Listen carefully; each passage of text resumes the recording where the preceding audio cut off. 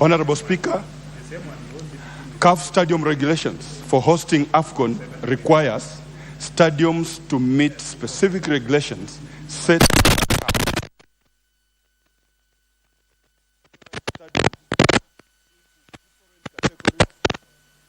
based on structural requirements and amenities.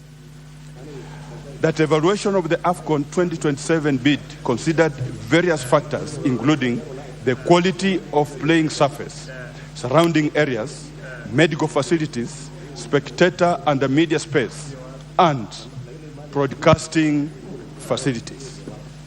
That unfortunately, Kisumu and Kakamega do not meet the specific requirements outlined by CAF. The upgrading works done on Jomo Kenyatta Sports Grounds in Mamboleo falls short of expectations, and the Buhungu Stadium has also been assessed to have significant lapses compromising standards. Honorable Speaker, as a way forward and the future opportunities, the government recognizes the potential of Kenya to host major sporting events in future that can contribute to national development and elevate the country's global stature. In light of this, the Ministry of Youth Affairs, Creative Economy and Sports has actively engaged with the leadership of Kisumu and Kakamega counties, that is Governor Professor Anyang' Nyong'o and Governor Fernandez Barasa, to collaborate in addressing the infrastructure challenges hindering the ability to host events such as Africa Cup of Nations. Honorable Speaker, as part of these collaborations, the Ministry acknowledges the significance of Raila Odinga Stadium in Homa Bay and Charles Nyachae Stadium in Kisii as important sports venues within the region. This stadia poses potential to meet the standards required for hosting major sporting events, and the Ministry is considering their inclusions in the plans for future tournaments and the championships. That to guide the development of sports infrastructure across the nation, the Ministry has formulated a comprehensive sports infrastructure master plan.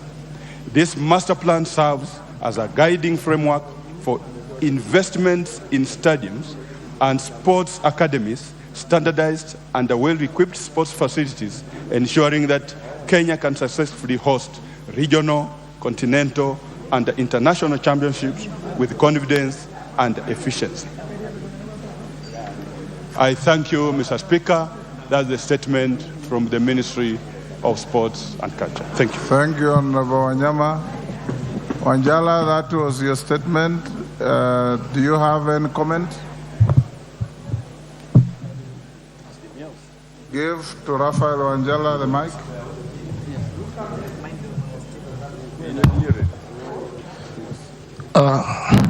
Thank you, Mr. Speaker. Mr. Speaker, to me, it's a sad day for such a statement to have come from the Ministry of Sports and from the chairman of the sports in the House here in Parliament. Both of them, Mr. Speaker, are from Western region. Mr. Speaker, the football is born and bred in Western region. That is where you find fans, Mr. Speaker. Mr. Speaker, we are also aware that Kisumu is one of the 3 cities, now 4 cities in the country. And to tell us that the stadium in Kisumu still does not match that standard, we wonder how did a stadium in a town like Eldoret match the stadium, yet in Eldoret what happens there is only athletics, and football is played in Kisumu. Mr. Speaker, we are also aware that other countries spread to their countries, various places. And Mr. Speaker,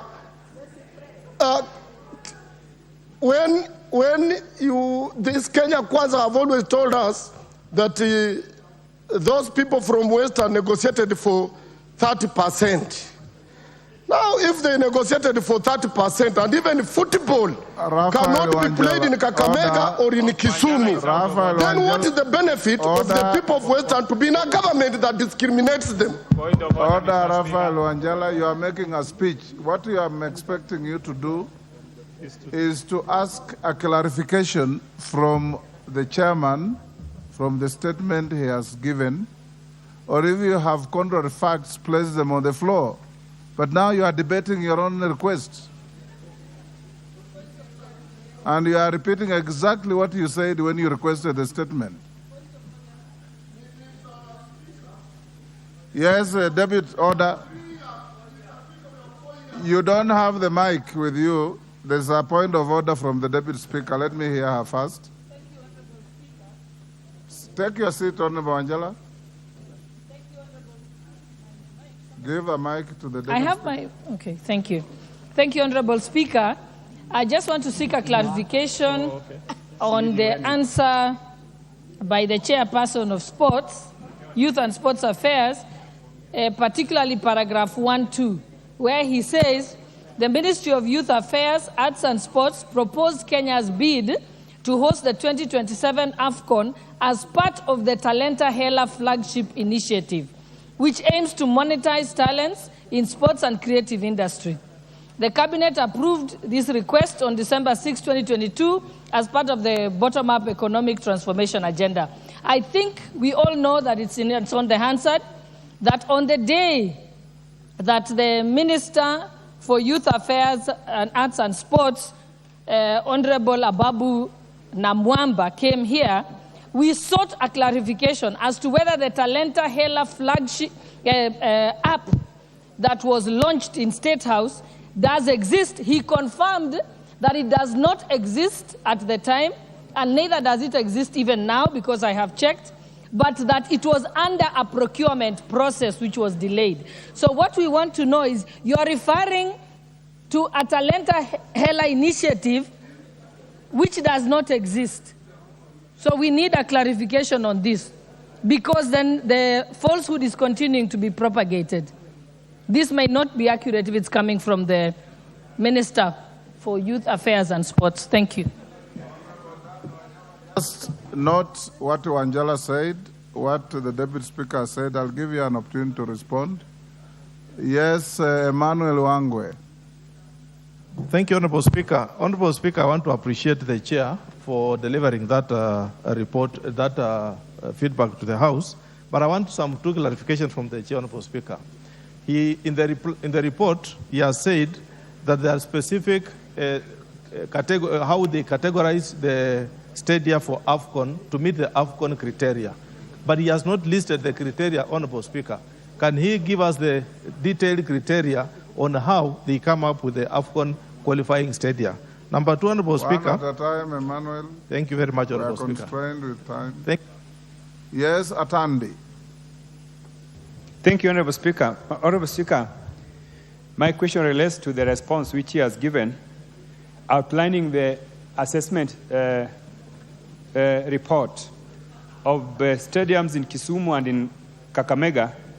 And Honorable Speaker, I wanted to find out from him if that report has been shared by the committee that he chairs, because it would be in my interest to see the status of those stadiums, both Kisumu and Kakamega, and their status as at now, and why they cannot be able to host the AFCON tournament. Thank you, Honorable Speaker. Dan Wanyama, go ahead. You have... Thank you, Honorable Speaker. My response to Honorable Sholei. Start with Wanjala. You have Wanjala, Deputy Speaker, Wangwe, and Atandi. On the issue of Honorable Wanjala, Honorable Speaker, the fact that Kisumu is a city does not therefore qualify the stadium to get the qualification from the CAF standards as far as the stadiums are concerned. As it were, again, the Kenyatta Stadium is a prerogative of the county government. So what happens is that the ministry was not part and parcel of the renovations that were made, and therefore the international standards were not able to be included when that renovation was being done. And therefore, during the specifications of the stadiums by CAF, Kenyatta Stadium could not qualify to host that international standards. But the minister has put a rider that going forward, once the funds are available and the negotiations between the county government and the ministry will get underway, the government will come in to help the county government to upgrade that stadium to the international standards, and the future tournaments, Kisumu will be equally be considered. For the Deputy Speaker, Honorable Sholei, the Talanda Hela that the minister is referring to, he's only saying that when a tournament like this is held in this country, there are other talents that will be initiated in terms of the practicability of the individuals. He's not talking about the initiative that was started and which he indicated here that the procurement statement was, procurement process was going on. What happens is that when a tournament of this magnitude is held within this country, therefore it gives initiative to the young persons to also have an urge to make sure that actually they can be able to be international players and earn from this football. So he was not referring to the initiative per se, but what this tournament will create and the perception that it will give to the young Kenyans who are talented in this country. About Honorable Wangwe, we have the annexure, which, Honorable Speaker, I knew it could be so bulky for me to go through it, but the standards are in the annexure. I think, Honorable Wangwe, I can be able to engage you while we proceed with the proceedings. Thank you, Honorable Speaker. You've left out one. I didn't get, kindly, if Honorable Tandi can just engage me, I can respond right away, Honorable. Give Atandi the mic. Bwana Chairman, is it true that... There is no chairman here. Honorable Speaker, is it true that Kisumu and Kakamega were left out of this consideration because they are not considered as shareholders of this government? Can you confirm that narrative is the right narrative? That is not the question you asked, Dan. You can ignore that. I'll give the last one to Wanjala himself. That's not the question I asked. Mr. Speaker, all these stadiums that they have identified to be meeting the standards, I'm sure, Mr. Speaker, they actually don't meet standards the way they have said about Kakamega and Kisumu. We have 4 years to go, Mr. Speaker. Why can't they consider Kisumu or Kakamega in the next 4 years so that we upgrade at least one of them to meet that standard, so that the people of Western region who loves football, who have the fans, they will be able to be accommodated in Kisii, Nyamira, Bungoma, Kakamega, Kisumu, Busia, in those hotels, because that is where they will get accommodation, unlike in Eldoret. Yes, Dan Wanyama. Honorable Speaker, one, the two stadia that we are referring to are not national or government owned.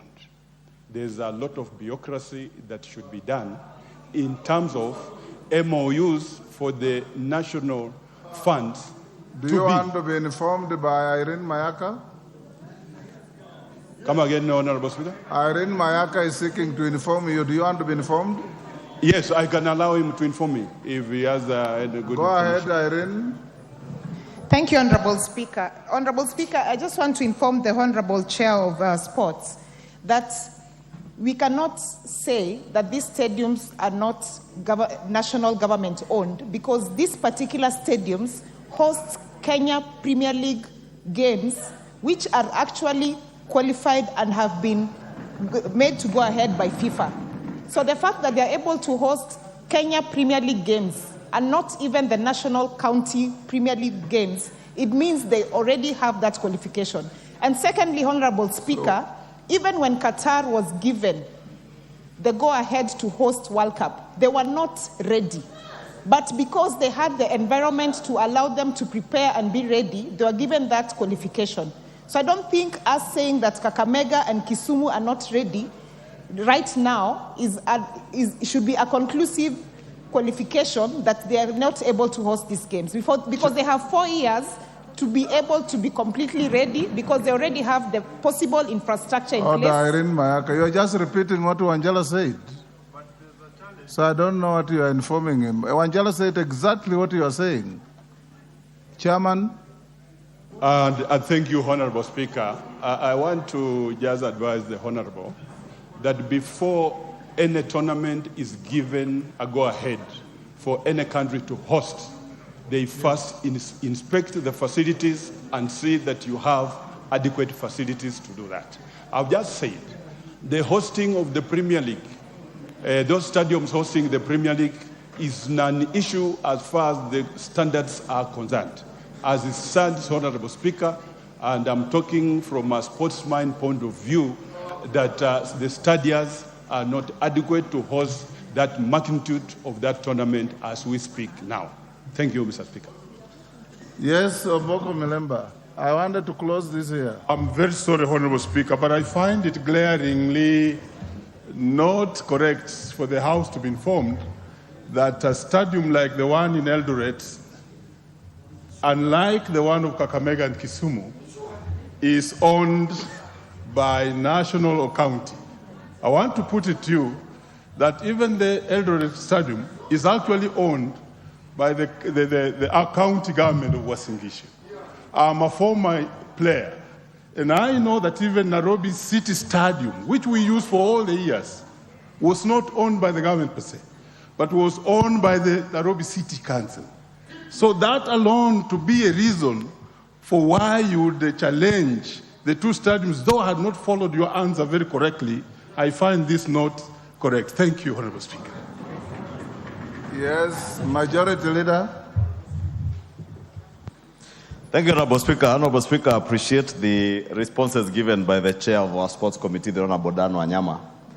Honorable Speaker, this is a case study of why cabinet secretaries are the ones who should be here to answer questions. Yes. And Honorable Speaker, because we are now questioning Honorable Dan Wanyama on issues that he may not have all the information over.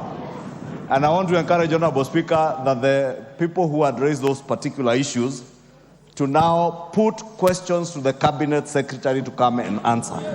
Because the Cabinet Secretary should be in a position to even be able to expound on the ownership of certain stadia, who owns what stadia, who is developing such stadia, because what we are doing now, Honorable Speaker, is second guessing. I have heard the Honorable Mboko claim that Kipchoge Keino Stadium is owned by the Uasin Gishu County government. But I know as a former chairman of the Budget and Appropriations Committee, this is a stadia that was being developed, I think, from 2018 or 2017 by the national government and is still incomplete. I think they are doing the final touches now. So the case may be, as Honorable Wanyama is indicating, there are certain stadia that may not be up to the standard to hold FIFA games or whatever, the AFCON games, to the standards that FIFA approves for such continental games. And therefore, only the cabinet secretary is in a position to come and appraise the House. What are the standards, the minimum standards for these games to be held in a stadia? What will be required? So that we are able to evaluate, do we have then that kind of stadia in Kisumu, in Busia, or do we even have Kirigiti Stadium in Kiambu? I'm certain each of our counties would want to host these games because they will come with certain economic benefits to the people of our backyards. But also to remind the House that these AFCON games are in the year of our Lord 2027, the year that we shall be holding elections. We shall be in the midst of campaigns. We must also be cognizant of that particular fact and ensure that even as we engage as politicians, we do not brand any part of our country as a county or as a place where you are not hospitable to people from other regions and from other areas. And security, your hospitality to be top-notch, Honorable Speaker. Yes, Kaluma, what is it? I want to close this here. I thank you, Honorable Speaker. Honorable Speaker, I play position 3 in Bunge FC. And Honorable Mboko Milemba plays the midfield. Honorable Speaker, if I were to require the members of Bunge Football Club to stand up, you will discover they are all from the western side of the... In fact, they can stand up. Order. Nobody has asked anybody to stand up. Order. Honorable Speaker. Order,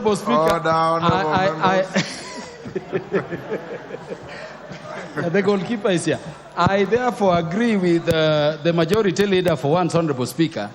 But I wanted to ask that instead of questions being processed again, that, Honorable Speaker, you find it within your authority and power so that this matter is interrogated expeditiously in terms of time and the preparations we need, that you, based on Standing Order number 1, which you can invoke at any time, require the Cabinet Secretary for Sports to come here on a day you can assign, either on this sole issue or together with other Cabinet Secretaries. We address it at once. I thank you, Honorable Speaker. Who do you want to inform? Who do you want to inform, Mary Emase? The House is not in need of any information. Okay, Kaluma. Kaluma is no longer on the floor. You let it pass. I'll go back to Malulu Njendi. Are you ready now? Yeah, thank you. Thank you, Mr. Speaker. Wanjala, what is out of order? Mr. Speaker, Honorable Kaluma had made a suggestion to you. Mr. Honorable Kaluma had suggested to you to use Standing Order number 1, and you had not responded, Mr. Speaker. I would love to hear your response on that one. Thank you, Mr. Speaker. Standing Order number 1 doesn't apply. That is the response. Go on, Maluli Njendi. Thank you, Mr. Speaker. The Honorable Member for Jomvi Constituency, Honorable Badi Twalip, sought a statement regarding passing on of a student through the fire tragedy in Kodoma Boys in Kilifi County. Then also we had Honorable Member for Ganze Constituency, Honorable Kazungu Tungule, who also sought a statement regarding the rise of cases of arson in secondary schools in Ganze sub-county. And the schools were as follows: Sokoke Boys, Ganze Boys, Ganze Girls, Kochororoni Secondary, Kodoma Secondary, Bale Secondary, Bandari Secondary. Mr. Speaker, the response from the ministry by the CS is as follows. The ministry actually regrets the loss of a student in a fire tragedy at Kodoma, a second school, on 9th October 2023 at around 4:45 a.m. The deceased student was named Fadhili Musahili Hassan, he was in Form 2. Upon the incident, the County Director of Education and 3 quality assurance and standards officers visited the school to investigate the incident. The student died in the dormitory, Kifaro dormitory, at a time when other students had gone for their morning preps. As per the school's routine, there was no evidence that the deceased had gone for preps. According to the report by the school principal, the fire spread so fast and could not be extinguished. The investigation revealed that a group of students torched the dormitory as a result of the influence from the neighboring schools in order for them to be allowed to go out of school. Following the incident, 10 students were isolated and handed over to the police for further investigations. 8 of the students appeared before the senior principal magistrate in Kilifi Court 1 on 11th October 2023. The police were given 14 days to conclude their investigations. The late Fadhili Musahali Hassan had been registered for the medical insurance under the Uduafia scheme. The family of the deceased student was guided on how to complete the claim for last expense and group life expense and group life, second school medical scheme forms. The Board of Management and the Education Office supported the family during the burial. Learners were released to go home to allow the school administration to address the accommodation challenge because a dormitory had been destroyed. The Board of Management was tasked to invite officers from the State Department of Public Works to assess the damage caused by the fire. Fire brigade personnel have also been invited to the school to sensitize staff and students on the guidelines for school safety in the event of fire tragedies. Now on the second question by Mheshimiwa Tungule, the rise of reported cases of arson in second schools in Ganze sub-county. The CS reports as follows. As at October 2023, Ganze sub-county has 2022 public second schools with a total enrollment of 9,250 students. Out of the 22 public second schools, 7 schools representing 31.81% have been affected by the student unrest in 2023. This includes the incident at Kodoma Second School that the Minister addressed in the other question by Mheshimiwa Dwali. The other instances are as follows. Ganze Boys Second School. Ganze Boys Second School has witnessed 2 incidents of student unrest, with the first incident occurring on 27th July 2023 and the second one on 1st October 2023. The 2 incidents, 2 dormitories valued at 4.6 million and the students' property were destroyed. There was no loss of life in the 2 incidents. The incidents were investigated and drug abuse was established as a contributor. 2 students were suspected of having been behind the incidents. A dormitory at the school was burned on the night prior to the day of questioning of the students suspected of involvement in the drug peddling and abuse. This was aimed at scuttling the investigations into the drug peddling and abuse. Thus far, 2 students were arraigned in Kilifi Court 1 on drug-related charges. Their case was heard on 6th October 2023. The next court date is 30th October 2023. They are currently remanded at the Malindi Children Remand Home. The other school is Sokoke Boys Second School. There were 2 incidents of unrest at the Sokoke Boys Second School. The first incident occurred on 24th May 2023. The students protested against the principal's alleged strictness, failure to honor his promises to students and teachers, failure to undertake improvements on classrooms and other physical facilities at the school, and a failure to effectively supervise teachers to ensure that teachers were teaching their assigned workload. The second unrest occurred on 16th September 2023. In this incident, a dormitory was destroyed at the school. Learners resumed studies after going through the process of readmission. The next school is Ganze Girls Secondary School.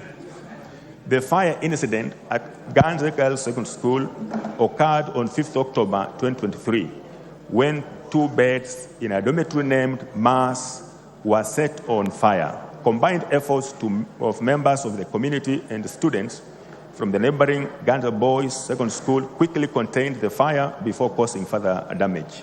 The incident occurred shortly after the second arson case at the neighboring Ganze Boys Secondary School. Investigations conducted into this matter pointed at the possible cause of the fire being influenced from the neighboring Ganze Boys Secondary School. It was also established that some students thought that if they were to go out of school, they would possibly get information about the forthcoming KCSE examinations. Form 4 students were particularly uncomfortable with the school restricting them from using mobile phones and not being allowed to go out of school. The matter was handled by the school administration in line with the rules and regulations on the student discipline. The other school is Bandari Secondary School. The incident took place... Honorable Malulu, the statement is too long. The question was so simple. What is causing rampant incidents in the constituency? Now you are giving us a treatise on every school. Yeah. Summarize. We have a long... Yeah, Mr. Speaker, from all this, the ministry is reporting that the cause of all this is drug abuse in schools, and examination apprehension, and improper management of principals of those schools according to the student, Mr. Speaker. Thank you.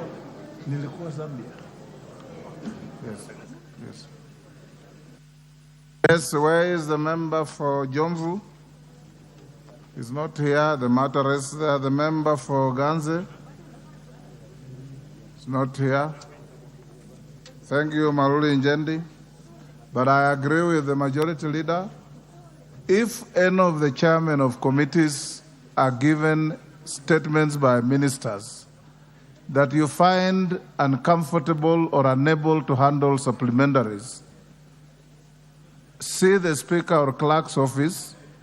We will file those questions and wait for the ministers when their turns come, so that they can be able to handle the questions in a much more informed fashion. Because when you are just a conveyor belt, it becomes very difficult to answer supplementaries.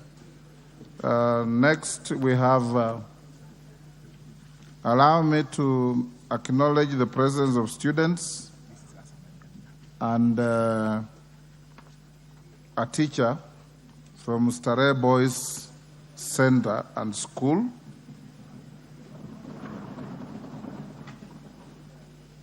They are in the National Assembly for a 3-week voluntary service scheme program that ends on 17th November. This is a program that happens year after year. On your behalf and on my own behalf, I welcome them to the House of Parliament. We're still on the statements.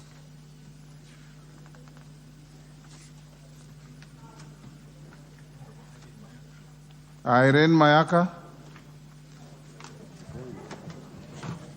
Thank you, Honorable Speaker. Honorable Speaker, pursuant to the provisions of Standing Order 44, subsection 2, Part C, I wish to request for a statement from the chairperson of the Departmental Committee on Finance and National Planning regarding the current state of cryptocurrency regulation in Kenya. Honorable Speaker, the introduction of the Finance Act 2023 included a provision mandating a 3% tax on cryptocurrency transfer or exchange of digital assets. This move signified a significant step towards recognizing cryptocurrencies within our financial sphere. However, cryptocurrencies are not explicitly recognized as legal tender or assets, and the existing regulations are poorly communicated, leaving a clear legal framework exclusive.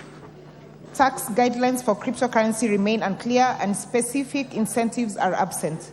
Honorable Speaker, it is against this background that I request for a statement from the chairperson of the Departmental Committee on Finance and National Planning on the following. Part 1, what specific steps are being taken to develop clear and transparent regulations that not only foster economic growth of cryptocurrencies, but also protect cryptocurrency users? Part 2, in the absence of regulations, what measures are being taken to protect consumers from fraud or scams related to cryptocurrencies? And Part 3, could the committee provide insights into central bank's policy position on cryptocurrencies, specifically on reliability of cryptocurrencies,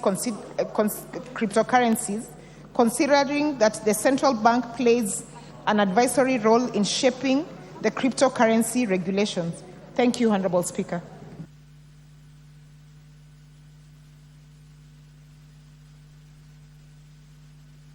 Thank you, Irene Mayaka. Kimani, I think that's directed at you. You can bring a response in 2 weeks. Yes, Honorable Speaker, I would like to thank CPA for raising this statement. This is a matter that the committee was already seized of, and in the next 2 weeks we'll give a comprehensive statement to this House. Thank you, Honorable Speaker. Thank you. And yourself, you have a statement? Go ahead. Although you are not on the... Yes, Honorable Speaker, I raise to give the following statement under Standing Order 44-2B regarding a matter handled by the Departmental Committee on Finance and National Planning. Honorable Speaker, on and around the 9th of October 2023, the committee received complaints from several Kenyans who are members of Safaricom Investment Cooperative who had alleged that the SACCO had duped them into investing in a non-existent affordable housing scheme in Migaa, Kiambu. Honorable Speaker, one of the complainants, one Ms. Miriam Joki, is a Kenyan who works in Saudi Arabia and is a Safaricom Investment Cooperative member. She accuses the cooperative of involvement in fraudulent activities. She averred that in 2020, she had paid a sum of Kenya shillings 1,598,000 for purchasing a 2-bedroom unit under the affordable housing project within Migaa Golf Estate in Kiambu County. Honorable Speaker, Ms. Miriam Joki claimed that despite making the payments through the advice of Safaricom Investment Cooperative, no housing units were being developed or on sale within Migaa Golf Estate in Kiambu County. Honorable Speaker, subsequently, in line with the mandate of the Departmental Committee on Finance and National Planning, and as captured in Schedule 2 of the National Assembly Standing Orders, the committee on 16th of October 2023 invited the Commissioner of Cooperatives and the Management of Safaricom Investment Cooperatives to respond to the said allegations. Honorable Speaker, Section 3 of the Cooperatives Act 2012 creates the Office of the Commissioner of Cooperative, whose responsibility is to oversee the growth and development of cooperative societies by providing such services as may be required by cooperative societies for their organization, registration, operation, advancement, and dissolution, and administration of the provisions of this Act. Honorable Speaker, on Thursday, 2nd of November 2023, the Departmental Committee held meetings with the Commissioner of Cooperatives and the management of Safaricom Investment Cooperative. Honorable Speaker, arising from this sitting, the committee noted that sometime in 2010, Sycamore Pine Limited initiated the development of Samara Estate. The development was under the Affordable Housing Program and is located on 18.9 acres of land within Migaa Estate in Kiambu County. The project, upon completion, would constitute of 1,200 2- and 3-bedroom apartments. A 2-bedroom unit, Honorable Speaker, would cost 2.95 million shillings, where a 3-bedroom would cost 3.95 million. According to Safaricom Investment Cooperative, the cooperative partnered with Sycamore Pine Limited to market and sell the apartments on behalf of the developers to prospective purchasers. Safaricom Investment Cooperative was to sell the property off-plan at a commission of 4.5% of the sale price. Further, once a buyer was identified, they would sign purchase agreements with Sycamore Pine Limited and directly deposit funds in the developer's account. Honorable Speaker, a list of 8 Kenyans, who I don't want to read their names, paid deposit of between 790,000 and 1,598,000 shillings as deposit for purchase of the said lands, Honorable Speaker. The project stalled after residents of the neighboring Mega estate opposed the construction of the high-rise apartments within their neighborhood. Consequently, the residents filed a court case reference ELC petition number E003 of 2021, Francia Mwikami Kamau versus and others versus Sycamore Pine Limited and others. The court has since ordered the stoppage of construction of the estate pending a hearing and determination of the objection. Honorable Speaker, Safaricom Investment Cooperative terminated its agency agreement with Sycamore Pine Limited following the development through a letter dated 9th of September 2021. Safaricom Investment Cooperative claimed that on 9th of September 2021, it wrote to Sycamore Pine Limited demanding a refund of monies paid by the 7 purchasers. However, since 2021, neither Safaricom Investment Cooperative nor Sycamore Limited had refunded the monies to their respective house owners who had made fund transfers to the developer as at 15th of October 2023. Honorable Speaker, on 18th, 25th of October 2023, the refunds were made to the respective Kenyans outlined on the statement that I'm going to lay on the table of the House, Honorable Speaker. It is worthwhile to note that these funds were made available to the depositors after the Departmental Committee on Finance and National Planning took up the matter, which begs the question, Honorable Speaker, how many more voiceless Kenyans are suffering under the hands of our financial entities without any recourse? Honorable Speaker, members may recall that this House recently dealt with the issues of Saiton, where Kenyans have lost a lot of investment due to fraudulent transactions in these entities. As you are aware, Honorable Speaker, there has been an increase in complaints from public agents, various banking institutions, and certain telcos, where members of the public have lost their funds through fraudulent ways, some due to rogue staff and others due to rogue institutions. Honorable Speaker, on this background, the Departmental Committee on Finance and National Planning has resolved to undertake an in-depth inquiry into the case of loss of monies by Kenyans through their financial institutions and telcos. Honorable Speaker, Kenya Kwanza government was elected on a platform of the hustler, and this House, Honorable Speaker, as per our motto, will stand with the voice of voiceless Kenyans to avoid anybody from being duped their hard-earned monies. I beg to lay, Honorable Speaker. Thank you, Honorable Kimani. Let's now go to questions. Majority Leader, you may bring in the Minister. Oh, Mule, sorry, you had requested, as the Minister comes in, you can... Thank you very much, Honorable Speaker. I want to thank Honorable Kimani for his response. But, Honorable Speaker,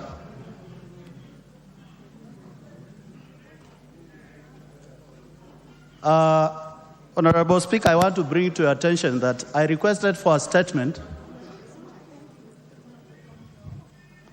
I requested for a statement from the same committee led by Honorable Kimani about 3 months, 4 months ago regarding the East African Development Bank. Mr. Speaker, up to date, we have not received response on that statement, and I know it's a statement which attracted national interest. I would wish to hear from the Chair of Finance, Honorable Kimani, when is he going to respond to this issue of the East Africa Development Bank, Mr. Speaker? Honorable Kimani, can you do that early next week? Honorable Speaker, yes, the Committee of Finance and National Planning endeavors to process statements and matters that have referred to it in record time. And I would like to first of all inform the honorable member that matter is still within the purview of the committee. The only challenge, Honorable Speaker, we face is that the East African Development Bank is a bank that has shareholding of member states of East African Community. It's quite a sensitive matter, considering that it is a discussion of a regional bank. and therefore the Ministry, the Cabinet Secretary for National Treasury requested that for time to handle the matter, but before the end of maybe the next 2 weeks, we'll come back with a comprehensive statement and the same. Just to appreciate the sensitivity of the matter relating to a regional bank where Kenya is just one of the shareholders. With that, I'd like to... Okay, now bring in the minister. I want to repeat what I said, honorable members. The questioner, one supplementary, one joyrider, if any. We have 20 questions. I want us to deal with these questions in the next 1 hour to go to other businesses.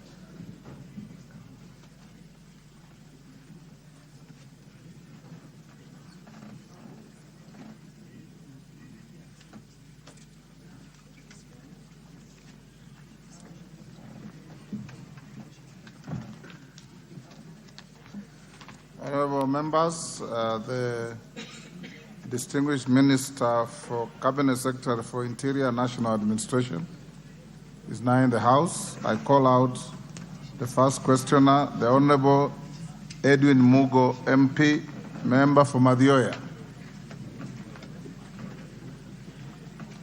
Member for Madioya, question dropped. Next, question number 013, member for Nakuru Town East, David Gikari. I've received a letter, him nominating honorable member for Gilgil to ask the question for him. Go ahead. Thank you, Mr. Speaker. I rise to ask question number 013 of 2023. Could the Cabinet Secretary, number one, explain the circumstances that led to the death and dumping of 12-year-old Jasmine Joki's body at Mbaruk Center in Gilgil after she was dropped off by Roots Academy school bus on 19 September 2023? Number two, state actions taken to apprehend and prosecute the suspects in connection to the murder of the minor. And number three, enumerate measures put in place to ensure that security and safety of students while on their way to and from school is guaranteed. Thank you, Mr. Speaker. Minister. Thank you, Mr. Speaker. Mr. Speaker, sir,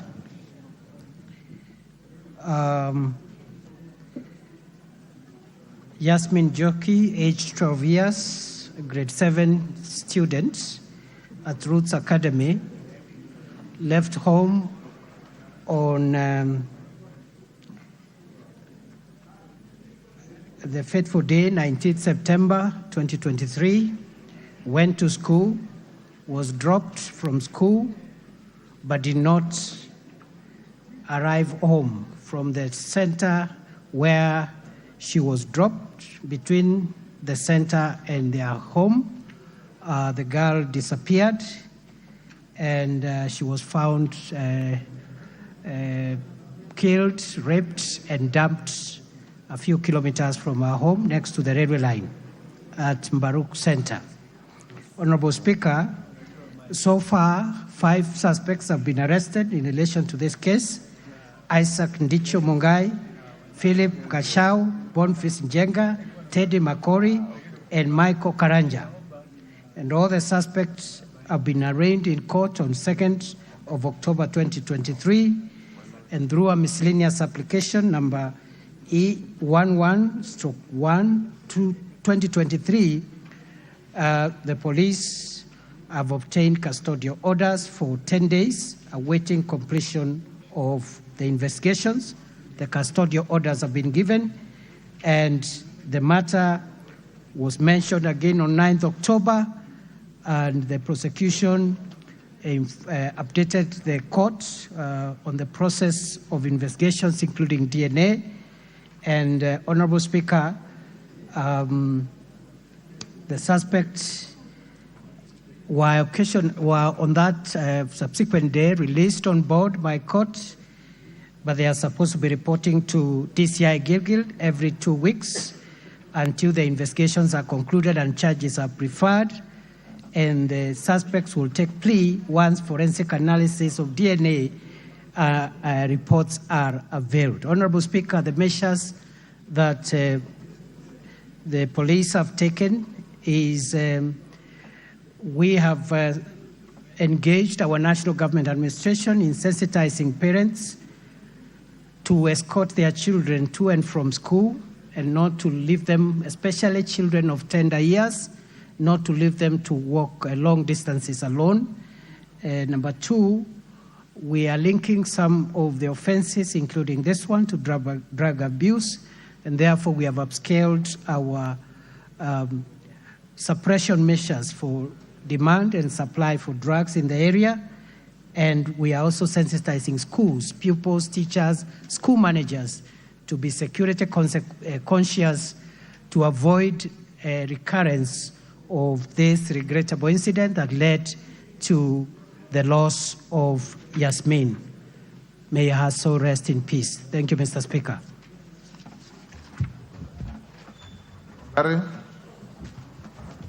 Thank you, Honorable Speaker. My question to the CS is the CS aware that Nakuru has no government chemist and DCI Gilgil has to take samples to Kisumu and Nairobi? What are the plans to devolving the government chemist, and what are the plans to making sure that the reagents for testing DNA are actually availed for the government chemist, Mr. Speaker, to ensure that these cases are actually resolved in a timely manner? Minister.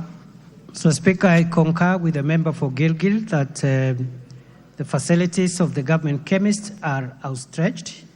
The offices and the presence of the government chemists is grossly inadequate. And number two, the chemicals and reagents that are required by the chemists are not adequate. The reason being many years of underinvestment in that very critical State Department. The measures we have taken is to reallocate our budget priorities in the medium term to ensure that this financial year we recruit more staff for the government chemist to be able to open more offices across the country and to buy equipment, chemicals, and reagents with a target of ensuring within the next 5 years, every county should have a working, modern government chemist office. Thank you, Mr. Speaker. Thank you. Member for Kinango, Gonzirai. Question 014 of 2023. Thank you, Mr. Speaker. I beg to ask question by private notice number 014/23, which sought to provide a report in the status of investigations into the death of Nyaengala Chamtu, a minor who was alleged killed by Jeshi officers on the 15th of September 2023. 2. Clarify whether the alleged Jeshi officers have been apprehended and prosecuted accordingly. 3. Indicate if the government will consider compensating the family of the deceased for the loss of their kin. Thank you, Mr. Speaker. Minister. Thank you, Mr. Speaker, sir. Mr. Speaker, sir, on 15 September 2023, at about 9 a.m., the deceased, Mr. Nyaengala Chamtu, aged about 23 years, was picked from their homestead by persons alleged to be GSU officers attached to... It's a minor. Is it a minor or an adult? Gonzirai, is it a child or an adult? That can't be a minor. Go. Well, both still, because it's just a disease, somebody was killed. Okay. Mr. Speaker, yes, Mr. Speaker, the deceased was aged about 23 years, was picked from their homestead by persons alleged to be GSU officers attached to a group size of plantation, taken to their temporary camp, and within the farm situated 250 meters from his home. It is alleged that the deceased was beaten by GSU officers, and while on his way to the hospital, he passed away. Investigations were opened through police file CR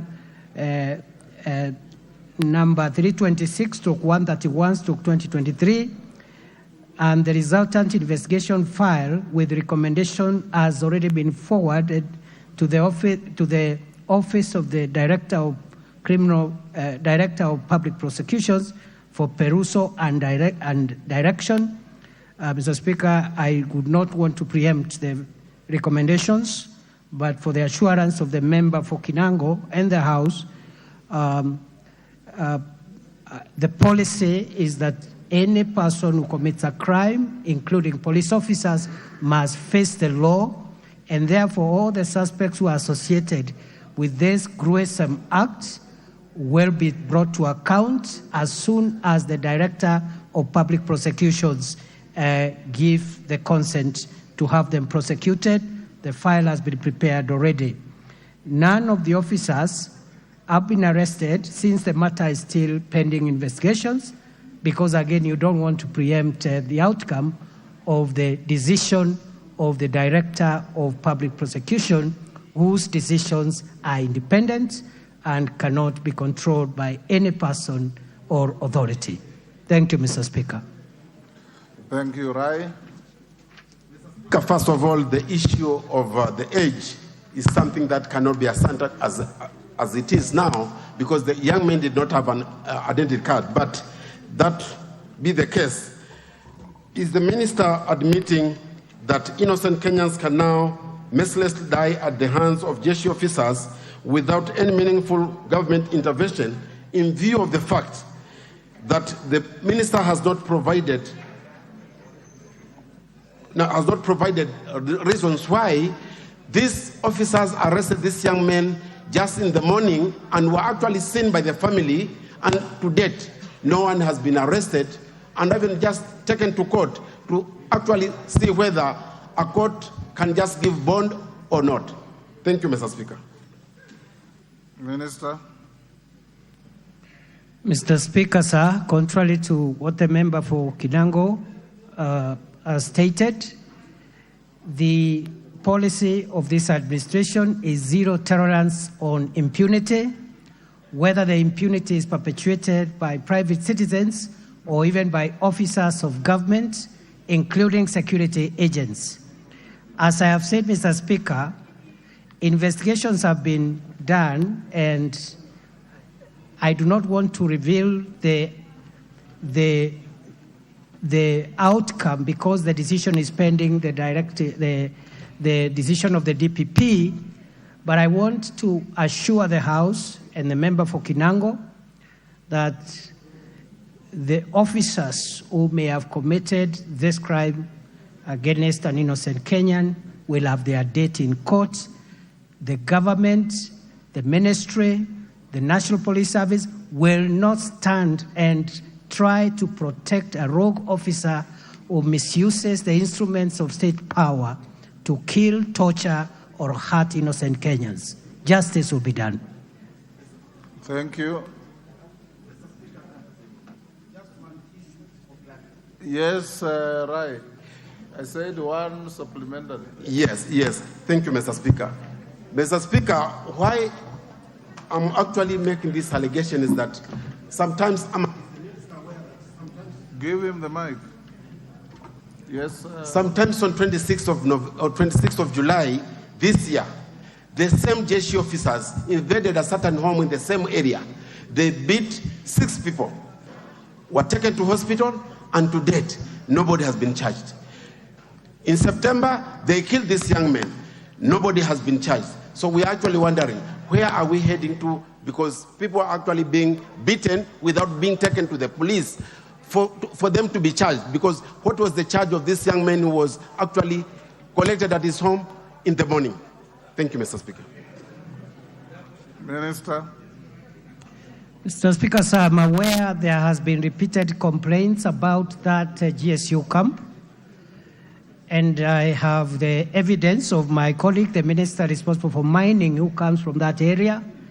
And on the occasion, the MP for Kinango is alleging or stating that there was a violation associated with the police officers. It is true, and the Internal Affairs Unit is almost concluding investigations on that matter. Unfortunately, some of these investigations take a bit of time because by the time you want to arraign officers or dismiss them, you must have concrete evidence. But I want to assure the member, no officer will be protected by any person in government or out of government to avoid responsibility. I submit. Aduma Owor, question 015-2023. Thank you, Honorable Speaker. Mine is question number 015. I want the Honorable Cabinet Secretary to clarify whether the ministry followed with its commitment to investigate the security situation in Sondu within Nyakach constituency and provide a report on the findings of the investigations. Secondly, I want the Cabinet Secretary to explain why the security agencies have failed to prevent recurrence of gang attacks which occurred in the said area during the month of October, despite the awareness of the precarious situation. Mr. Speaker, I also want the Cabinet Secretary to provide a report to this House detailing the individuals responsible for organizing, financing, supporting of the criminal killer gangs operating in Sondu and indicate whether they have been apprehended to answer to criminal charges. Could the Cabinet Secretary further elaborate to this House the measures and the actions that the ministry has undertaken to contain the current wave of gang attacks and prevent future cross-border attacks at Sondu area? Thank you, Mr. Speaker.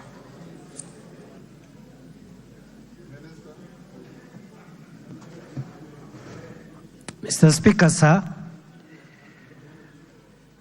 Yes, in answer to part one of the question by the member for Nyakach,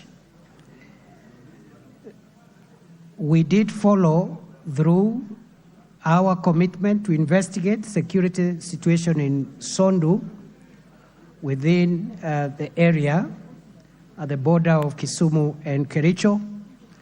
That area has been prone with recurrent violence, and I want to agree with the member for Nyakach that it was unfortunate that the latest upsurge of violence in October was regrettable, and when we made an inquiry, we found that there was laxity among our own officers who had command responsibility in that area. And that is why we have taken measures to transfer the officers from that area. But I am happy to report to the House, Mr. Speaker, that we have made tremendous progress in terms of zeroing down on the culprits of that violence. We have already taken 10 people to court. Already they have been charged. And this week, we intend to take to court another 12 people. And Mr. Speaker, in terms of the third question, which is whether or not we've been able to zero down on the major masterminds, planners, orchestrators of this violence, I am happy to report that we have made tremendous progress, and we will be charging quite a number of people in the coming weeks. We have been engaged on the ground in terms of putting the security infrastructure on both sides of the border in the two counties, and our forensic investigations have led us to certain people of interest who will be recording statements, including people from Kericho County and people from Kisumu County. I want to promise the House that this time round, the Sondu violence will be dismantled. The infrastructure around Sondu violence will be dismantled, and we are going to be extremely firm and hold accountable all those who have, in one way or the other, encouraged, participated, funded, or in any other way enabled that horrendous crime against the people of Sondu. We are calling upon the political leaders to be a little patient with us. Sometimes investigations take a bit of time. I give commitment that we will not spare anybody, neither will we introduce ethnicity or any affiliation. We will charge everybody who is culpable, irrespective of ethnic, political, or other affiliation. I thank you, Mr. Speaker. Aduma.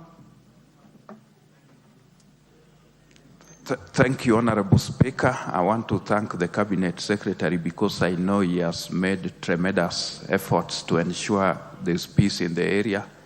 But that notwithstanding, there are many people who suffered, who lost property running into millions, and I don't know whether there are any measures in place to try to compensate the victims of the clashes. Thank you, Basil. Minister, take Joyrider. Thank you, Mr. Speaker, and thank you to the CS. Now we are approaching festive seasons, and I would like to know what is the ministry doing or planning to do to manage sporadic increase in crime. Thank you. Minister, I'll allow one more. I'll take Rosa Buyu. Thank you, Speaker. Speaker, I want to confirm that this has been a major discussion in the Committee of Security. But, Mr. Speaker, recently the CS did announce that they've transferred thousands of policemen.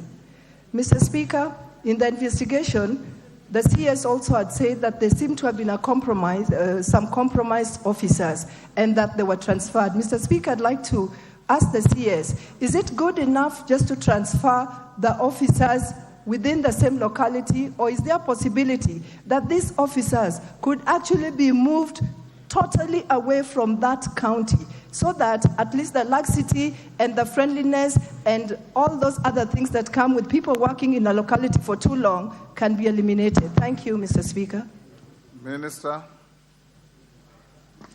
Mr. Speaker, sir, once we tame the ogre of violence and the people who have visited this violence on the residents of Sondu, taking advantage of boundary issues, revenue collection issues, but basically committing crime. Once we are done with fixing the perpetrators, we are commencing in the next few days, actually, not even weeks, a peace-building process for sustainable peace in that area, to talk to community leaders, elders, youth and women leaders, political leaders, and leaders of all shapes and sizes to make sure that there is durable peace there.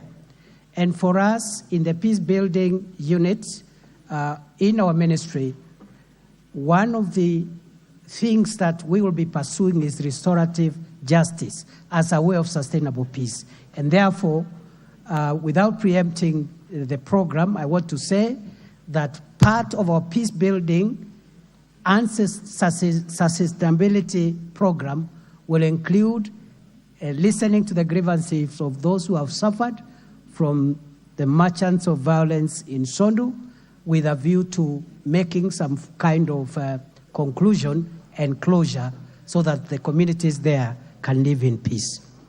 Honorable Speaker, it is true that during the festive season, the country, moves into a holiday mood, and the criminals know that perhaps that is the time they should be striking. So, for us in the security sector, this is our busiest season.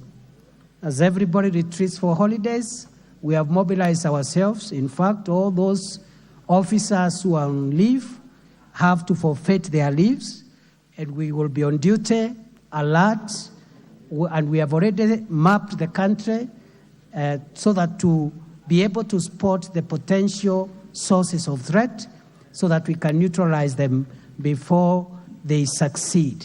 I want to assure the House and the people of Kenya that we will go out of our way not only to remain alert, but also to prepare ourselves across the country, noting that the festive season is normally a season which requires extra vigilance.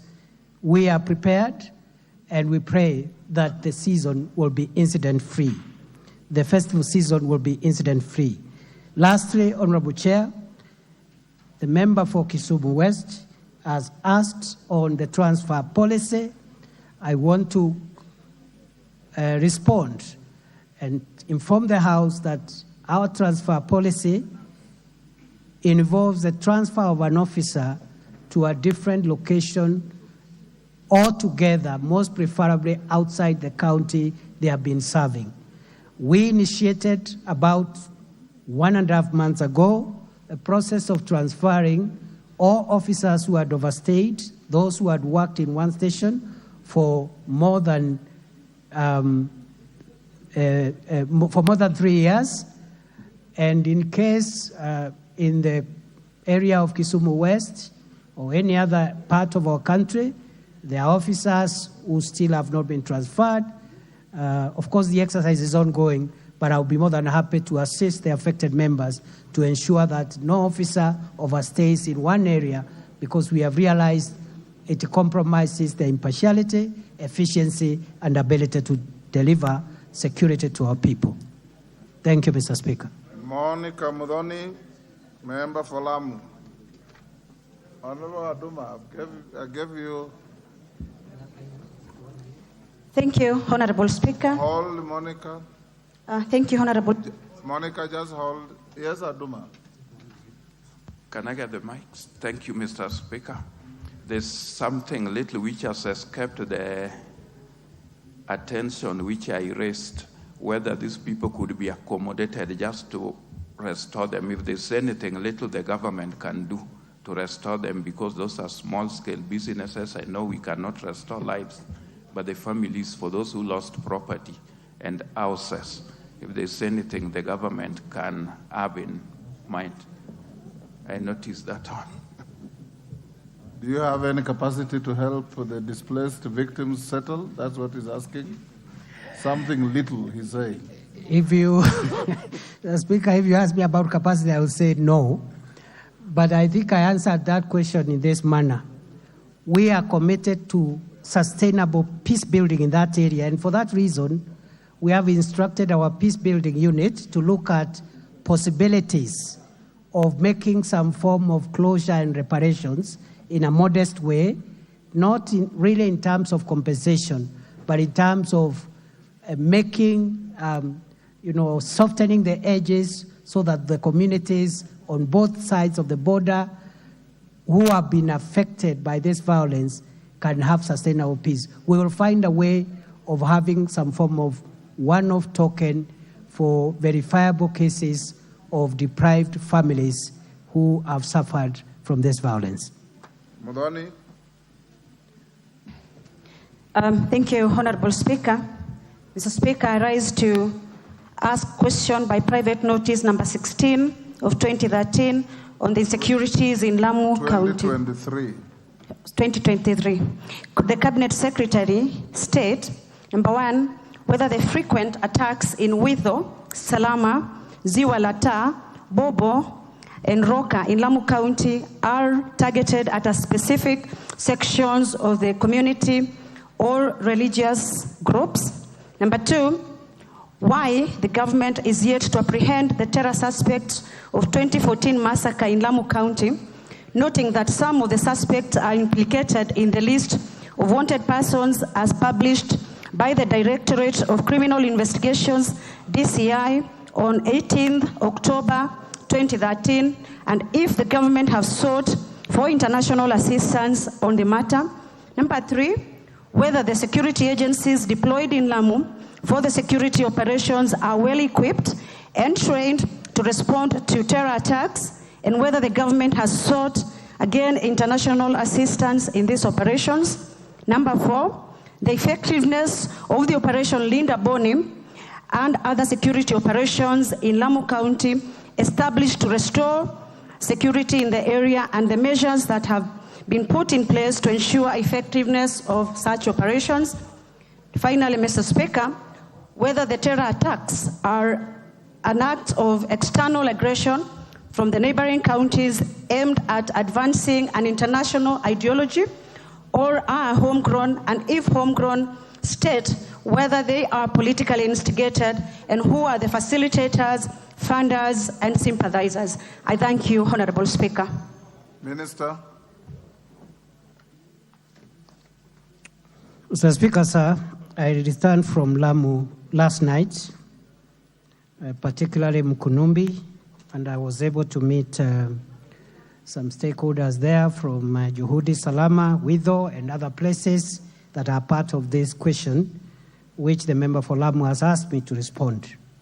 Allow me, Mr. Speaker, to give this House the information that best answers the questions that have been raised, but at the same time, careful that terrorists also watch parliamentary proceedings and they watch the statements made by state officials as a way of getting information on what to do next and what the thinking of the government and the state and the people of Kenya is, so that they can win against us. Having given that caveat, I want to say that Lamu is one of the areas, one of the parts of our country that has suffered untold suffering since, I think for the last 11 years or so. We've seen repeated attacks by terrorists. We have had serious bloodshed, loss of life, loss of property, and untold suffering by the people of Lamu, not only in the areas that have been listed in this question, but other parts of Lamu County. I have been asked to say, or to tell this House and the people of Kenya whether those attacks are targeted against a particular community or religious group, and the answer is in the negative. Those attacks are attacks by criminals who hide behind religion. While they are not religious themselves, they hide behind religion to hurt other people, not just in Lamu, but in other parts of our country. We've been hurt by these people and other parts of the world. Terrorism is a global problem. And in terms of the attacks we have witnessed in Lamu, it is unfair, inappropriate to say that a certain religious group or ethnicity has been targeted. What we know is that we have had casualties from different ethnicities, perhaps not in the same numbers, but we've had casualties from different ethnicities. Number two is that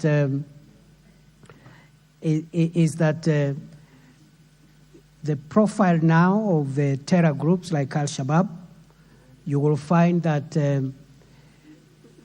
whereas it is assumed that there could be ethnic or religious orientation of the attackers, many ethnic communities in this country today are represented in terms of radicalized young people who have joined terror groups, including Al-Shabaab. And therefore, it is wrong, Mr. Speaker, for us as a country to start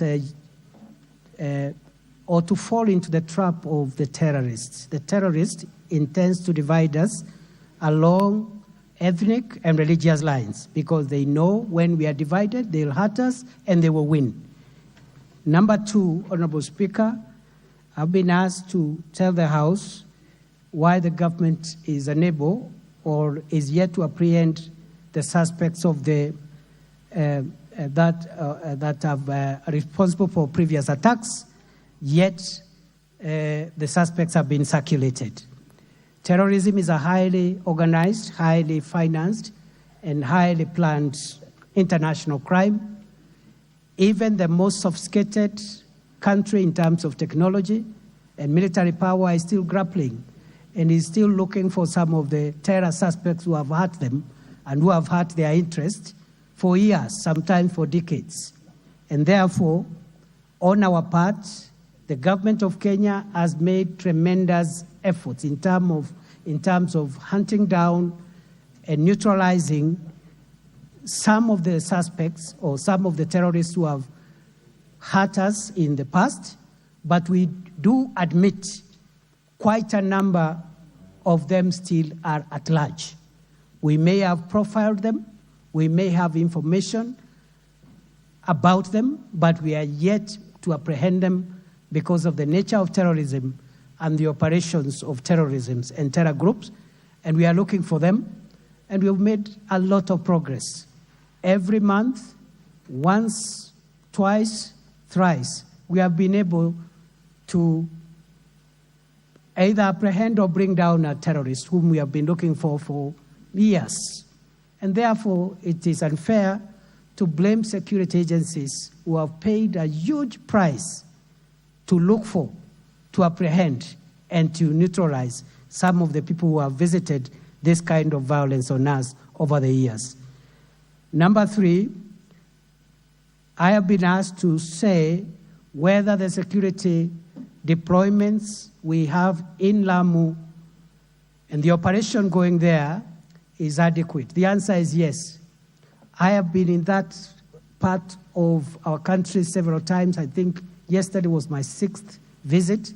Some of the visits are overt, others are covert, and I can assure you all our facilities in that Boni Enclave in Lamu and parts of the Boni Enclave outside Lamu are well equipped.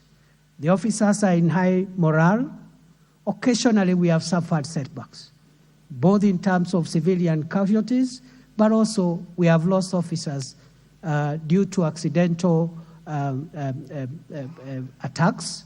As you are aware, terrorists don't do direct engagement. They are cowards. They come at night, they plant things and hide in the bushes and wait for their luck that somebody will step on their item and get hurt. So we have lost officers, and I want to salute, Mr. Speaker, young men and women of this country, officers who have gone out of their way to defend the country, including paying the ultimate price of losing their lives in defense of our country. I am satisfied with Operation Linda Boni. However, we increasingly and continuously review the operations in terms of identifying what gaps exist so that we make sure that we thwart as many, if not all, the attempts. And I may want to inform the House, Mr. Speaker, that from where I sit, I can confirm to the country that there are hundreds of attempts to hurt our country by terror groups.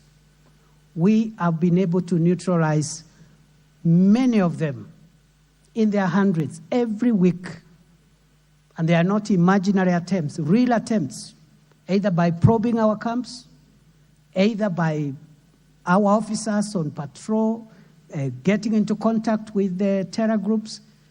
It's only that these are not things to report every day.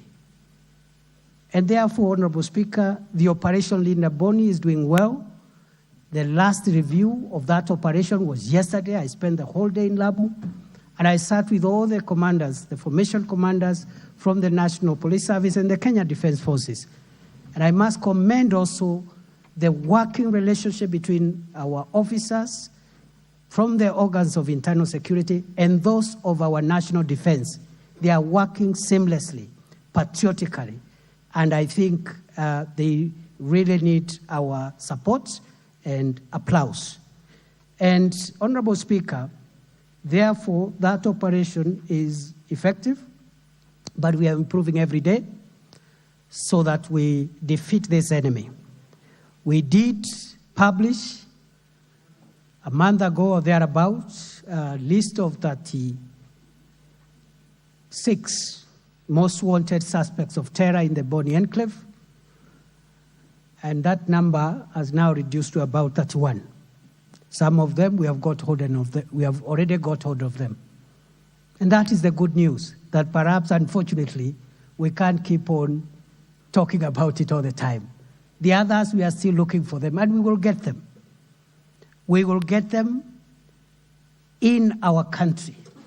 And if we cannot track them in our country, we will pursue them outside our country and deal with them from there. And already in the past 4 weeks, I've had their date with justice. Honorable Speaker, finally, I have been asked to clarify whether the terror attacks are as a result of external aggression from neighboring countries, advancing an international ideology, or whether they are locally brewed. And the answer is that for someone to come from a foreign country and walk into a village and hurt our people, along the way, a Kenyan has assisted that person. I don't know who that Kenyan is. They must have bought some food somewhere. They must have been directed to reach somewhere, because many of these terror operations operate on foot. And therefore, whether or not the threat is coming from outside or from inside, the answer is neither here nor there. The answer actually is that the problem is both external and internal. And until we become a country that is patriotic enough so that we do not give away our country for whatever benefits, we have some little journey to travel. And therefore, Honorable Speaker, as I end on this question, I would like to plead all of us so that we remove politics, we remove religion, we remove all the other affiliations and connections from terror, and treat terrorism as the greatest existential threat we have on our country, the damage that terror can do to a country. And you know, a terrorist needs to succeed once. You can stop him 1,000 times, but he just needs to succeed once to hurt us enough. Please let us remove politics, let us remove religion, let us remove ethnicity, and face terrorists as enemies of our country, whether they are from outside or they are local aiders and abettors of the crime. I submit, Honorable Speaker. Honorable Mudhoni. Thank you, Honorable Speaker. Mr. Speaker, putting into consideration the caveat given by the Cabinet Secretary, I wish to register there is unreserved gratitude of the people of Lamu to the Cabinet Secretary and His Excellency the President for the immense attention, consideration that the government have given to this rather very complex Lamu security situation. Henceforth, Mr. Speaker, we are confident that this issue will conclusively be dealt with and that we will not witness any more loss of life in Lamu. I thank you, Honorable Speaker. Thank you. The honor of the question is satisfied.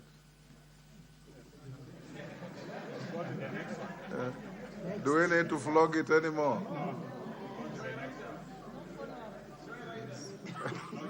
I'll give one joyride the nominated MPs from Garissa.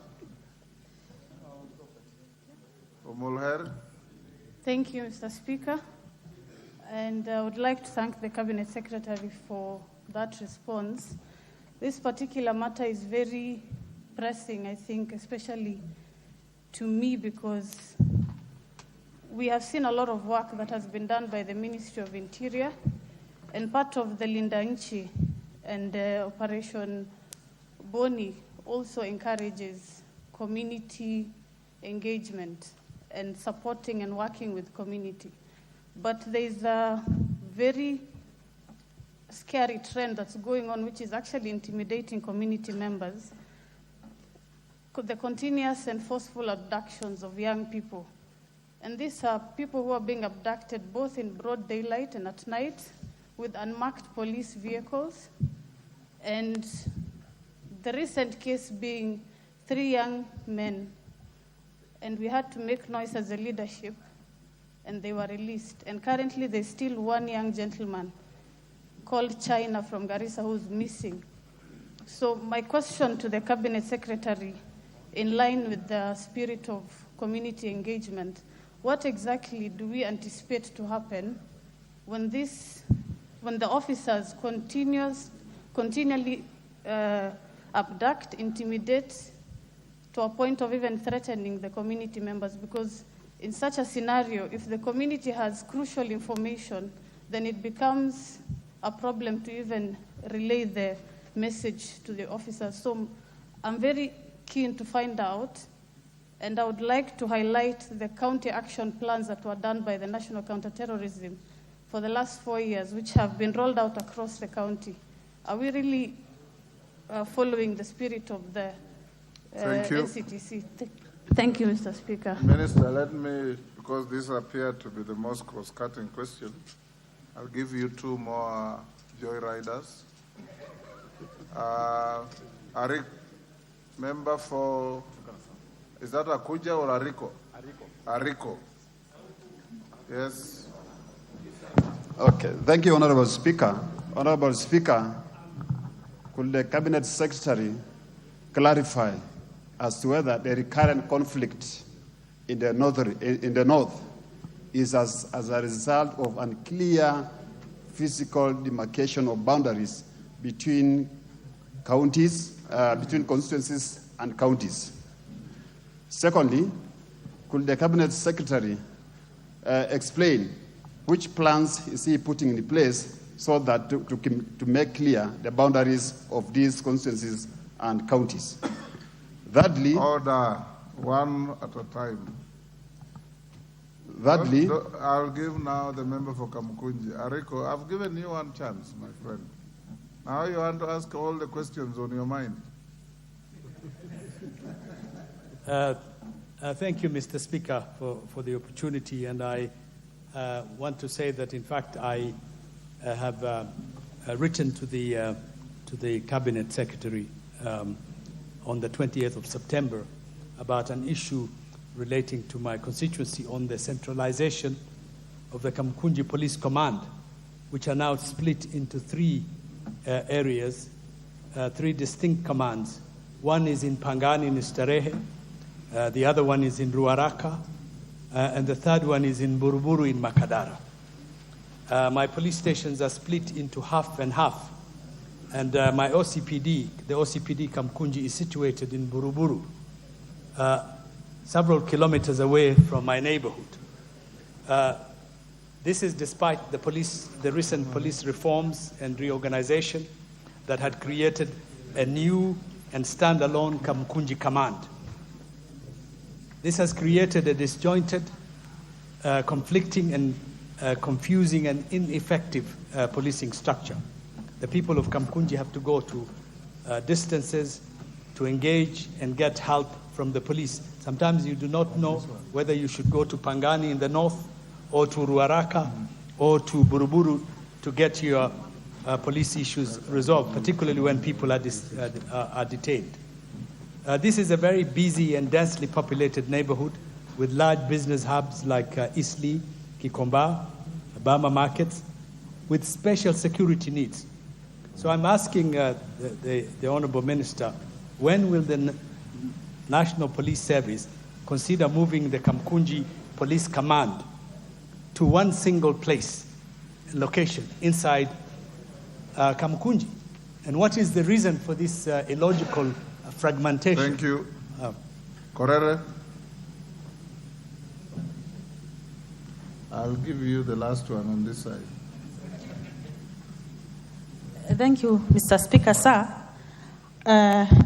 In light of what the Cabinet Secretary has alluded to, community engagements and probably using community to find lasting peaceful solutions, I would just like to probably hear from the Cabinet Secretary what the ministry is doing about the proliferation of small arms and illegal firearms in the north, owing to the fact that, Mr. Speaker, sir, we cannot be lied to that a man who cannot put food on his table can buy a brand new AK-47, G3 rifle. Mr. Speaker, I would really want the Cabinet Secretary to tell us whether they have done enough investigations to even unravel and know who are the real people behind the funding of guns and other arms in the north. Correct. What is out of order? Speaker, nothing is out. Speaker, I'm humbly seeking your directions. Speaker, this is a very sensitive matter. I serve in the Security Committee. There are details, therefore, that by the nature of this matter, the CS obviously cannot give us when we are being watched live. There are He already also said so. aspects of questions which we cannot address when we are live. Would I request, Honorable Speaker, that in as much as we take the information from the Speaker, from the CS, this matter may be on your authority, goes back to the Committee on Administration and Internal Affairs so that it can be treated in better detail. I'm just asking, Honorable Speaker. So far, I've not heard anything that requires that drastic action, Honorable Kaluma. I think the questions being asked are about things that are in public domain. Ownership of illegal guns, acquisition of illegal guns, boundary problems, terror in Lamu, and profiling of young people, abductions, extrajudicial behavior. All these are things that are in public domain, and I think the minister is sufficiently competent to decipher the extent to which he can make exposures that are within the confines of what you are worried about. I believe, Minister, you can be able to handle that. Let me give the member next to KJ, that is Honorable Alpha Miruka. Thank you, Speaker. I want to, in line with what others are asking, is the Minister aware that Kisii County has been very peaceful since independence? But of late, there's a lot of crime going on in our area. In fact, recently I saw a petrol station being attacked with uniform gangs. Just the other day, an MCA was robbed in his own house. There's another one called Arege. They went in the house, did a lot of terrible things. What are the measures? Do you have the case? Can I be able to understand? What are you doing about Kisii and Nyamira insecurity?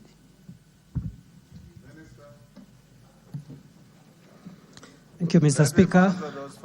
Mr. Speaker, sir, with regard to the issue of engaging communities in the fight against terror, we are in complete agreement with the sentiments of the member for Garissa. And Mr. Speaker, I think going forward, beginning with what we were doing in Lamu yesterday, going forward, we want to foster the ownership of this fight against substantive crime within the communities. We want to anchor it within the communities and build trust among the various communities in whatever locality, but also between those communities and security agencies so that we can win this war. On the question of extrajudicial killings, the policy of the Kenya Kwanza administration is zero tolerance on extrajudicial killings. And therefore, not even the fight against terror or the fight against other sophisticated crime can be an excuse for extrajudicial executions. I want to say I have received some complaints in line with what the member has said.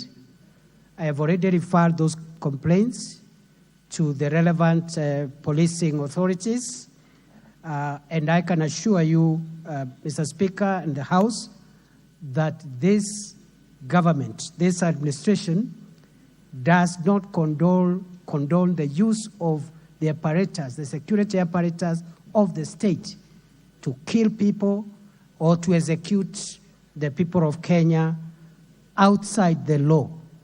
And that's why we refer to it as extrajudicial killings, meaning there are judicial ways of removing people from the world. But extrajudicial killings are unlawful killings, and we do not tolerate that at all.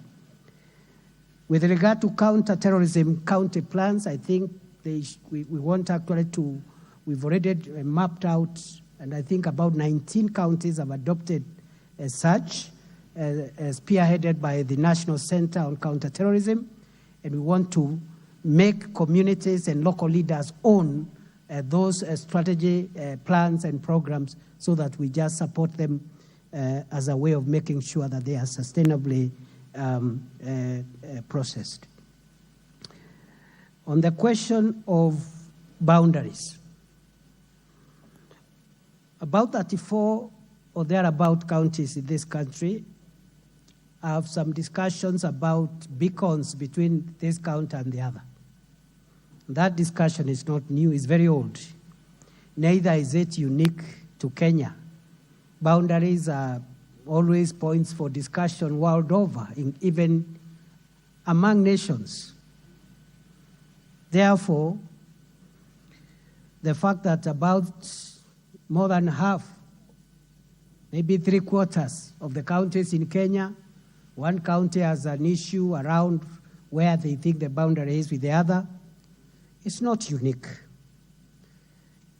Also, the emotive nature of boundaries and beacons makes it difficult to have an instant solution. And most of the discussions and conflict resolution around boundaries takes a bit of time so that you can carry on board those communities, so that even after putting the beacon, those communities can still continue existing together. What is unique to us in Kenya and what is not permissible is introducing crime in the discussion around boundaries. We in various spaces have increasingly introduced violence and crime in discussions around boundaries. And therefore, for us as security managers and law enforcers, we will urge our fellow countrymen to remove violence and crime from discussions around boundaries and let the other civilian discussion around boundaries continue. And we in the ministry will facilitate those discussions as quickly as possible, but within the law and peacefully. And therefore, even as we go towards the review of boundaries, we have mapped out that this is a red flag for us in the security sector. And we will not allow any Kenyan of whatever rank, religion, color, creed, to jeopardize national security, pretending that they are defending a boundary. Let them use legal, peaceful, and lawful methods to defend boundaries. And Mr. Speaker, I know I'm going to get into a lot of trouble with many of my friends because when crime visits the things that we do on an everyday basis, then we'll part ways with so many people, including my dear friends. We must resolve our grievances peacefully, amicably, within the law. It doesn't matter how long it takes, and it is possible. But to incite communities against each other, to incite a community to go and attack another and take their property, to incite the community that is offended to take up arms and go and retaliate and revenge, that is not acceptable. No country is ever built on such foundation. So to answer the member, yes, boundaries, there are issues around boundaries. but the upsurge of crime is resulting from people who want to benefit from a genuine grievance to perpetuate crime for whatever reason, maybe commercial, political, etc. So as the boundary disputes escalate, we'll escalate the enforcement of the law. Honorable Speaker, I've also been asked to comment about Kamukunji, although it was a different matter about the command. Yes, I received the letter from the Member of Parliament for Kamukunji. I have requested the Inspector General of Police to address that anomaly. I promise the member that that matter will be resolved as soon as possible. Finally, maybe two last ones. The member for Laikipia North asked about the measures we are taking to mop out small arms and light weapons. Three things. One is voluntary surrender of arms, and we have made some progress on voluntary surrender of arms. And I must commend Samburu County, which is the leading in terms of voluntary surrender among the counties where we are encouraging a program of voluntary surrender of firearms. At an appropriate time in the weeks, months ahead, we will also engage in some places with involuntary mopping out of weapons or disarmament, forceful disarmament. And therefore, any Kenyan who has in their custody an illegal firearm is hereby asked to give that firearm to the local chief or to the village elder or to any leader, to any government office. If they don't, we will come for it at some point. We're just making other interventions to make sure that when that time comes, we will recover all what we want to recover. And finally, we are also zeroing down on the enablers, benefactors, beneficiaries, abettors, and assessors. Those accessories, those who are abettors, accessories, benefactors, beneficiaries, and enablers of poor people who have no food, but who can afford an AK-47 and endless supply of ammunition. I am afraid that we will have to prosecute a number of people, including high-ranking people in Kenyan society. No amount of noise, politicization, ethnicization, or any other maneuver will distract us from securing Kenya from people whose business and trade is in the blood of the people of Kenya. They buy expensive firearms, give poor boys who have never been in school, who have no food, who have nothing, to go and kill people, collect property, which property, much of it goes into the hands of merchants. I want to report, therefore, we've made a lot of progress in profiling the major catalysts, beneficiaries, benefactors, financiers, spiritual leaders, and political godfathers of crime who perpetuate the crime of banditry, other crimes, by stockpiling small arms and light weapons, giving it to innocent citizens of Kenya to kill their fellow citizens simply because they come from a different ethnicity. So, again, Mr. Speaker, next time maybe I come here, I'll expect some reactions because we will be fair. We respect all leaders. We have a lot of respect for elected leaders, but we have no respect for criminals. Lastly, Kisii and Nyamira of late has witnessed gang crime. And not just Kisii and Nyamira, but also Nakuru. There has been a resurgence, a bit of Nairobi. We had made a lot of progress in Nairobi, but increasingly we have assessed the threats in those key areas, including Mombasa, and we are witnessing a reemergence of well-organized gangs of young boys and sometimes girls, hardly 20 years, who are killing people, stabbing them, robbing them. And part of our strategy as we go to the festive year is to crack down on those guns. I think Nakuru already, we have made some good progress, but I want to admit and agree with the member for Bamachoge, the Honorable Alpha Miruka, that the situation in Kisii and Nyamira in terms of gun violence is a situation that requires a continuous and enhanced enforcement, and we are on it. Thank you, Mr. Speaker.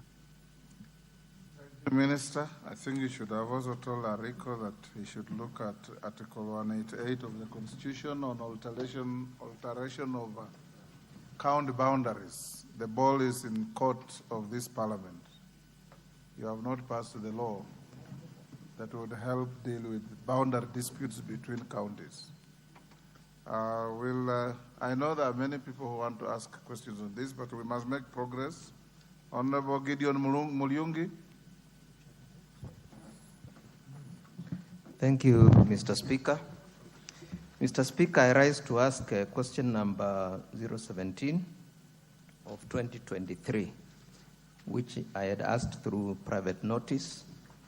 And Mr. Speaker, according to our standing orders, a question under private notice is urgent. Just ask the question. That is common knowledge. It's an emergency. Yes. Ask the question. So this may have gone stale.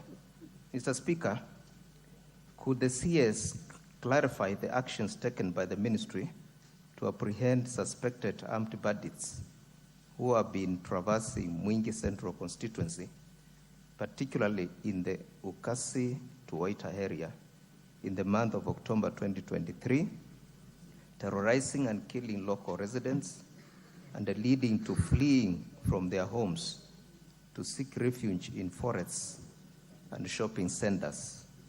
Number two, could the CS explain the actions taken to ensure swift response from security agents on intelligence reports from the residents, considering the laxity in response by the said security agents? Thank you, Mr. Speaker. Thank you, Honorable Mulyungi. Minister. Thank you, Mr. Speaker, sir.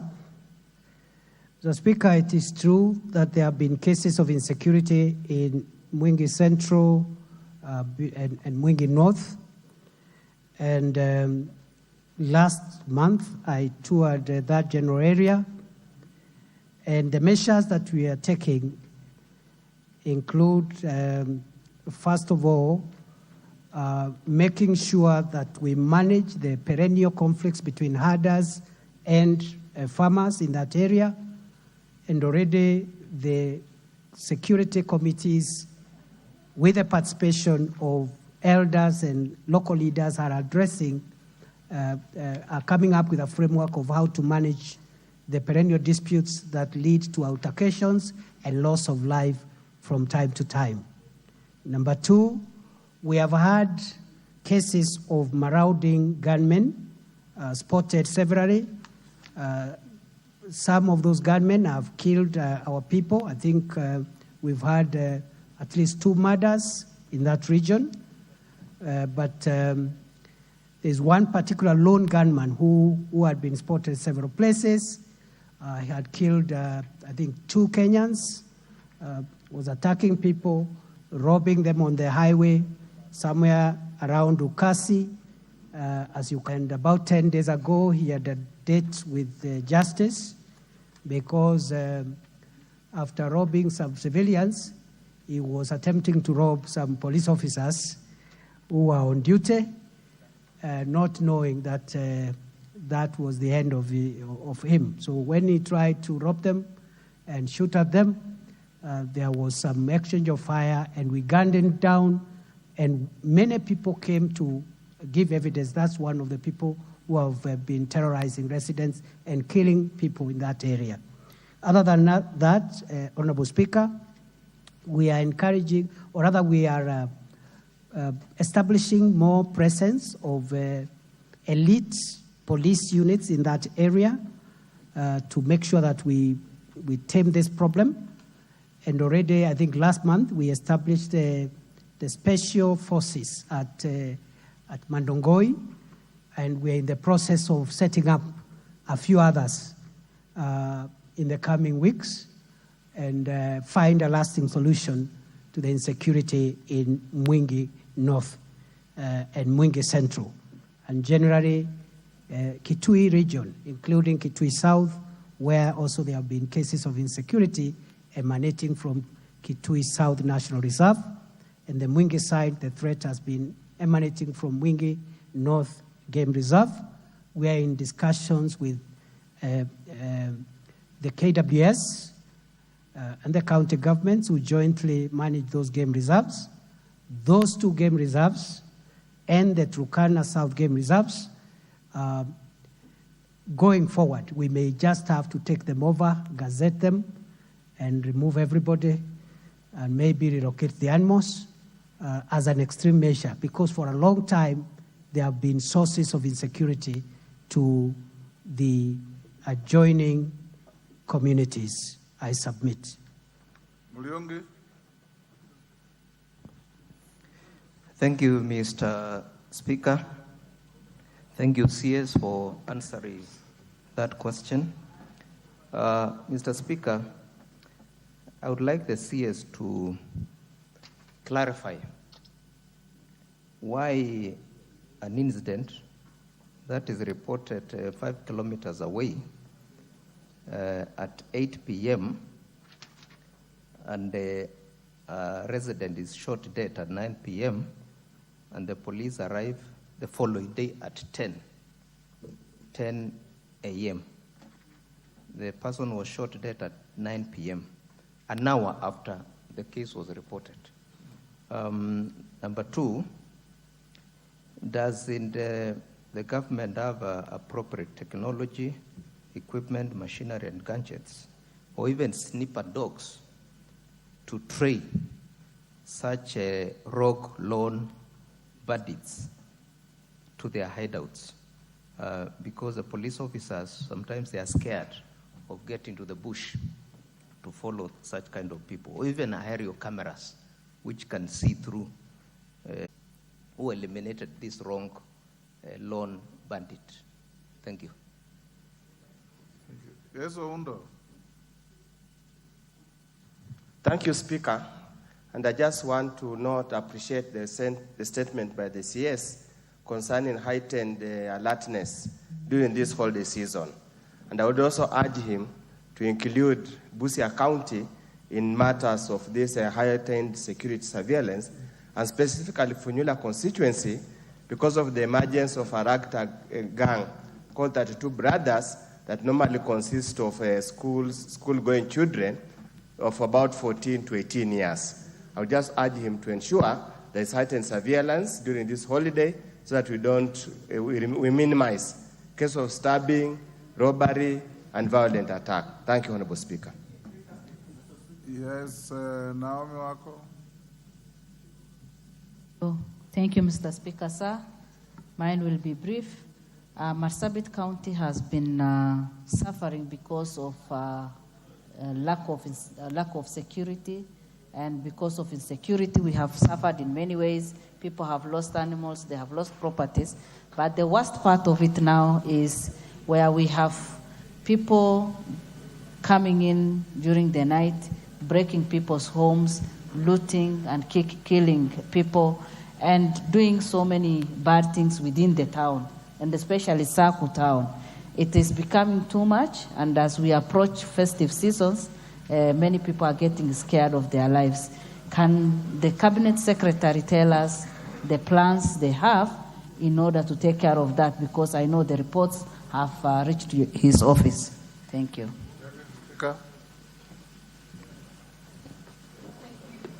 Thank you, Honorable Speaker. I just wish to make a follow-up question to the Cabinet Secretary. He has given very elaborate explanation on how they want to make the police more efficient in ensuring that there is security. But I would like to ask, are there any plans to use modern technology in being in improving safety and security. For example, the use of body cameras by police so that you can know what time they responded, who they interacted with, who they spoke to, when people reported, and that you can know that they were actually on duty when they are supposed to be on duty. That is a modern way that the police services all over the world are working, but there is no mention of use of body cameras, so we can ensure that our police are actually on duty and doing the best that they can. Thank you, Honorable Speaker. Mark.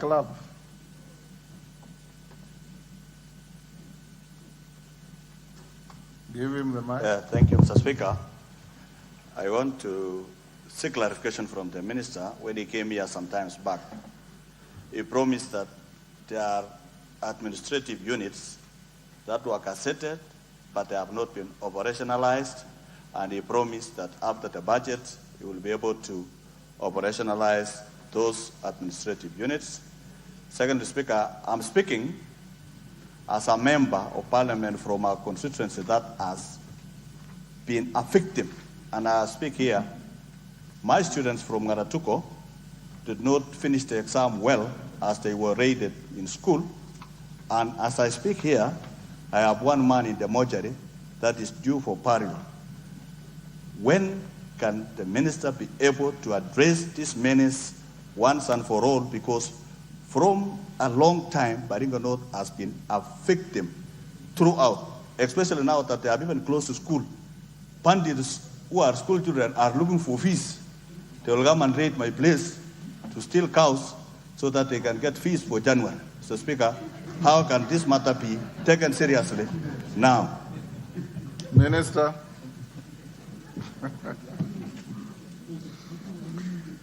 Mr. Speaker, in response to the question raised by the member for Mwingi Central, I think the incident he's talking about was caused by operational challenges, which have since been addressed.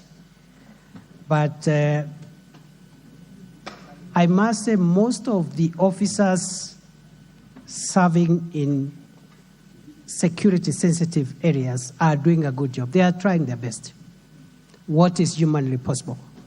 But sometimes we do get operational challenges for reasons which I'll explain in a short while.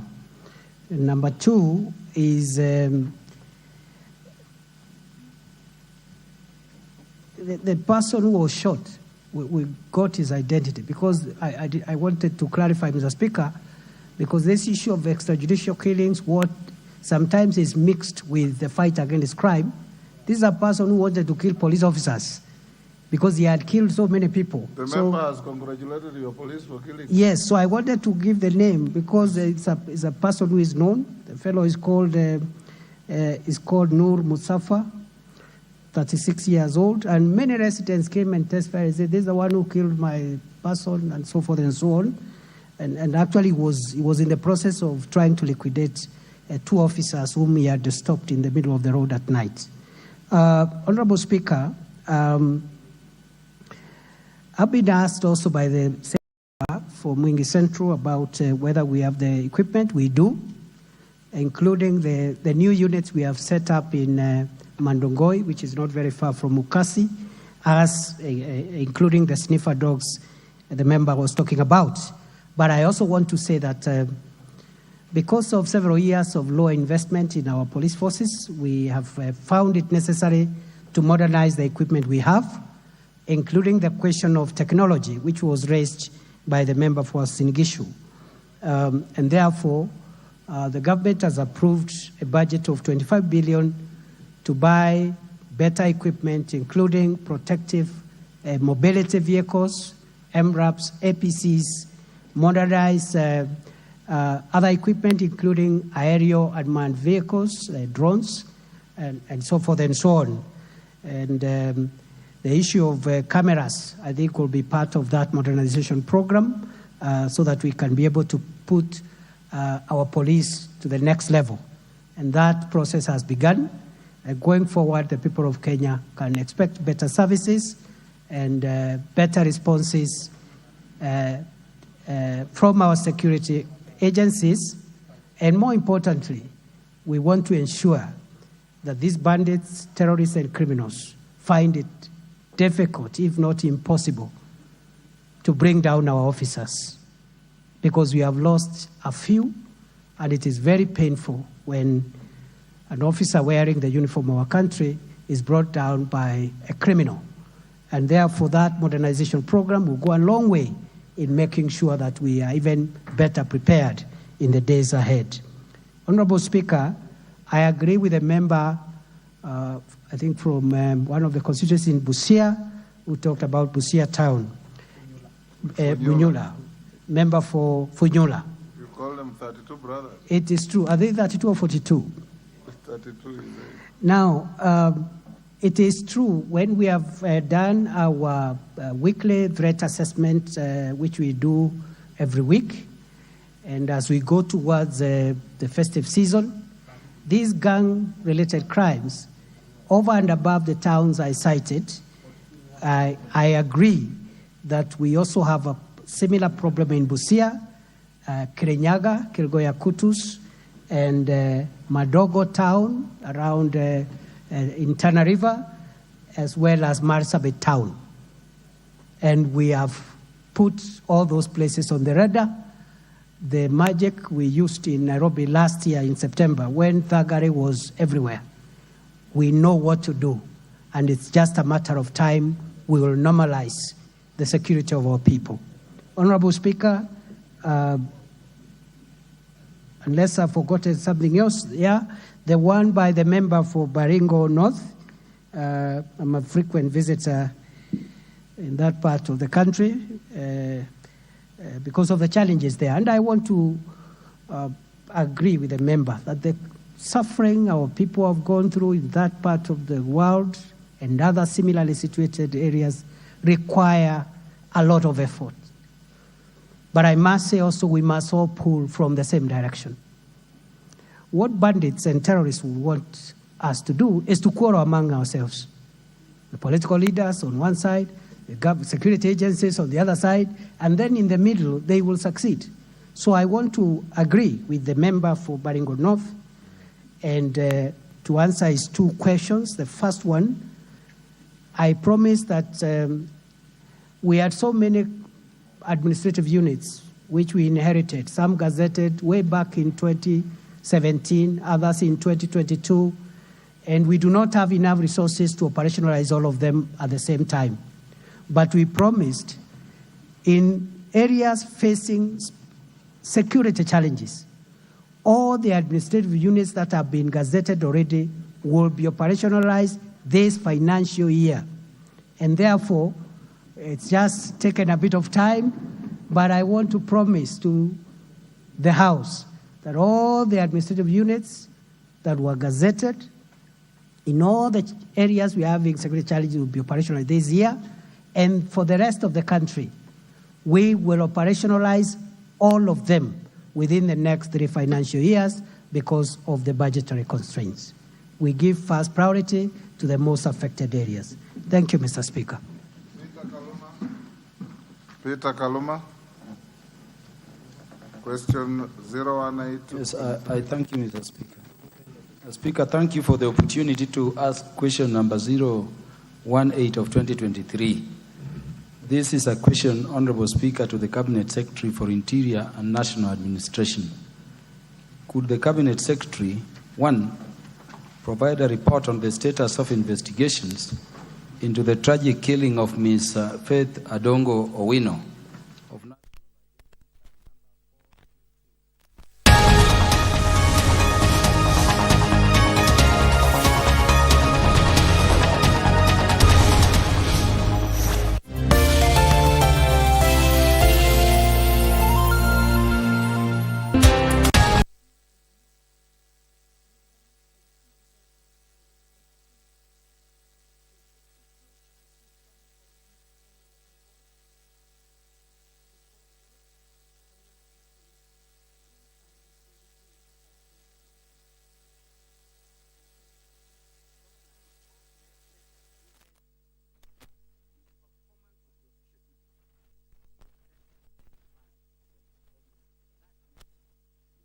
do under the Constitution. Is that true? Yes. Can we watch KMV6 and tell us where you are, what you're doing, and what happened? KMV6.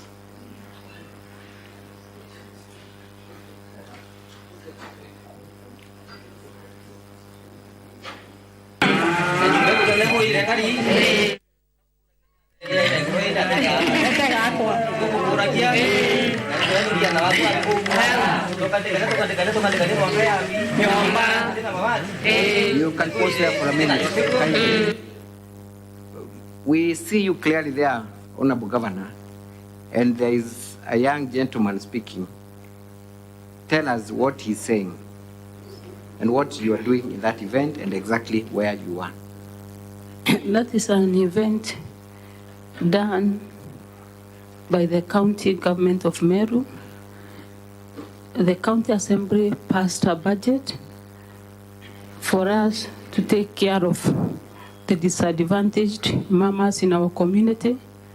And that program is dubbed as 1 cow per 1 poor family. We go around the villages. We have a committee to vet and see the most vulnerable person in that certain area. We take a cow to the area and give or donate as government to that particular person that has been vetted by a committee that includes the area chief. Thank you. So this is not part of your Kawira program for clarity purposes? This is not part of my Kawira program.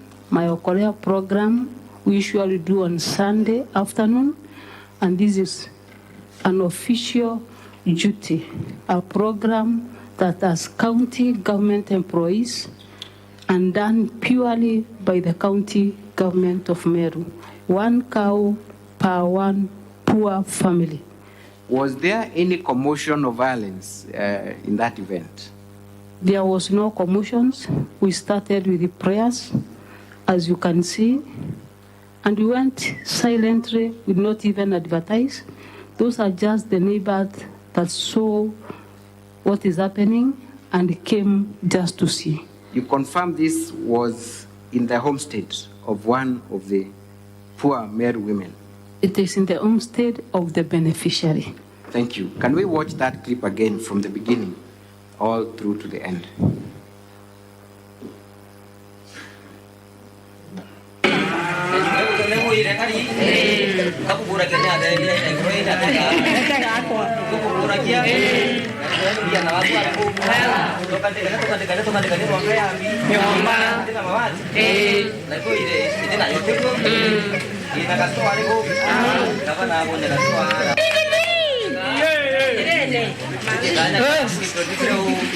Gavana, Gargani, nataka nawe kuja tuongee.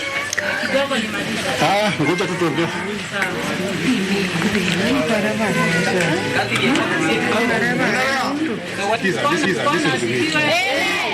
Kiangalia hapa hivi. Tuende pole pole. Wewe watu watoke.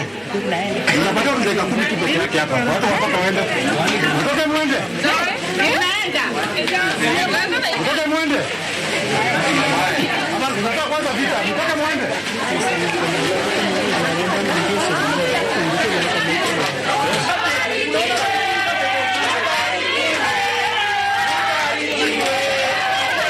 Huyu ananibebea nini?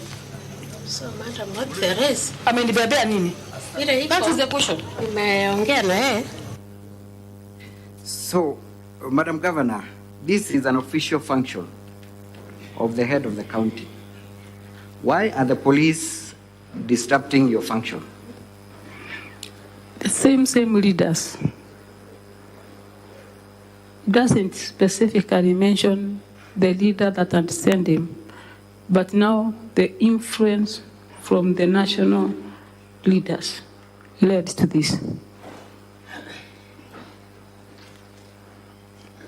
So were you able to complete your donation on that day? I was not able to complete because it was stopped. And then when they said that we leave,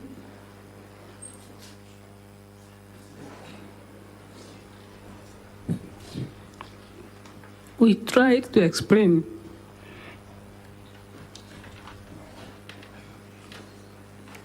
After 3 good hours in that vehicle, when people came, surrounded the vehicles, that is the time the officer said that it was a mistaken identity. Mistaken identity. But isn't the officer calling you by your title when he comes? Yes, he's calling me Governor Kuja. Governor Kuja. You actually pleaded with him to allow you to finish. Amwambia ngoja nimalize, akasema pana, we have 10 minutes here, Kuja. And everyone was dispersed. Everyone was dispersed. That was, if I'm not wrong, a day or two before the impeachment. Can you remember the actual date? I think a day before impeachment. A day before impeachment. And that clip is not complete, Council. Yes.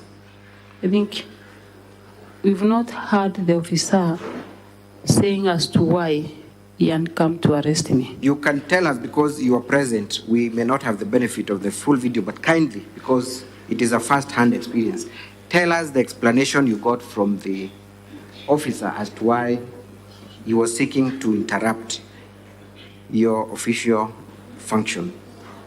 The officer was the area OCS, and then when people came in big numbers, the other bosses came along, and then he was asked to allow me go, and then he also apologized before everyone that it was a mistaken identity, and I forgive him.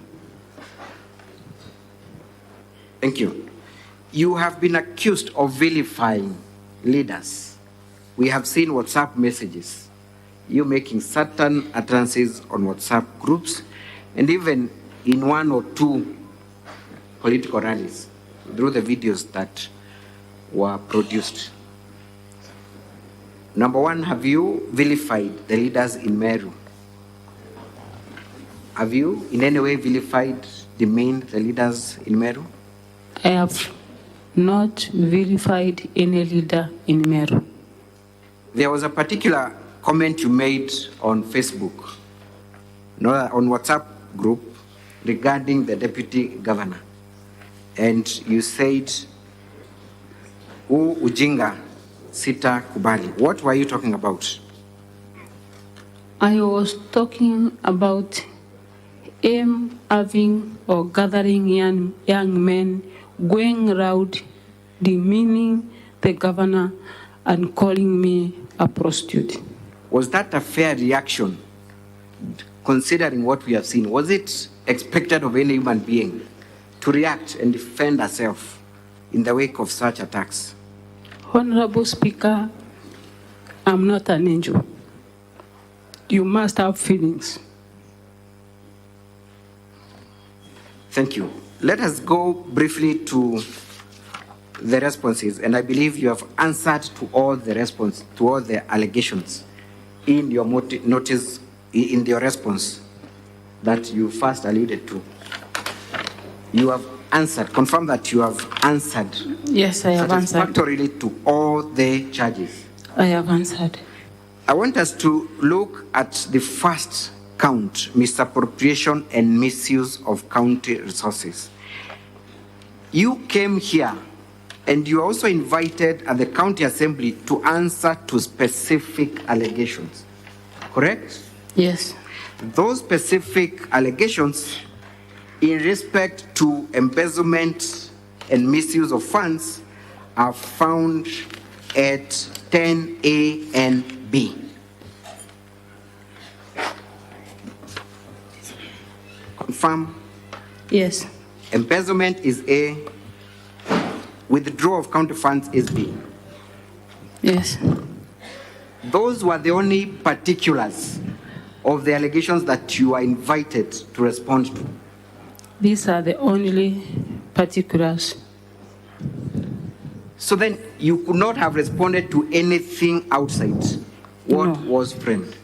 I responded to the particulars all the charges. Let me read to you.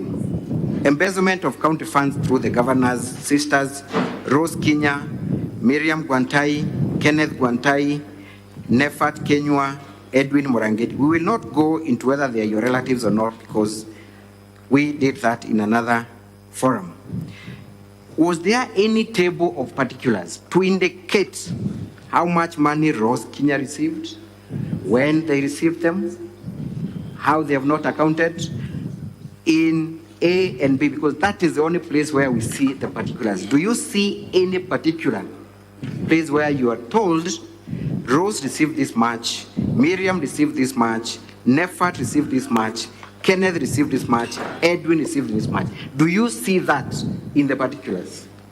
There is no specific way or amount of money that is allocated to every person that the name appears in this accusation. What instead they did is to throw a bush of infamous extracts and told you to look at those infamies, identify where Rose is, where Miriam is, Kenneth is, Nefat, Edwin. Is that what they did? Just giving you an infamous extract? Just an infamous extract, to do it by myself, extract maybe the amount of money for Miriam, for Rose, for Kenneth, for Nefat. Is there any mention in A and B where the amount of 78 million is mentioned to have been embezzled? So that you are able to respond specifically to what you are facing. There is nowhere a figure of 78 million is being indicated in this, as for the Miriam, Rose, Gwantai, and the rest. Apart again from the infamous extract. It is only the infamous extract. Nothing else. You have also seen the basis of their complaint. It is another complaint by Salesio Mutuma, who tables his own computation and files it with EACC. Is that correct? Salesio Mutuma is an activist.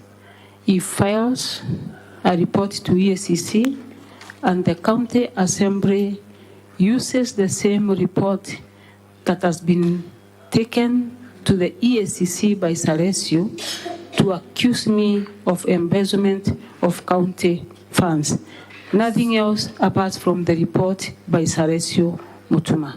So then, even as you're making this response, Madam Governor, it is only out of abundance of caution that you supplied the Senate with what you thought was necessary. Yes. Did you even have the guide to lead you to where you're supposed to get materials in support of any claim? No. None whatsoever? Yes. To the best of your knowledge, was there any audit query or report that was generated by a competent body touching on embezzlement of county funds? No audit report, no other report apart from an infamous report by Salesio Mutuma, an activist, to EACC. But you have also taken time to explain what you thought the complainants might have been looking for, isn't it? Yes. And you have created a schedule that appears in your response. Kindly look at that. Appearing from what page? 105. 105 of our response, the small booklet. Yes. So then, the computation you did there, is it conclusive or is it based on what you understood to be the case from the county assembly? Because there were no particulars. It is not conclusive. It is not conclusive. Yes. The document again that you attached, was there any particular order to which you are preparing those documents, or you are basically looking at the infamous extract and giving what you thought was a suitable answer because there was no particular charge or request for you to look at any specific issue? I tried my best to look at it so that I can give a feedback. Thank you. So had you been properly guided by the motion, you would have done a better job in giving them very specific answers to specific queries? Yes. Thank you. Let us proceed to the other charge of nepotism. First of all, let me ask you about this gentleman called Nefat Kenywa, who has been said to be a brother-in-law to you. Do you know Nefat Kenywa? No. He's an employee of county government of Meru. He's an employee of county government of Meru. Is he married to your sister? None of my sisters are married. Your sisters are single. So then Nefat cannot be your brother-in-law? No. Edwin Mutuma, is he your nephew? Nephew rather to your husband? No. You know very well the relatives, or rather siblings to your husband? I met him around 4-5 months ago. That is Edwin? That is Edwin. Yes. Yeah. So he's not, again... he's not a relative. He's not a relative.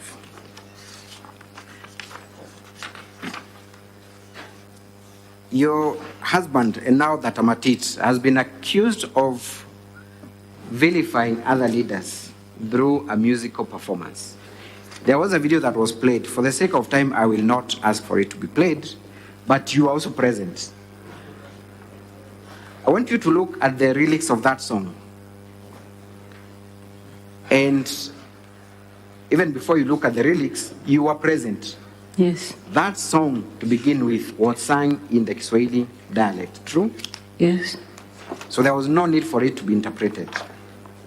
But Council, it's my prayer that we see the song so that I clear myself from that allegation. Very well. Can we play? I could be guided where that clip is. It was a clip by...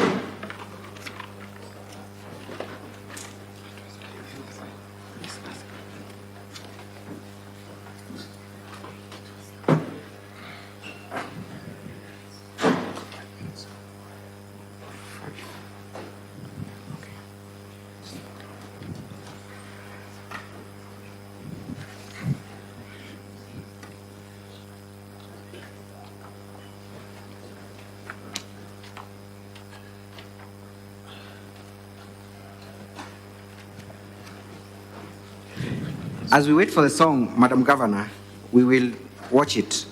But did your husband make reference to any elected leader? He did not.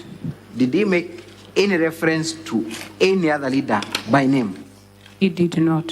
What was the first gentleman saying in his song, to the best of your recollection? That's why... In fact, we have got the Kiswahili. Just read a few. At page 251 of volume 2 of the County Assembly's document. Very quickly, Madam Governor, I urge you to read. We are pressed for time. They want, is that from me? Yes, just read in Swahili. They want Kawira to come and help them steal. Kawira is against it. And when Kawira refuses, they dig... I would love you to read the Kiswahili version. The song was sung in the Kiswahili version. That is the translation. Kindly read the Kiswahili version. This is also a Swahili speaking. Kila siku wanamtafutia makosa, wanataka Kawira awasaidie kuiba. Kawira akakataa, akasema yeye hataki wizi. Wakati alipokataa, wakasema wakaanza kumshimbia mashimo. Wanataka Kawira akule pesa, nao wanataka Kawira wakule pesa za barabara. Wanataka Kawira akubali wakule pesa ya dawa hospitali. Wanataka Kawira awasaidie kukula mali yetu. Igembe na waeleze ukweli kabisa, mpaka sasa sikilizeni kwa makini. Wanapanga pia kuchukua maisha ya Kawira. Wanapanga sasa mpaka kumuua Kawira. Lakini najua maombi yenu, huyo shetani ameshindwa katika jina la Yesu. ati walikuwa wanasema tangu ile wakati ya impeachment ya kwanza, Kawira hajawahi kunywa chai kwa mikahawa ya Nairobi. Mara ya mwisho Kawira kunywa chai mikahawa ya Nairobi ni ile wakati ya impeachment, na hiyo sasa ndio inafanya maadui wake wakasirike kabisa, eti wanamtaka Kawira kuliko akuje okolea awe akienda Nairobi kule wakunywe nao chai na meza na pesa zenu. Kawira naye amekataa katakata, akasema kazi yake ni mashinani. Wenye wivu wajinyonge, wenye wivu wajinyonge.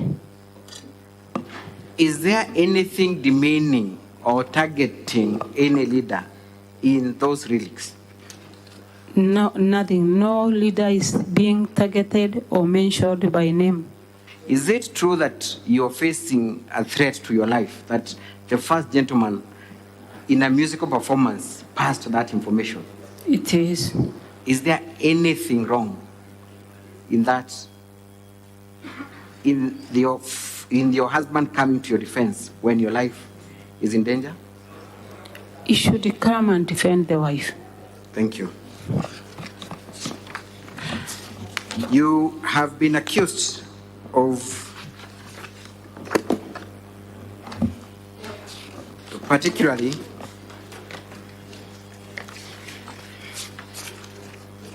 assigning diplomatic duties to your two sisters, unqualified sisters.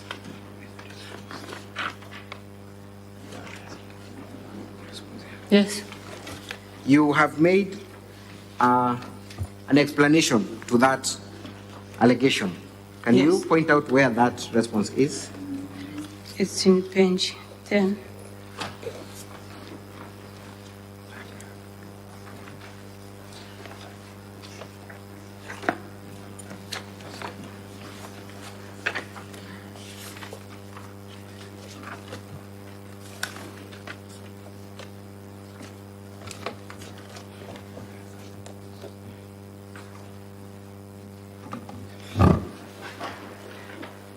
As we peruse through,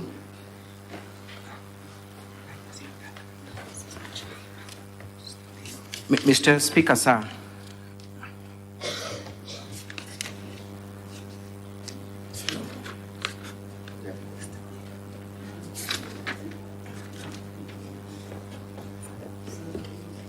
Page 15.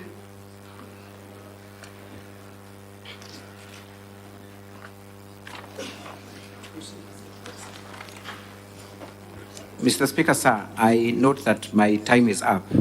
I'm seeking your indulgence for just 30 more minutes for me to wind up. You need an extra 30 minutes? Yes, indeed. Most humbly, Mr. Speaker, sir. I can proceed. Thank you. Tell us the response you have offered to the allegation that you assigned your two sisters diplomatic duties.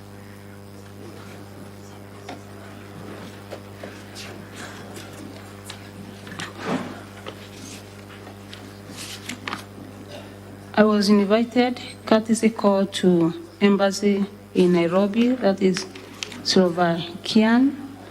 While on my way, I was diverted to attend a state, a function at the State House. I can explain without lending. Yes, kindly proceed.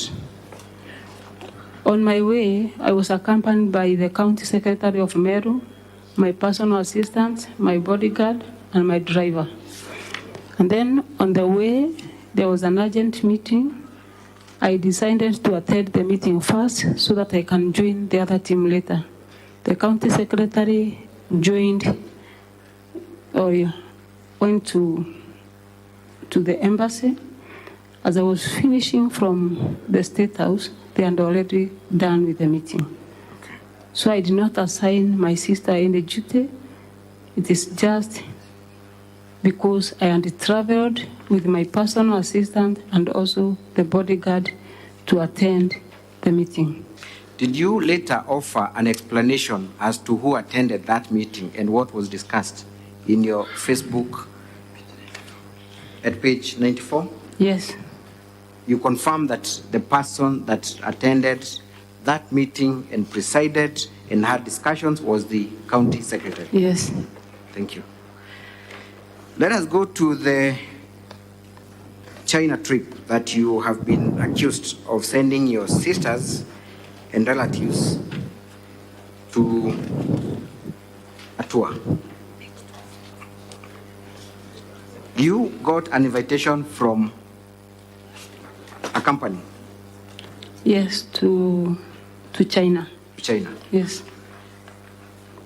Did that company represent itself as having affiliations with the Chinese government, to the best of your understanding? Yes, at first, in the first case, it associated itself with the national or the country of China. The state of China. Yes. You had planned initially to attend that trip. Is that the position? Yes, I am planned to attend. But before that, tell us, how often do you travel outside the country as the governor of Meru? How many trips have you had outside the country from the date you were sworn in as the governor? I've only traveled once. To which country? South Korea. When was that? Around 6 months ago. What was the practice when you traveled? How do you travel? Do you travel with your team together? Do they travel in advance? What happened during your last trip to South Korea? For this specific one, I sent my personal assistant, my bodyguard, and the team in advance. And then I met them there later. Okay. Yes. Why did you send them in advance? For preparations and also to know exactly what I'm supposed to do and arrange everything before I get there. Okay. Was that the case with the China trip? Yes, it was the case. So who traveled to China and for what purpose did they travel? Those who travel to China are 4 people. One is the C. Waziri for Health. Yes. And then is the external leakages acting director, my personal assistant, and my bodyguard.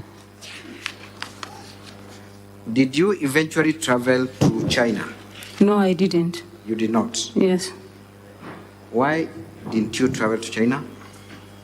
When my advance team arrived to China, it was contrary to what the Chinese people and the brokers. The message that was given to our office was different because the private company or the people that came to visit Meru associated themselves with the Chinese government.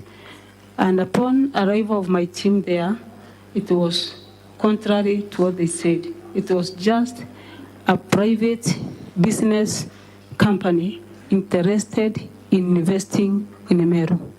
So the assertion that this was an opportunity for a cancer center to be established in Meru by well-wishers through a private public partnership, is that the position?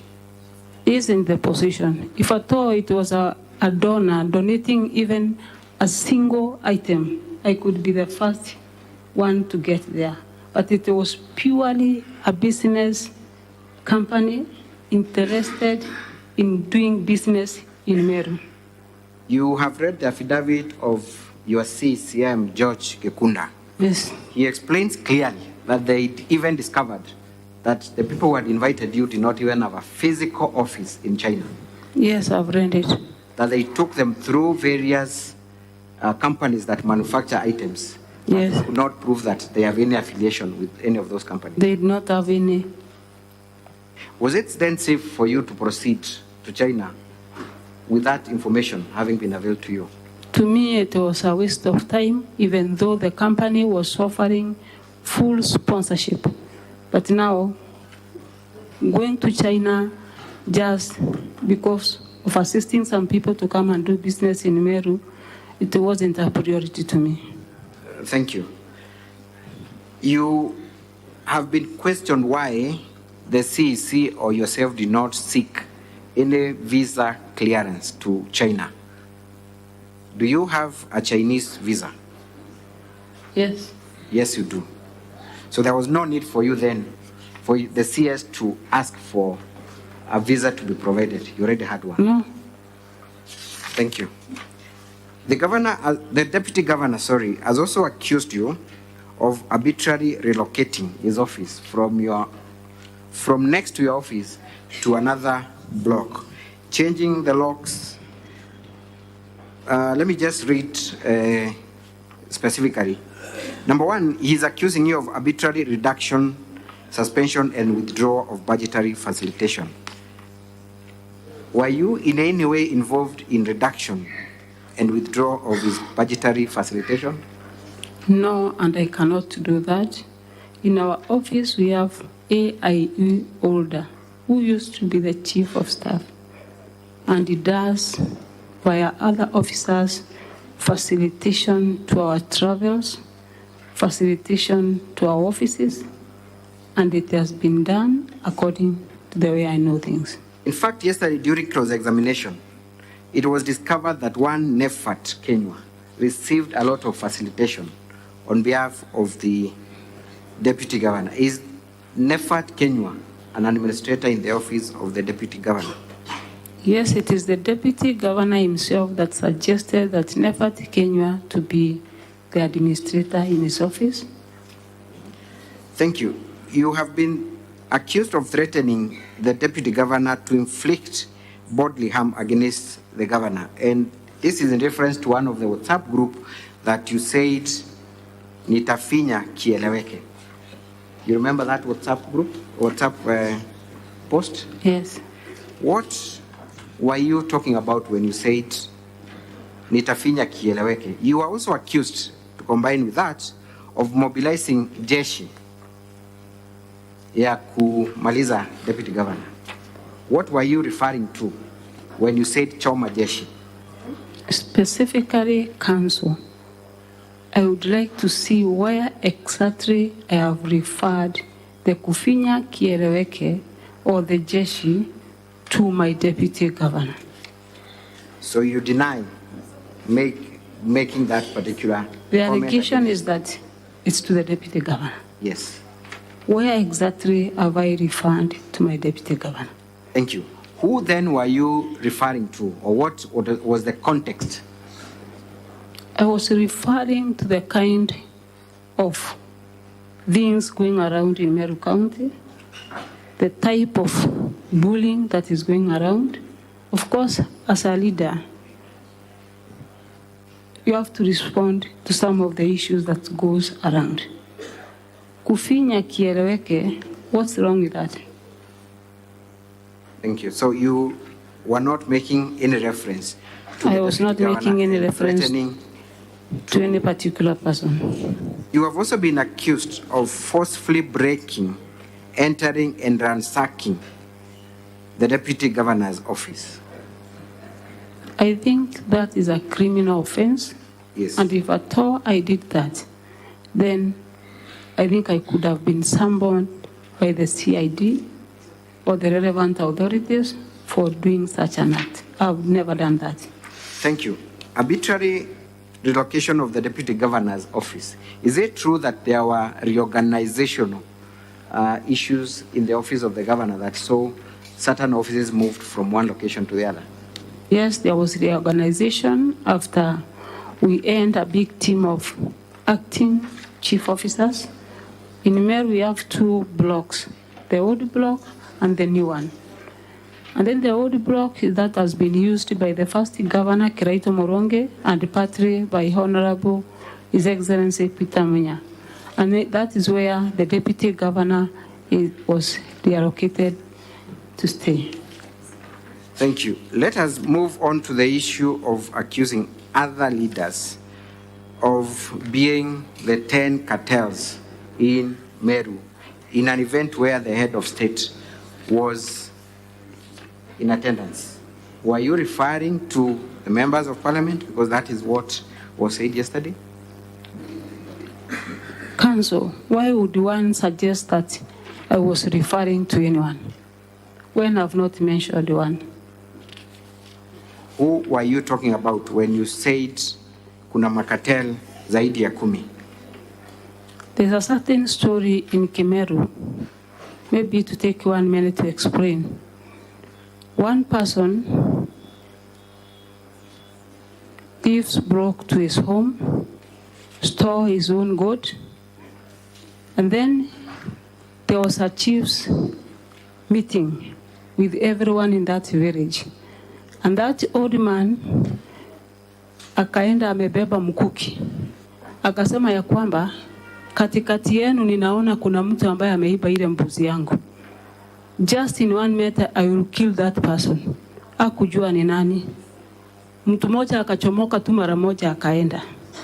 That's when now the man realized who the person was. In my case, when I talked about Makatel, I not mention anyone.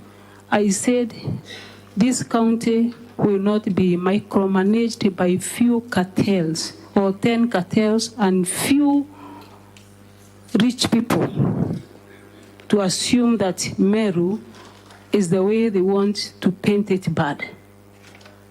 I did not mention anyone. You did not mention anyone. That's quite important. There are these WhatsApp groups in Meru, County Admin Services, Third Government, 012. Are you the admin of these groups? I'm not. I was added in that group. You were added in that? Yes. Is it an official WhatsApp group in Meru? No, we don't have an official WhatsApp group in Meru County. Did you at any moment incite or encourage any admin to remove the deputy governor from? I don't know even the administrator. I was just handed. Thank you. Did you encourage anyone to demean or insult? No. You did not. Thank you. I'll not talk about. Let me ask you this question. It's quite important. It's the issue of sending certain employees of the county on compulsory leave. You remember that issue? Yes, I remember. You remember that issue? Number one, are you the one who sent these people on compulsory leave? I'm not the one. Who did that? The county secretary. County secretary? Yes. Are you aware that they were sent on compulsory leave? I was notified after the county secretary sent them on compulsory leave due to some allegations that were reported to EACC. So you are not part of the decision to send these people on compulsory leave? No. But you made a comment on Facebook about that issue. Yes. You confirm that you have appointed certain people to take charge of the revenue board. Again, the appointment was done same as the sending of the same or the people on compulsory leave. Mine was to show or for people to know that these people are no longer doing or acting on behalf of Meru County government, and these are the new team that is on board. Later on, you were subject of court proceedings in a case where these people cited you as a respondent, and subsequently there were contempt of court orders issued. Why were you cited as a respondent in that matter? By virtue of my office, not even that single matter, but almost in all matters, I'm among the third or the fourth or the seventh respondent by virtue of my office. So does it point out to any personal responsibility, or it is normal and ordinary for parties to file cases against the office of the governor? It is normal, especially when it touches the county government of Meru. Indeed, Madam Governor, when you came to office, you continued defending cases that were filed against the office of the governor for actions that took place even before you got to office?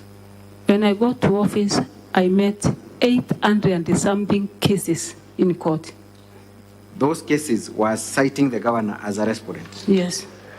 Did they in any way communicate that you personally had a responsibility to the action that offended the person who went to court, or it is by virtue of the office? In all those cases, there is nowhere where I was directly responsible. Thank you. Lastly, we have an issue of appointment of the following person. But before I go there, let us talk about the traffic marshals in Meru. You have been accused of creating this office called the traffic marshals without following due process. Did you commit that offense? I did not appoint anyone for the traffic marshals. That was a pilot project from the Department of Public Service. Just like any other governor or leader, you are mandated or you're supposed to launch a project. But I did not participate in employing any of the traffic marshals. Did you later seek the approval of the County Public Service Board to create this office? The county secretary did it. And those discussions are ongoing? The discussions are ongoing.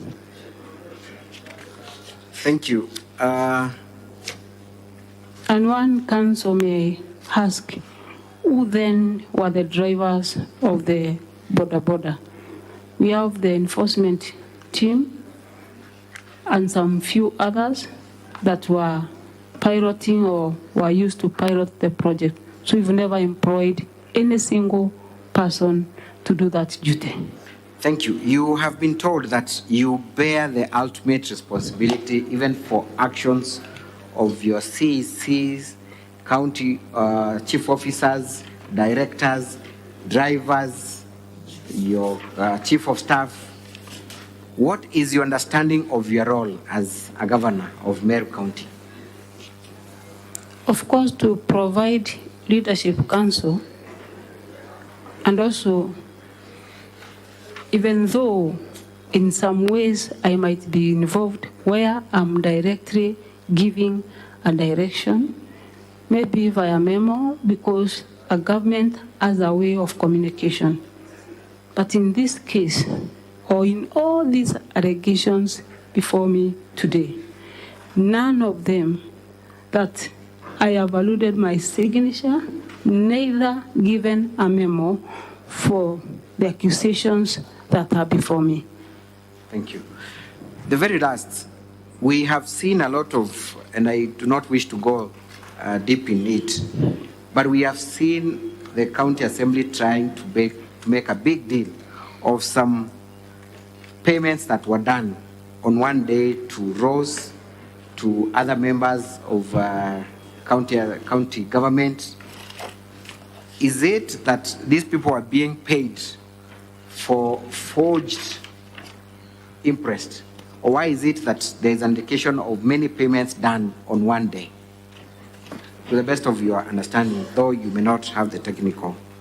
In county government, Mr. Speaker and the honorable senators, we receive funds not in one bunch.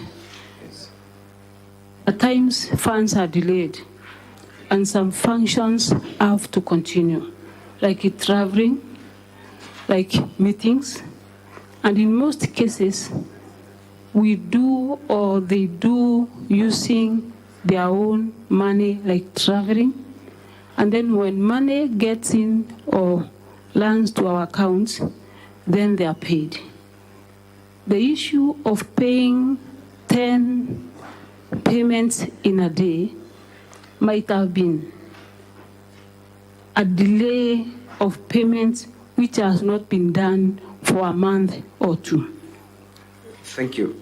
When you travel, is money put in your account or it is deposited in the account of your PA, or it's your PA who receives it?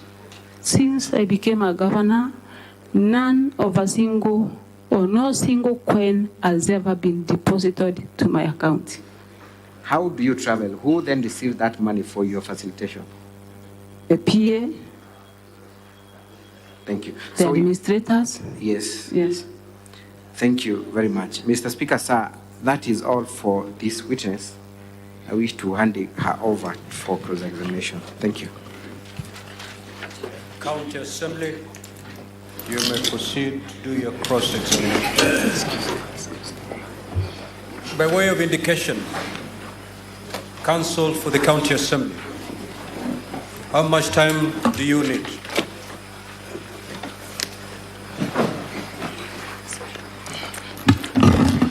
Mr. Speaker, if it finds favor with you, we request 2.5 hours.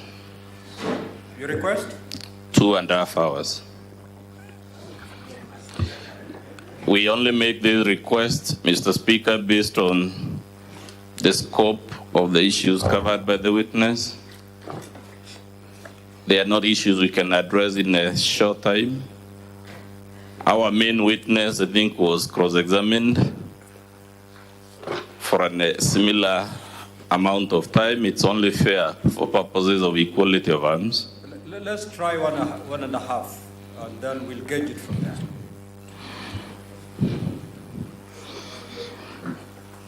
The Honorable Governor Mwangaza, good afternoon. Good afternoon, Council.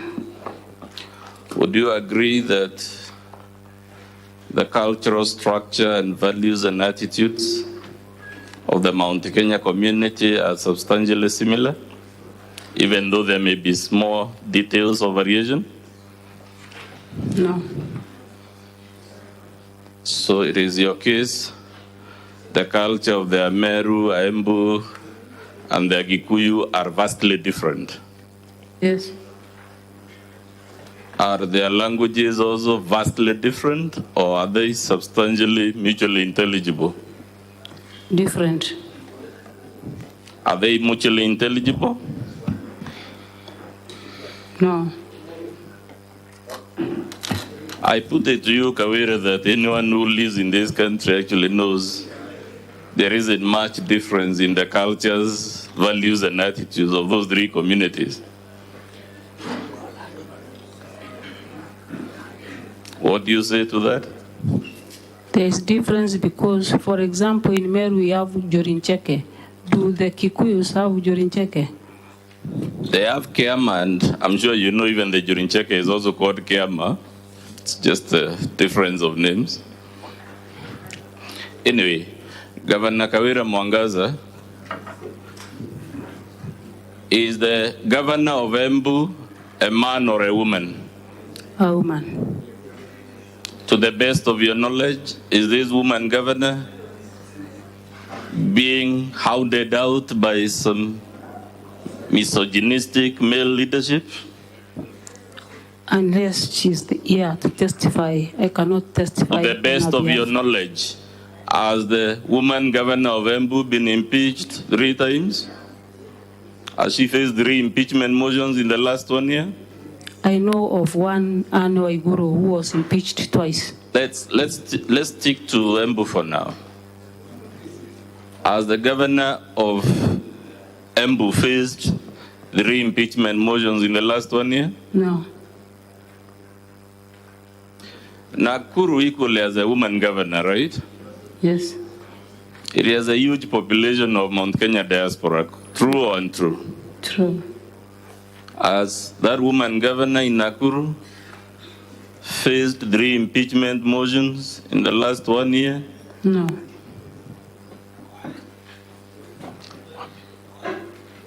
Kwale as a woman governor, true or false? True. The people of Kwale are Bantus, just like the people of Mount Kenya, correct or incorrect? Correct. Has that woman governor faced 3 impeachment motions in the last 1 year? No. Homa Bay, which is a different cultural area, as a woman governor, correct or incorrect? Correct. Has she faced any impeachment motion in the last 1 year? No. As a matter of fact, Meru itself as an elected woman MCA, correct or incorrect? Correct. To the best of your knowledge, has that woman MCA in Meru encountered any backlash from a toxic masculinity to hound her out of office? Several times. Have you adduced that evidence anywhere in your response? No, because it was not part and parcel of my response. Meru as a woman representative, correct or incorrect? Correct. In fact, you yourself were a woman representative of Meru for a whole 5 years. Yes. Did anyone try to recall you because you are a woman? No. Good.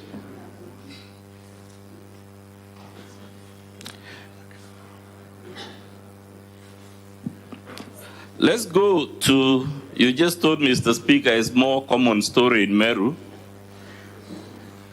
Tell me whether you know of this story, which is also very common in Meru, of a woman who would beat her husband, then scream, and because the society is socialized to think it is the man beating the woman, and she has locked the house, people would think it is the man who was beating the woman, while the truth was the other way around. Have you ever heard of that story? No. Of course, you've never heard of it, because it's not convenient.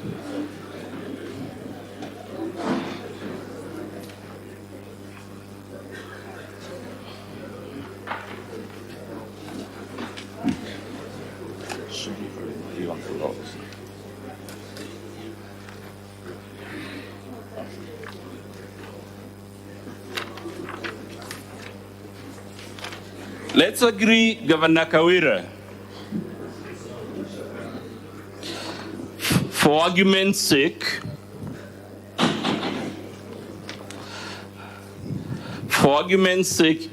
without conceding, let's agree the MCAs are indeed acting under the influence of external people. Would that mean your sisters never received the monies we allege? Pardon? If we temporarily agree for argument's sake that the reason the MCAs have impeached you all these times is because of toxic masculinity and evil motives and malice and whatnot, we want, for argument's sake, in my next series of questions, to work on the assumption that that is true. If the MCAs are malicious, would that be an answer to why your sisters were receiving monies irregularly from the county? No. If the MCAs are intimidated or influenced, would that be an answer to the count on usurpation of statutory functions of the County Public Service Board? No. Indeed, Governor Kawira, the motivations of the MCAs, you will agree, are therefore irrelevant as long as there is evidence in support of the charge. There is no support in the charge. That's for the Senate to decide, but assuming there is evidence in support of the charge, is it your position the charge would fail because even though there is evidence, the MCAs are driven by an ulterior motive? Is that what you're inviting the Senate to do, assuming the Senate believes you're an innocent victim of evil machinations? Does that undo the evidence against you on the charges? The charges should have evidence. If they have the evidence, my question is, would evil intentions on the part of the MCAs undo that evidence? Would the evidence cease to exist because the MCAs are acting maliciously? No. The answer is? No. No. So you will agree with me, therefore, the case against you should be decided on the evidence, not on the motivations of the MCAs? Yes, on the evidence. Thank you very much. That's a very useful answer. Let's go to the complaint by Celesio.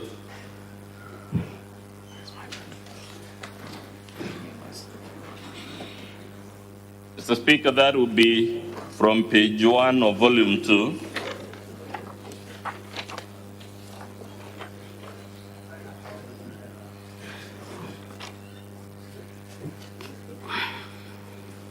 You just told the Senate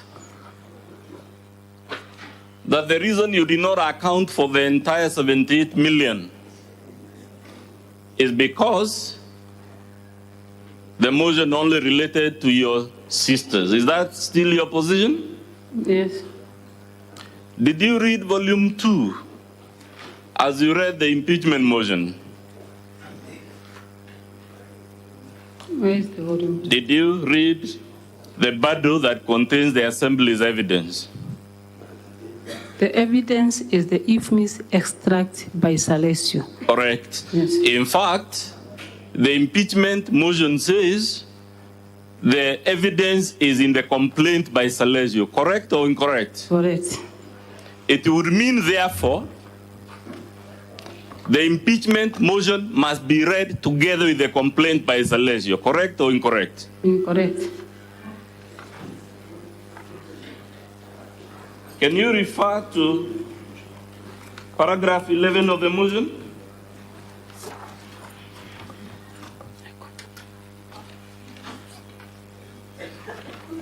(11A), can you read it to the Senate?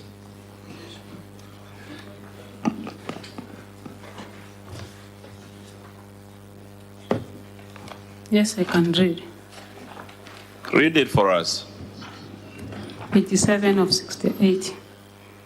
Evidence of the governor engagement, convenience, and complicity in the proceeding. 2, gross violation of the Constitution. 3, 2, gross misconduct. 3, gross abuse of office to be found in a complaint by Duranira Celesio Mutuma to Ethics and Corruption Commission on 11th August 2023. So you agree you are given sufficient notice that the Assembly will be relying on the complaint by Celesio in the motion itself. Correct or incorrect? Incorrect. Fair enough. Incorrect. We said it's okay, we can live with your answer. But let's go to the complaint by Celesio. Can you go to page 4, volume 2?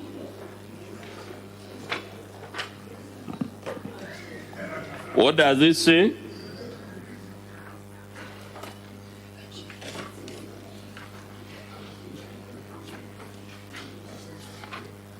At 2.5?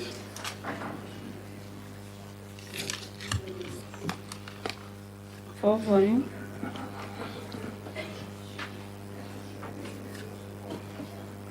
It refers to Kadure Rukaria Catherine, isn't it? Yes. It is therefore correct that you had prior notice. There is a complaint by Celesio regarding payments to this particular person. Kadure Rukaria.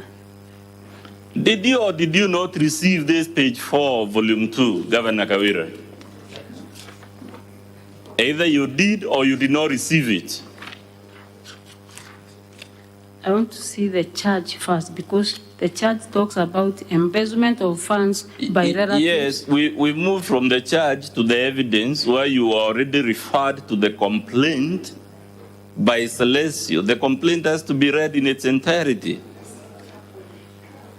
The author of the IFMIS report, Celesio, in the IFMIS report, we have more than 100 persons who have received funds.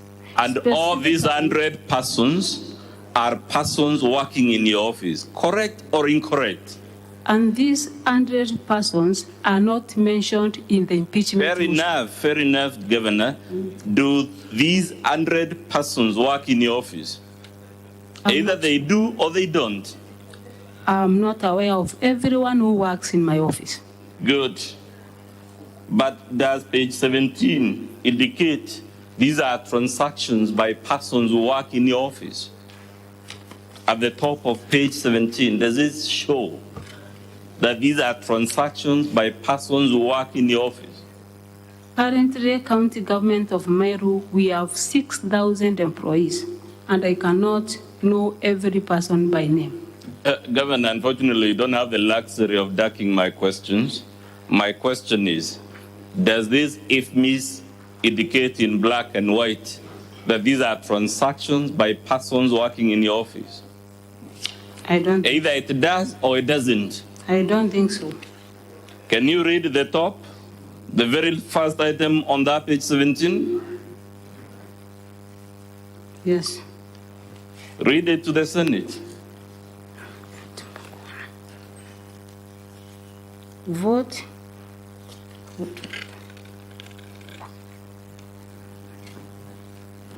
So small ones I can't see. I don't mind if your assistant can read for you. Okay. She can read for you.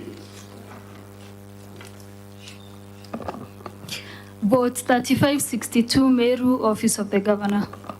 You will agree, Madam Governor, the document itself indicates it's about transactions in your office, not another office. In my office, from July 2022, when I was not the governor of Meru. Yes, and while you were seated here, we pointed out only 12 transactions lie in the previous regime. All the others have happened when you were the governor, correct or incorrect? And that's why, Council, you want me to know everyone who, including those who worked in the previous regime, from this document? You won't get away from this, Madam Governor, by being clever. Can you see page 17? You confirm the transactions begin on 1st July, yes, when Kiraitu was the governor, yes, right? Yes. And it follows like that, 1st July, and when July ends, the next entries are for 20th September 2022. Correct or incorrect? Correct. Correct or incorrect? Correct. Correct. You are the governor as at September 2022. Yes. It must therefore follow that for all these hundreds of transactions, all of them except the first 12 happened during your tenure as governor of Meru. Yes. Good. Let's go back to the complaint by Celestio.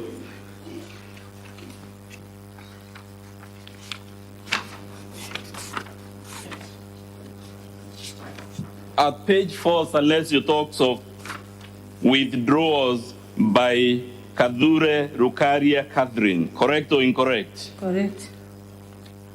And he has analyzed them, and most of them are indicated the payment description is not applicable. Correct or incorrect? Correct.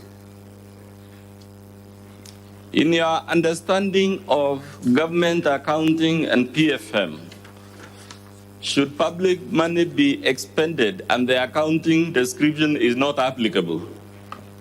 Council, I'm not an accountant. You are the governor, unfortunately, so answer my question. As the governor of Meru, the way I understand is that after this IFMIS report, if it's a genuine one, of which I doubt, follows an audited report. Before me, if it was an audited report which clears or rectifies any mess that is in IFMIS report, then it could be a question that I could be easily able to answer. Does the county government have access to IFMIS? Yes. In fact, your junior officials have credentials to IFMIS. Yes. Therefore, they could easily have just logged in and printed the correct IFMIS if your case is you doubt the authenticity of this one. Correct or incorrect?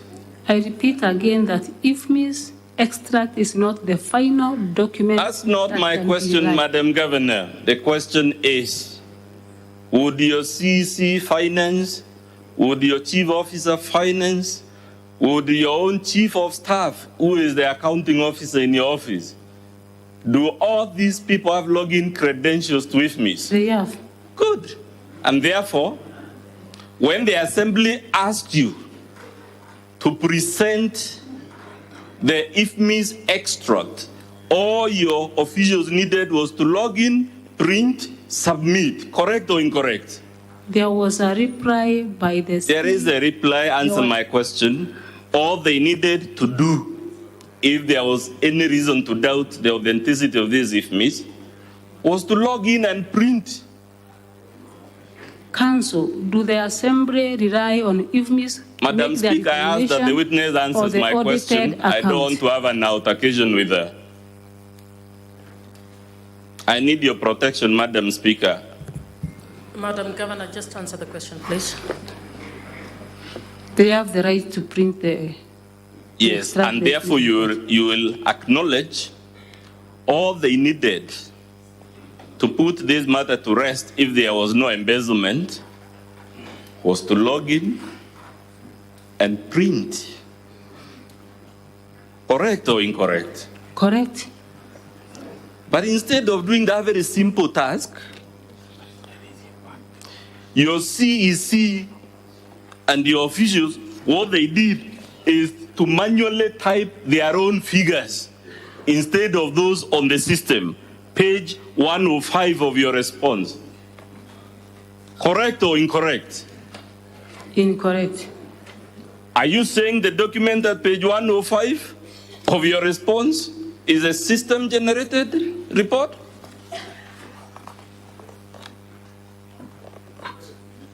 This is generated from my office or from the Salesio? It is from your office. It is in your response, Madam Governor.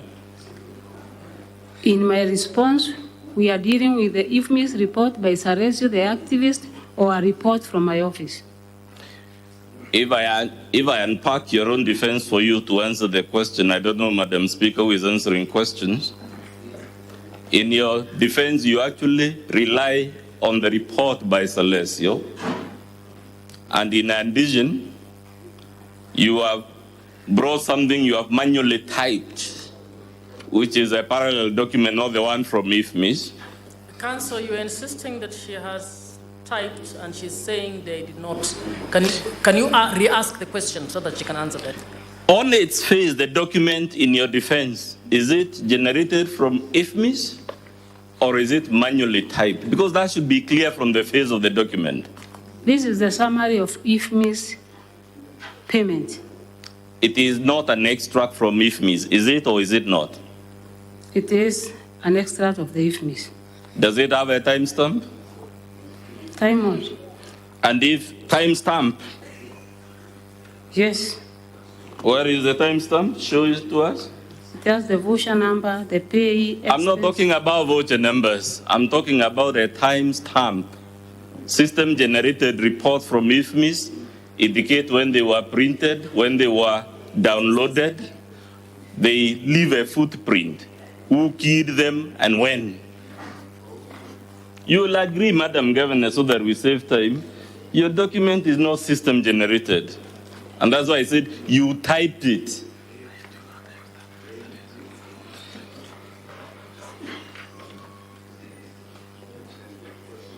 If you refuse to answer the question, I'll proceed and invite the Senate to make whatever conclusions it wants to conclude from that refusal. Council, you can put it to her and proceed. There? You can put it to her and proceed. Madam Governor, I'm putting it to you that you're refusing to answer this question. I'm not refusing to answer any question. I put it to you, you're dodging my questions. Which one particularly? whether the report at page 105 of your defense is a system-generated document or a document typed on a desk by someone. It's a system of a summary of IFMI's payment.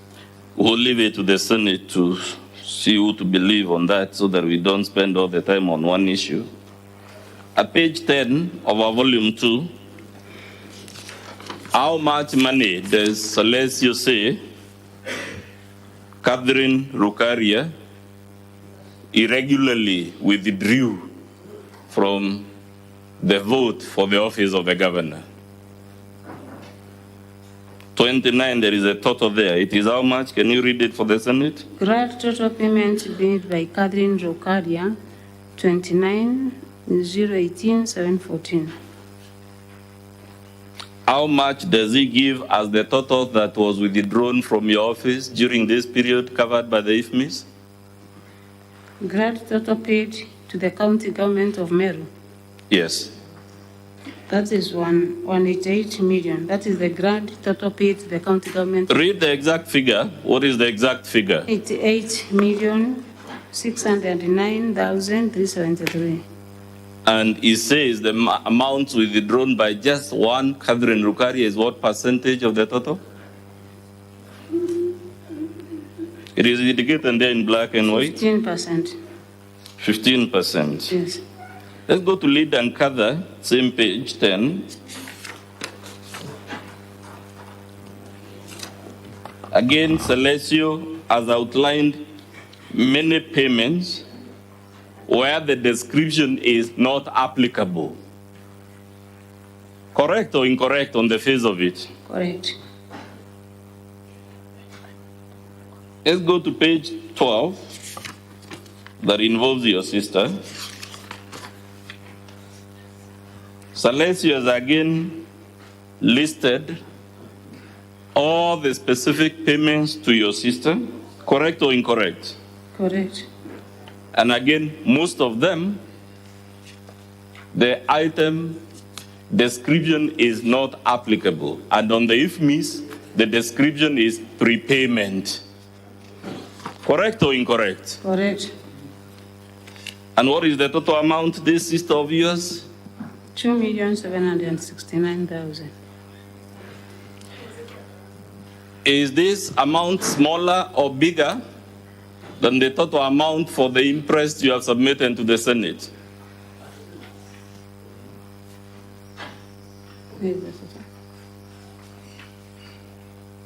This amount here of 2,769,000, is it smaller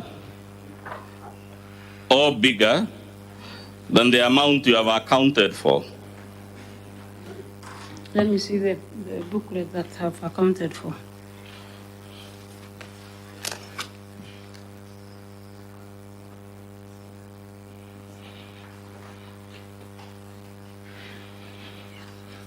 You have only accounted for 2.6 million, Madam Governor,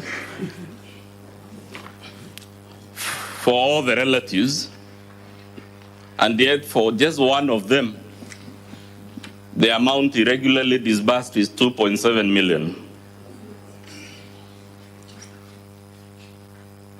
I'm putting it to you that the sum of the amount of money you have accounted for all your relatives, is actually smaller than the amount paid to just one of them, as per this document. And as per this document, which is an IFMIS report, the audited report clears any error that is in this report. We have cases in this same report that you are referring to, some of the payments named as hospitality payment, which are hospital surprise rather than hospitality payments. Who will rectify the mess which is still in your evidence booklet named as hospital surprise rather than hospitality surprise? Governor Kawira, who is responsible for inputting transactions on IFMIS at Meru County? PFM Act, Section 103, gives the responsible person to correct the measures. It establishes the CEC finance is the end and it makes all decisions. And the Public Audit Act 31 spells out the audit process for documents to be tabled before Parliament and Assembly. So you will agree with me? So this IFMIS report must go through the audit for us to get a final copy that can be read by this honorable House. Except that's not the question I asked you, and I agree with you. But you agree the answer to my question is that it is your officials who enter the data in this IFMIS. Who is right now? Is it our officials or the activists? Answer my question.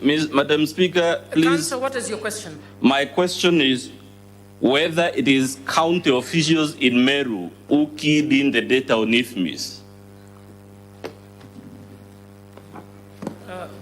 Governor?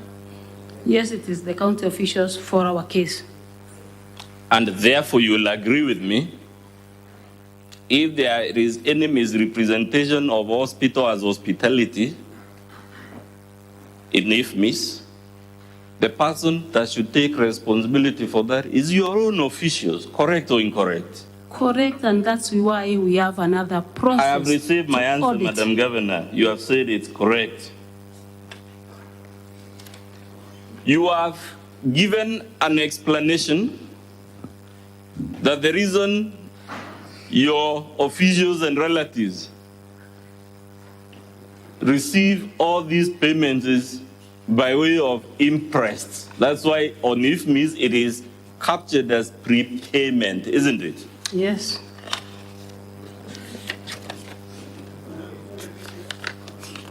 Are you aware an interest is to be surrendered within 7 days? Prepayment cancel is money requested for activities not done, and after the activities have been done, the accounting person accounts for every coin before receiving any other money. Again, you're dodging my question.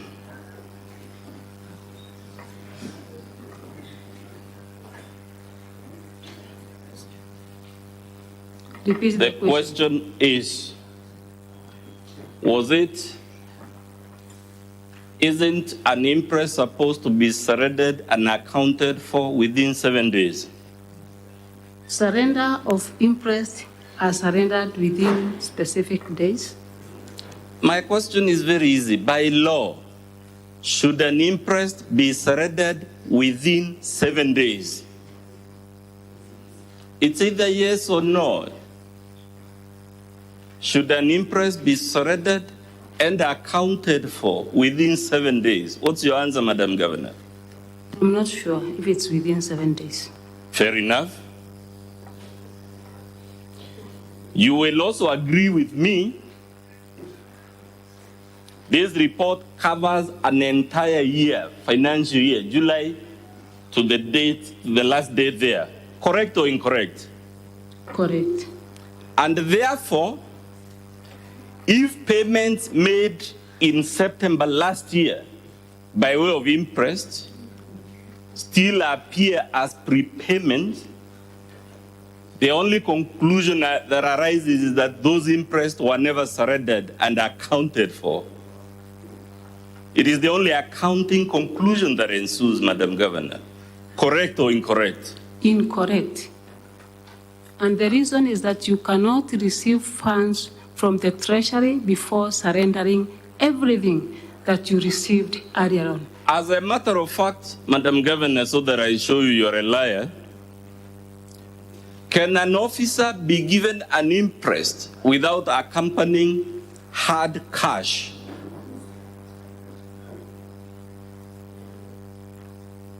Repeat again. Is an interest given with, is an interest when an officer takes an interest, aren't they given cash? Isn't that why it is indicated as a prepayment? because they have been given cash to expend and later account.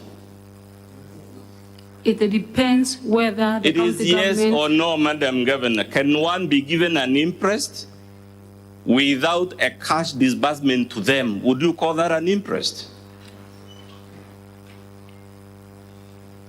It is a prepayment. Madam Governor, I put it to you, you can't have it both ways. It is your case that the reason these items appear as interest on IFMIS is because they were by way of interest. Isn't that your defense, Madam Governor? Can you ask clearer? What is it? What question do you want her to answer? The question, Madam Governor, which I'm putting to you, is that your answer that officers take interest and then later on, when money is disbursed from Treasury, they are paid. That is why they are paid several, they appears. What is the question?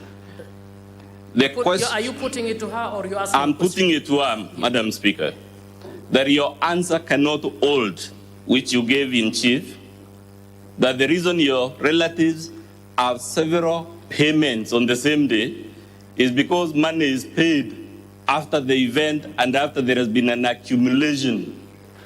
That cannot be correct because an interest is always supported by hard cash. So it is given on cash basis. So the question of waiting for money does not hold, Madam Governor.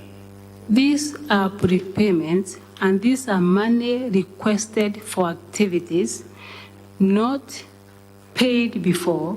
And when money arrives to the county government, they are paid. For example, if I'm traveling today from here to a certain destination, we will use our own resources and later surrender the documents for the person concerned to receive the payment.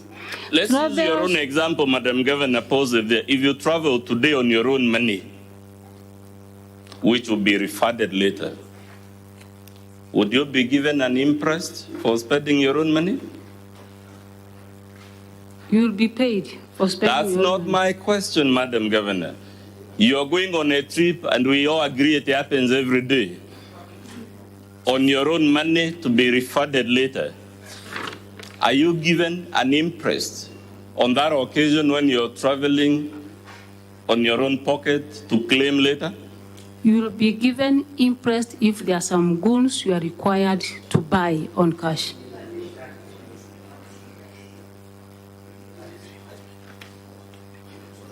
And the amount of money that the council we are discussing is the office of the governor, where there are no projects apart from the usage of money by way of travels and other things like purchase of items in the office of the governor.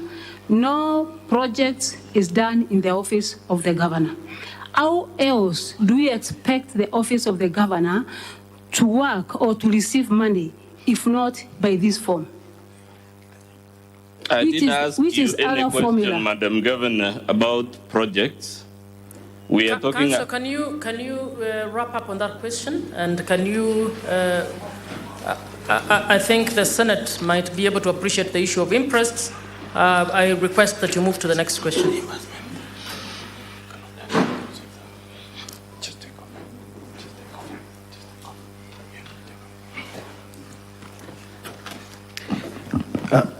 Madam Speaker, my name is Moreru, and I have a few questions for the Governor.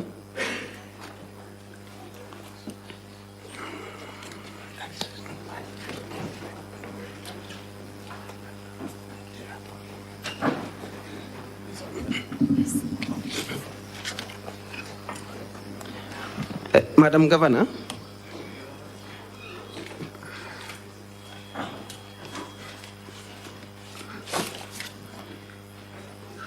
we were told by your witness, the CEC for Legal and Public Service Management, that the originals of the surrender documents are with the auditors.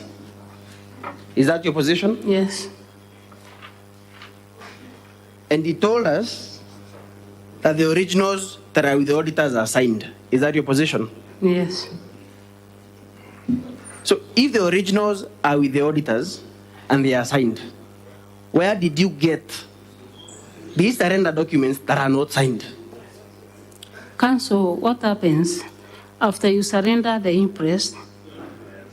When you surrender the surrender of the interest, you have a voucher that is in your documents attached to your files, signed, verified, and examined by an examiner. I think those are the documents you have. Are they examined and verified? No, the documents we have are not examined or signed by the Director of Accounts or by the Chief Officer of Finance. And if your testimony or your evidence is that the originals are signed and they are with the auditors, where did you get these copies that are not signed? Can you have two documents, one which is signed, the original, and another document that is not signed with respect to the same transaction? Of course, every person has to keep a record of what maybe you might be asked to give and give it out. So you would agree with me then that the documents you provided here are not a proper record or representation of the documents that are with the auditors? And that's why we have... No, it's a yes, no question. Would you agree with me then that the documents that you've provided here, because they are not signed, and the ones that are with the auditors, the originals, are signed, then these documents, obviously, are not a proper representation or copies of the documents you submitted to the auditors? They are the same documents submitted to the auditors. Madam Speaker, I think at this point I'll invite the Senate to make the necessary conclusion.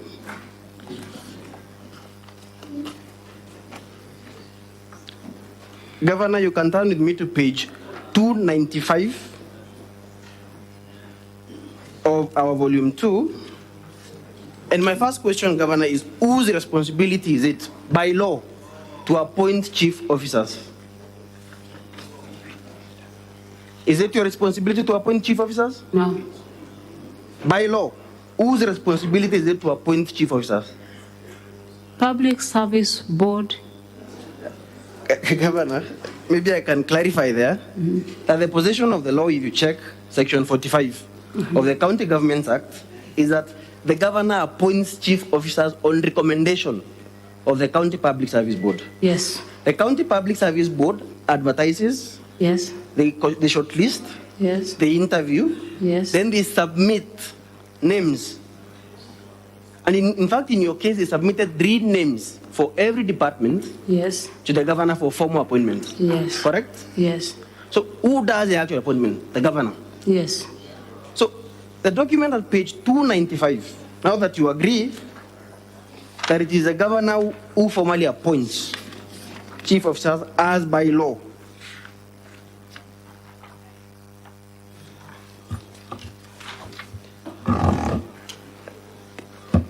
you will then you will agree with me, Governor, that the document at page 295 emanates from your office. It is signed by the County Secretary for Her Excellency the Governor, and it communicates your decision as Governor to appoint certain individuals as chief officers, some in acting capacity, some in substantive positions, correct? Council, I would like you to... It's a yes, no question, Governor, so that we move. There's no. So you have not appointed these persons? I've not appointed. Okay. I'll refer you then to number 1, Naomi Kamunde, that is appearing. Can you read aloud what the document is at number 1? I want to read from slightly above number 1. Okay, you can start there then. Redeployment. Okay. Redeployment, go ahead. Or maybe assistant can read for you. In order to improve on efficiency and effectiveness in the service delivery, the following changes have been agreed upon. Okay. Naomi Kamunde to move from Office of the Governor, Directorate of Protocol, to perform functions of chief officer, office of the governor, awaiting substantive chief officer. Okay. Yes. So, by this letter, Naomi Kamundi is to move from the office of the governor, correct? Yes. And perform the functions of chief officer, awaiting a substantive chief officer, correct? Yes. And we've agreed that the power to appoint chief officers resides in you as a governor. Is that appointment? No, we have agreed that the power to appoint resides in you as a governor, correct? Yes. Is it your position that in appointing chief officers in acting capacity, the governor need not consult the County Public Service Board? In this case... No, it's a yes-no question, Governor. Is it your position that in appointing chief officers in acting capacity, the governor need not consult the County Public Service Board? Is that your evidence? Who has signed this document? It is signed.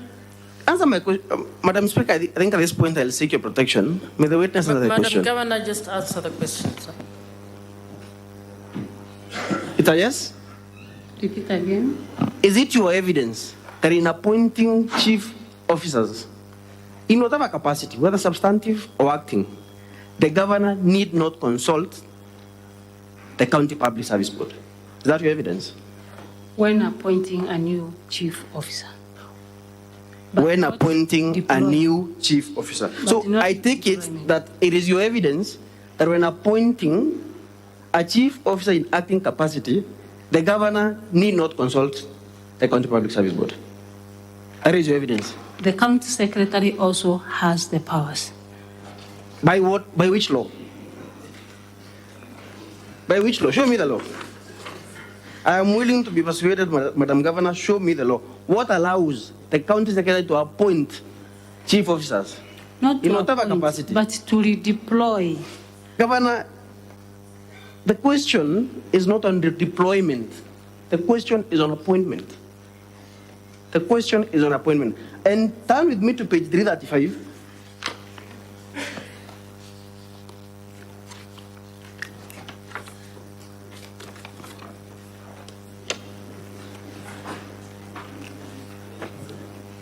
What document is on page 335?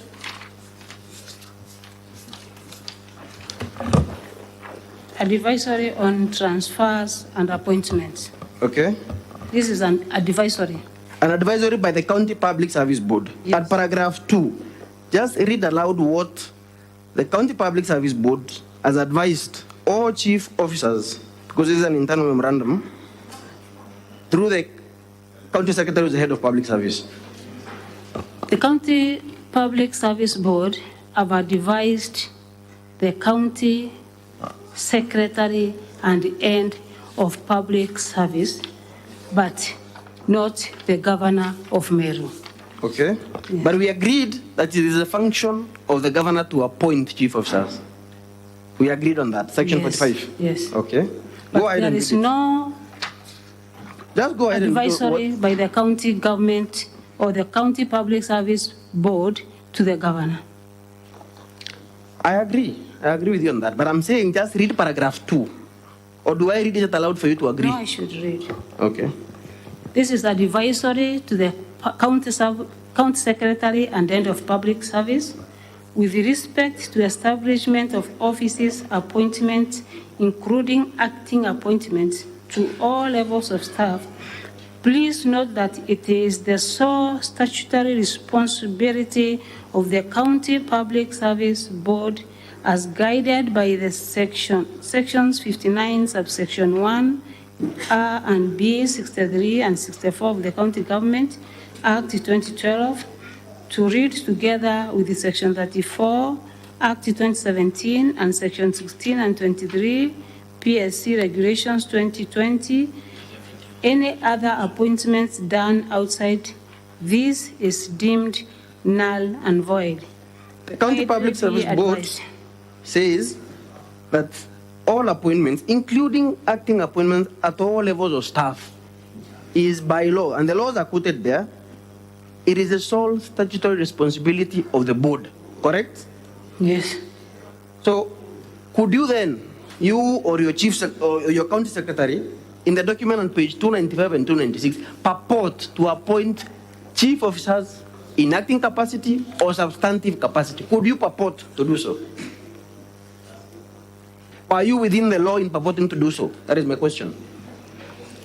I am not the one that did this.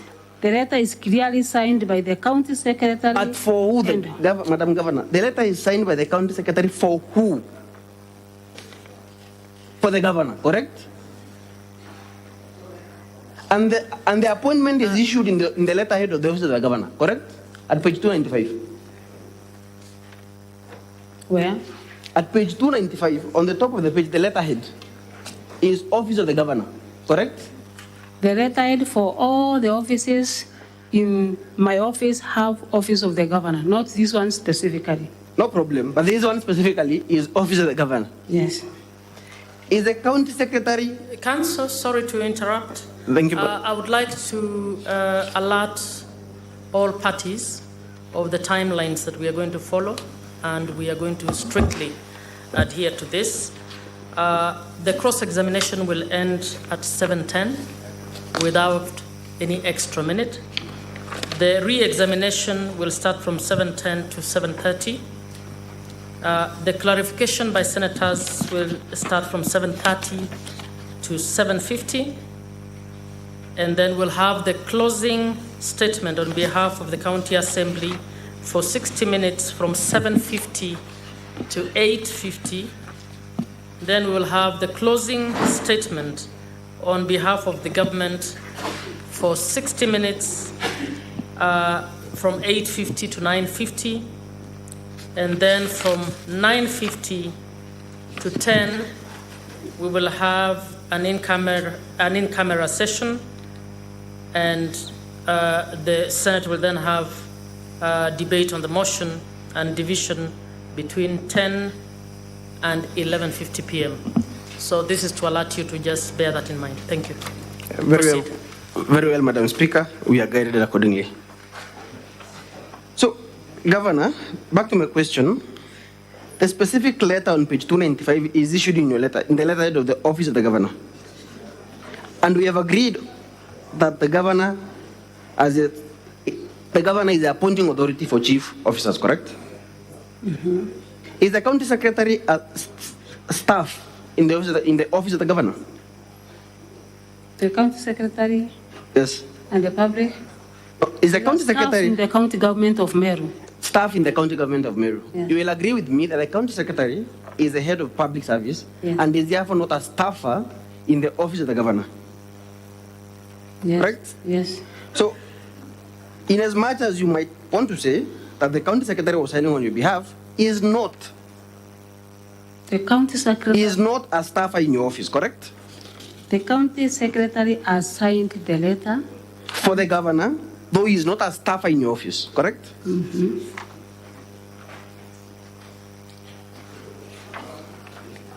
Governor, turn with me to page 384 of our volume 2.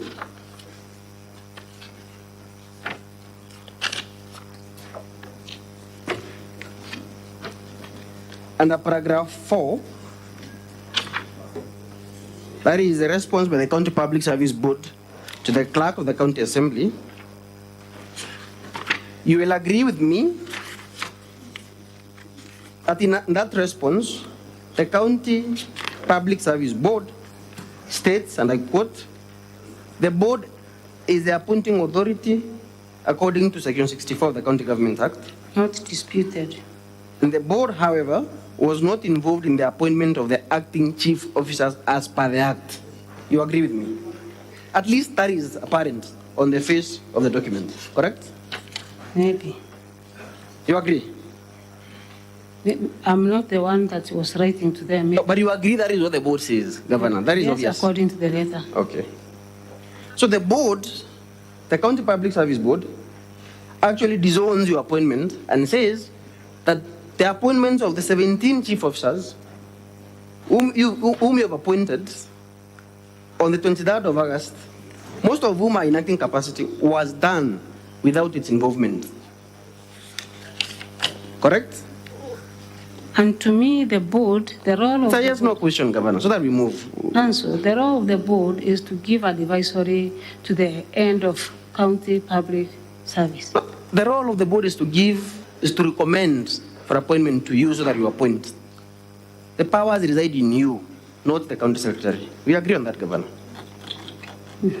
So, and the board disowns those appointments and says that you did not consult the board in making the appointments. You specifically, because you are the appointing authority.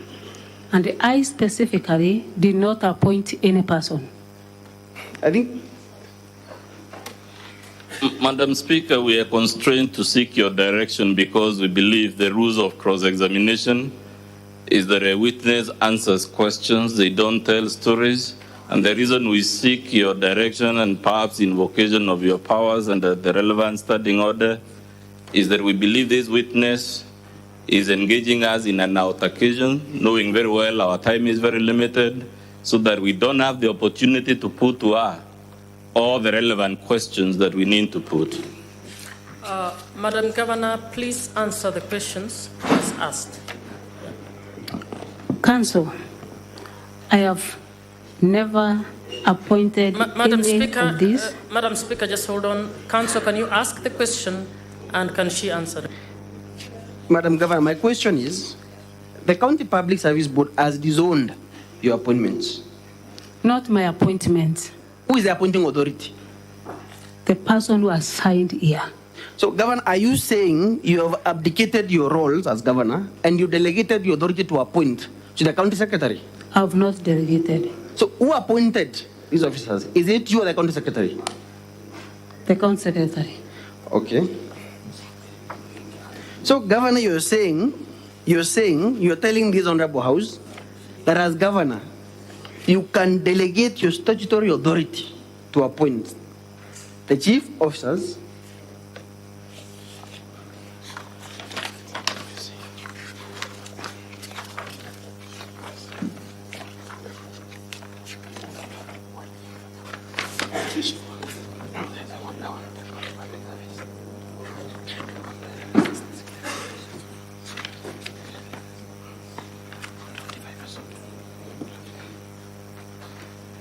just a moment, Madam Speaker.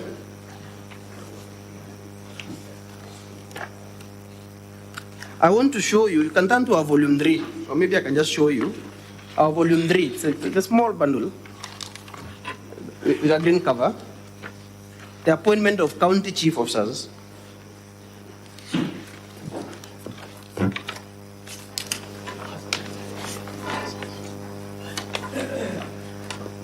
Governor, you will agree with me on 45, section 45. It reads as follows: that whenever a vacancy arises in the office of the county chief officer, the respective governor shall within 14 days nominate qualified and experienced county chief officers from among persons competitively sourced and recommended by the County Public Service Board, and with the approval of the County Assembly, appoint county chief officers. You agree? That is the law. That is the law, Governor. You agree? Council, I agree. Very well, very well, very well, Madam Governor. So, have you presented a valid authority before this House to show that you could validly delegate your authority to the County Secretary to appoint this chief officer on your behalf? The acting chief. Is there an authority? Is there an authority, Madam Governor? Council, from your documents. Let me explain, Council. Is there an authority? Yes or no? These acting Madam chief Governor, is there an authority? Are Madam Governor, in the same they want a yes or no answer. Just answer. Whether you no one has delegated been uh, sourced from outside. These are directors at acting capacity awaiting I think, Madam Speaker, I leave the Senate to draw a conclusion on that question.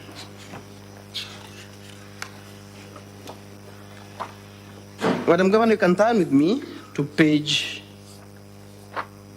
68 of our volume 2.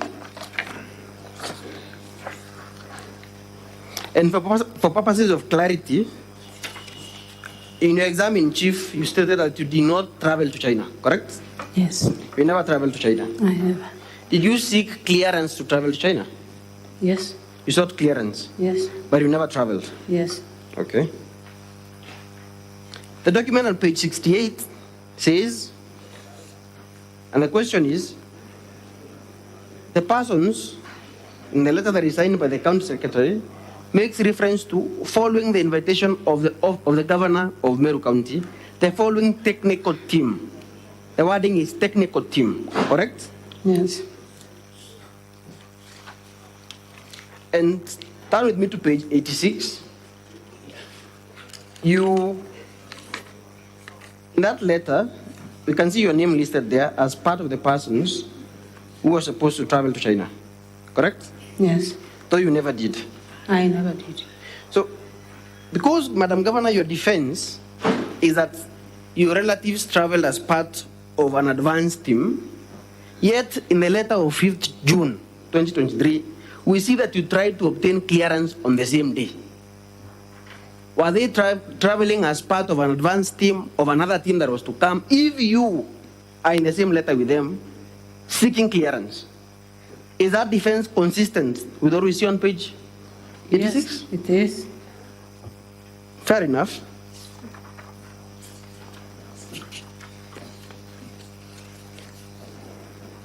And at page 87, Madam Governor, we see a Mr. Nefat Kenyu Meme, whose title is designated as Director External Linkages, correct? Yes.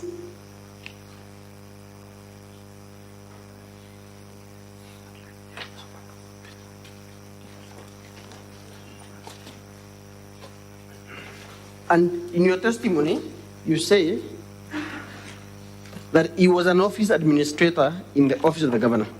Yes, and later moved to act in the external leakages.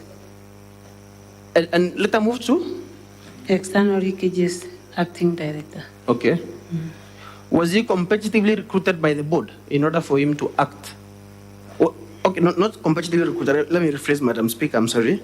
Was he formally appointed by the board, County Public Service Board, in order for him to act as a director external linkages? Was he?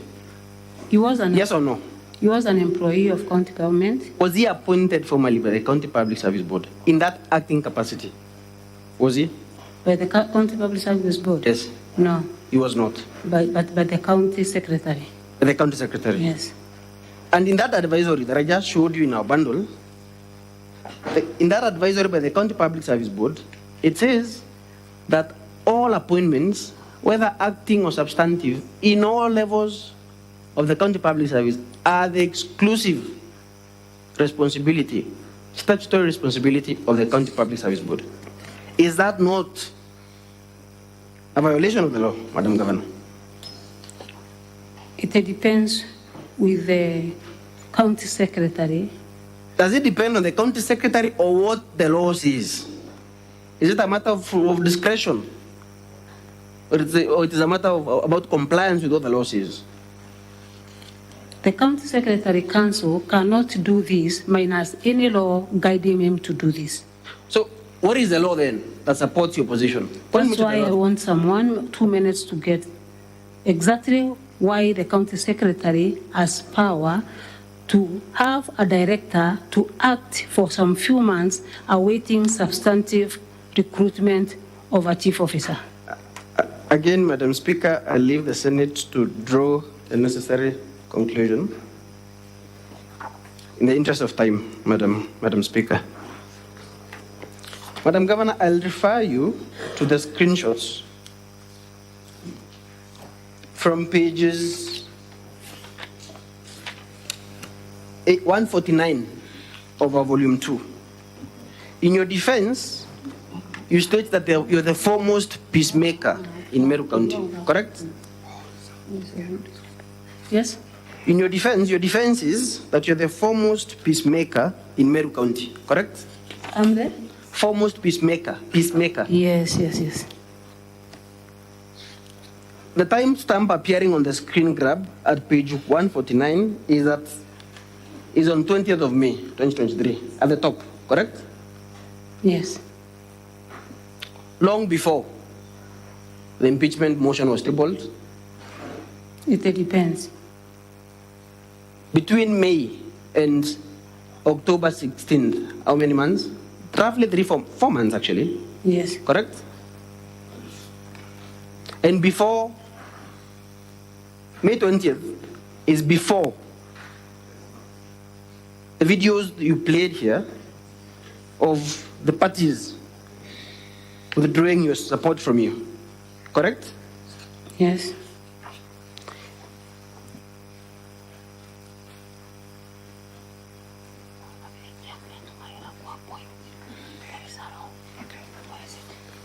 And on this page, Madam Governor, we see your Chief of Staff removing, the screenshots are provided by the Deputy Governor for your information.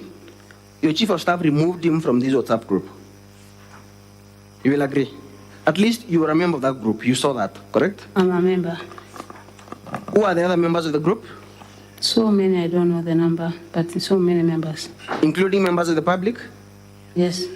As per your defense. And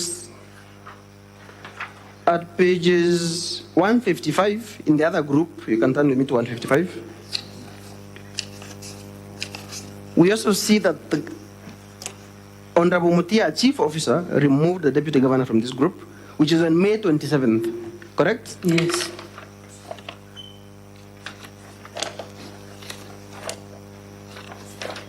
And in the interest of time, I'll refer you to page 160. This is a screen grab of your message about Kuchoma Jeshi that you are referred to by your counsel, correct? Yes. And your most disturbing message on page 163, a transcript of which, Madam Speaker, is on page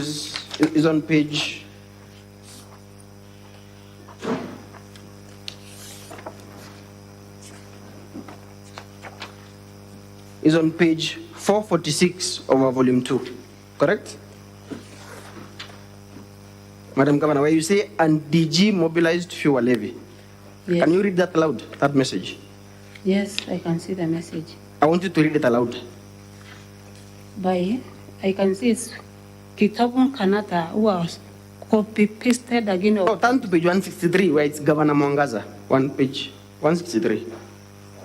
Where is Governor Mwangaza here? On the top. That is your message, Governor. Okay. And the DG mobilized fuel levy. Okay. I continue? Yes, continue.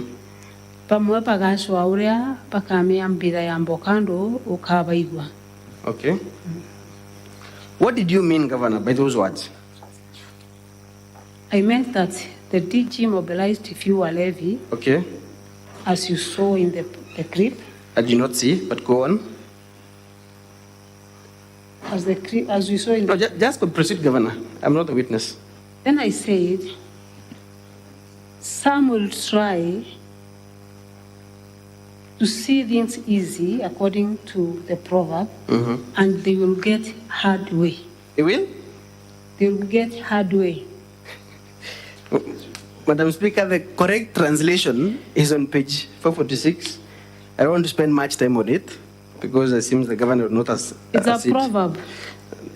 In the real sense, how do you have birembo? No harm, Madam Governor, no harm.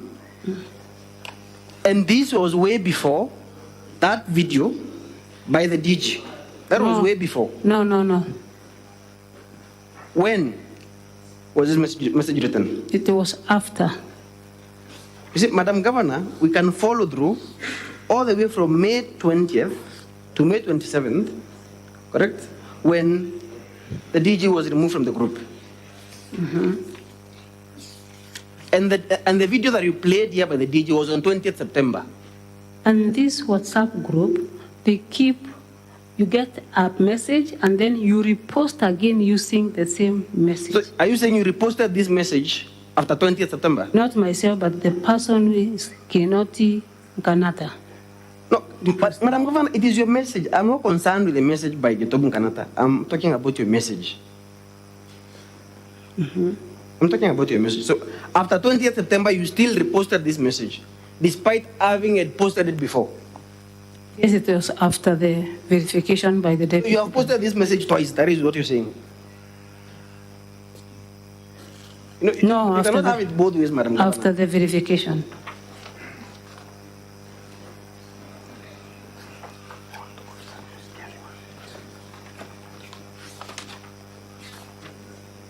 And Madam Governor, turn to page 170, where you make reference to the DG.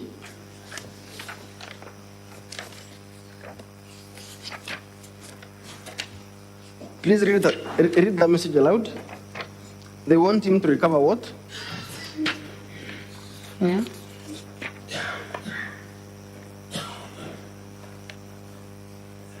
They want him to recover what? Mtosho invested every kuweka jina kwa ballot paper is investment worth CEC finance surely. Ungratefulness is a curse. Results coming up.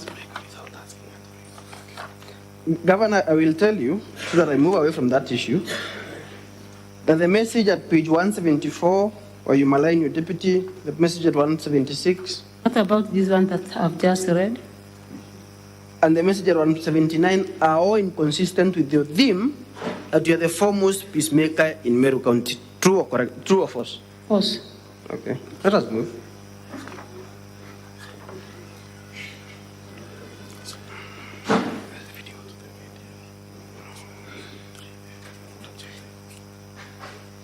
Madam Speaker, at this point I'll request the Secretary to play video in support of Country video number 3A.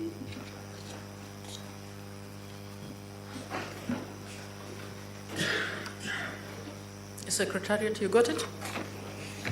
Which one, Council? 3A. 3A. Display 3A, yes. 3A.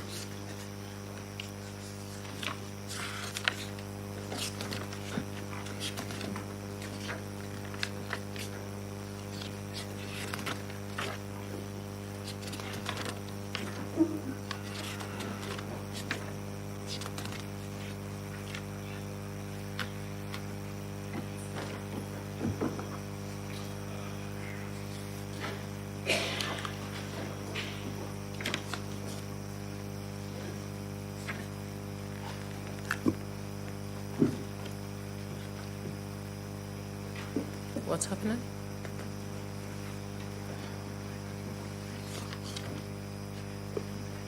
Madam Speaker, maybe can my time stop running as they prepare? Technical staff, what's happening?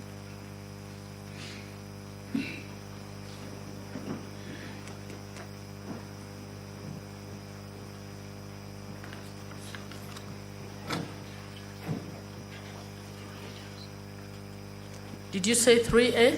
3A, yes, Madam Speaker. Is there a problem with 3A?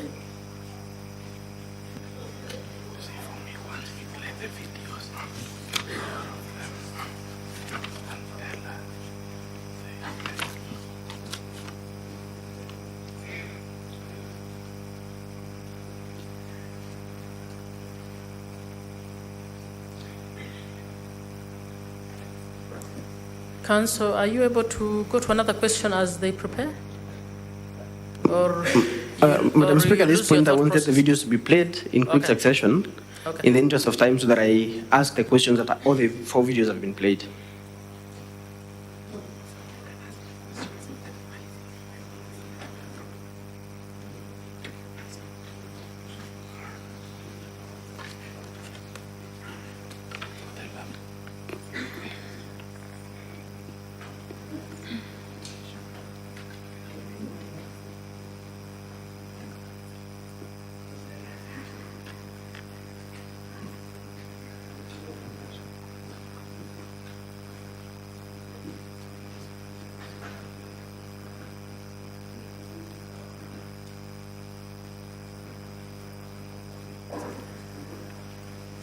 Who submitted that video? Is it a flash disk? Yes, we submitted 3 flash disks. It is by county assembly or by the county assembly, Madam Speaker. the clip by county assembly? Yes, in our videos. Our and video it number. is in which flash disk? It is, I don't remember the model, but it is. The team county assembly, can you kindly assist? 3A. Yes, it is video number 3A. Video, the folder is videos in support of count 3, and it is 3A inside the folder. Okay, technical team, are you able to get that?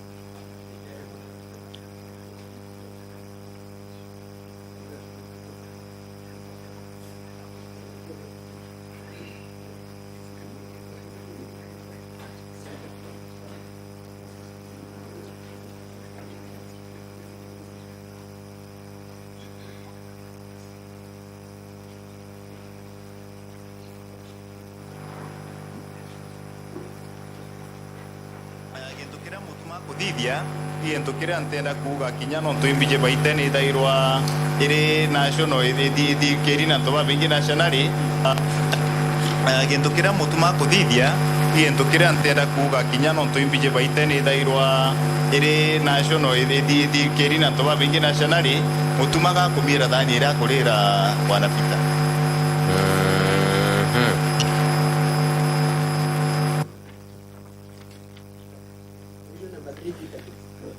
Madam Speaker, I request that video number 3 be played. Is that the one? That is 3A, yes. I want 3B to be played. I want all of them to be played. Then I can pose the questions. Okay, team, any other?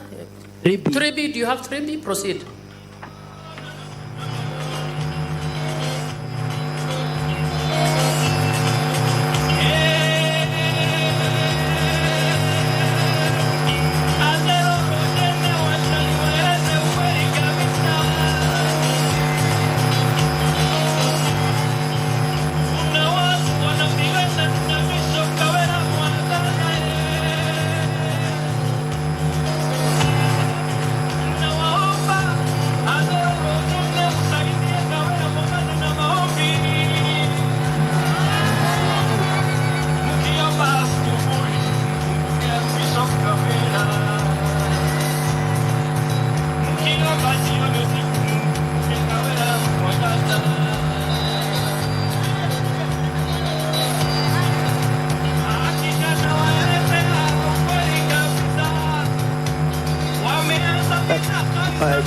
Madam Speaker, I request that video number 3C be played. Say that again. I request that video number 3C be played because I'm strained for time. Number C. Yes, number C now. Okay, move on to C. Kaende kabati. Na tunasema hivi tukiwa na mahasras wenzangu ya kwamba Meru County haitatekwa nyara na makatero 10 ambao wanafikiria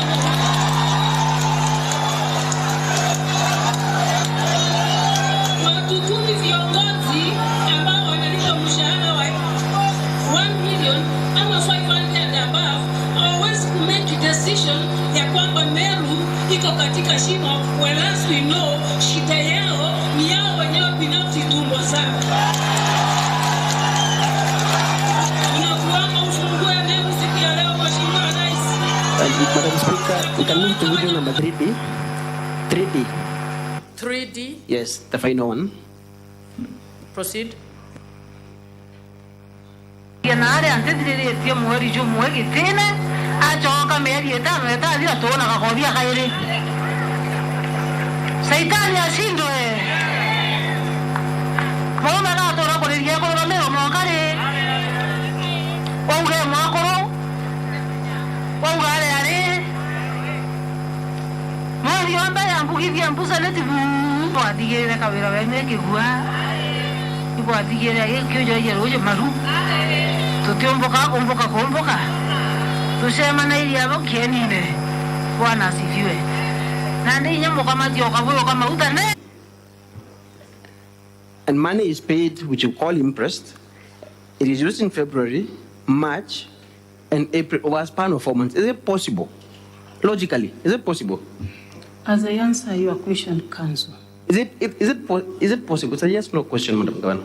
Out of the 600 vehicles we have in Meru, is Governor supposed to verify work tickets for every vehicle? No, Madam Governor, these are the documents you've provided in your own bundle of documents to justify the payments that have been made to your sisters. And yet you seem not to be able to explain. And you've used one work ticket 17 times. And my question is, do you intend that work ticket be used to justify the payments that you made to your sisters? Yes or no? I'm not aware of the work ticket. You're not aware? Photocopied for the purpose of this impeachment. It has been photocopied. Very well. Madam Speaker, I believe 6 minutes. I will yield them to my colleague, Mr. Muriuki.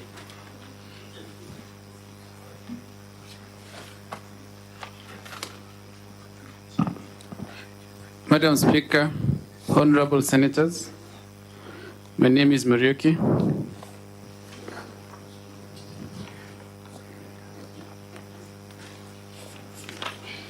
And I shall continue from where my colleague has left.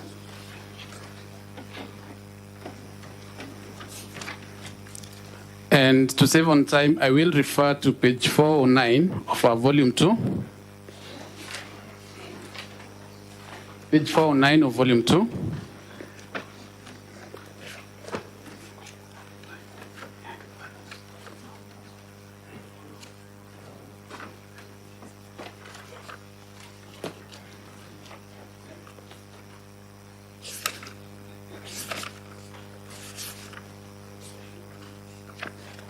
Are you there?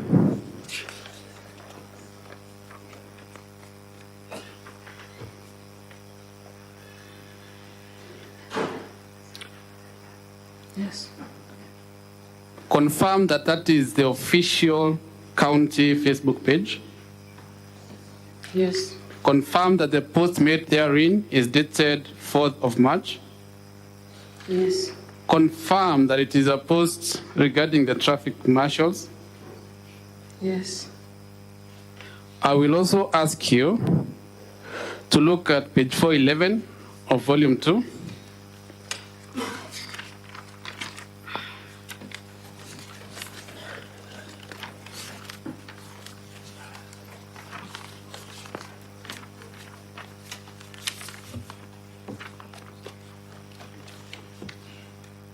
Confirm that that is your Facebook page. Yes. And you're talking about the traffic marshals. Yes. On page 392 of volume 2 still,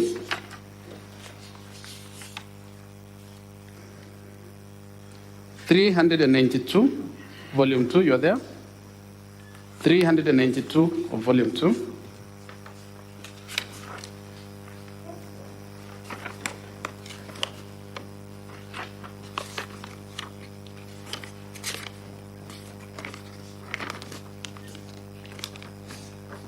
The board, the County Public Service Board, page 392. Please save my time. I don't have much of it. 392 of volume 2. Are you there? Yes. The board has not employed any traffic marshals in the county public service. Yes. That is the item numbered 1. It has not employed.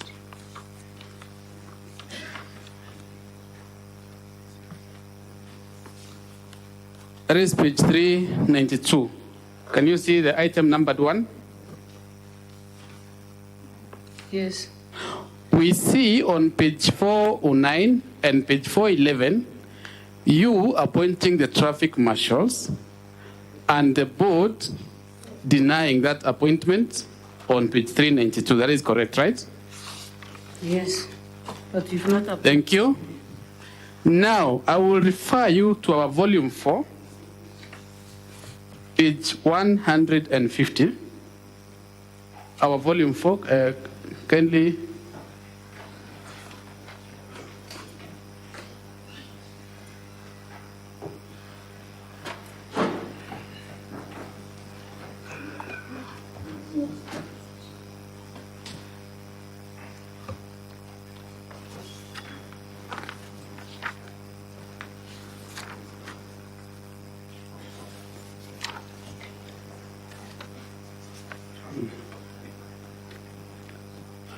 Volume 4, page 150.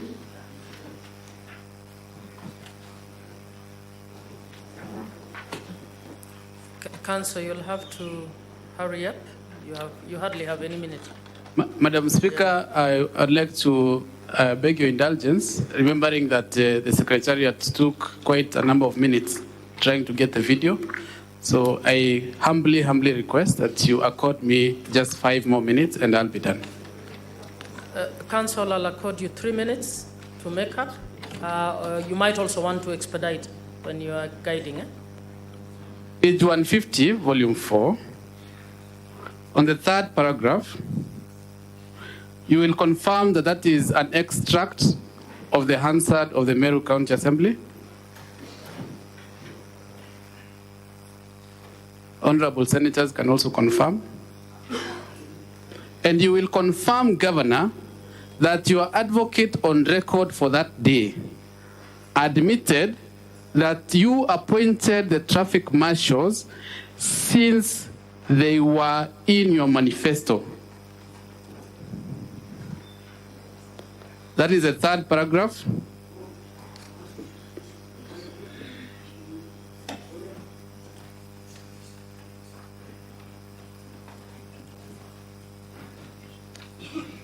I have underlined the relevant parts.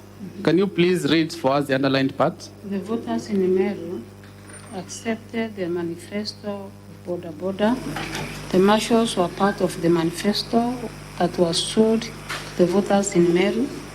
They elected the governor based on that manifesto, did not elect the others who did not mention borders.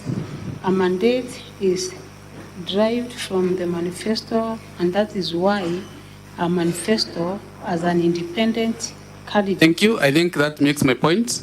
The very next page, that is 152, the one after the next page.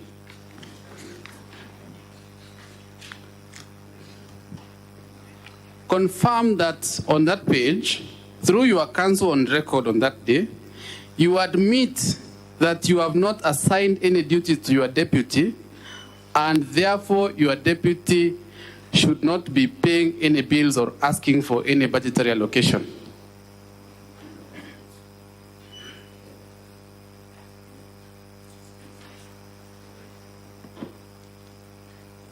On the day naming, where?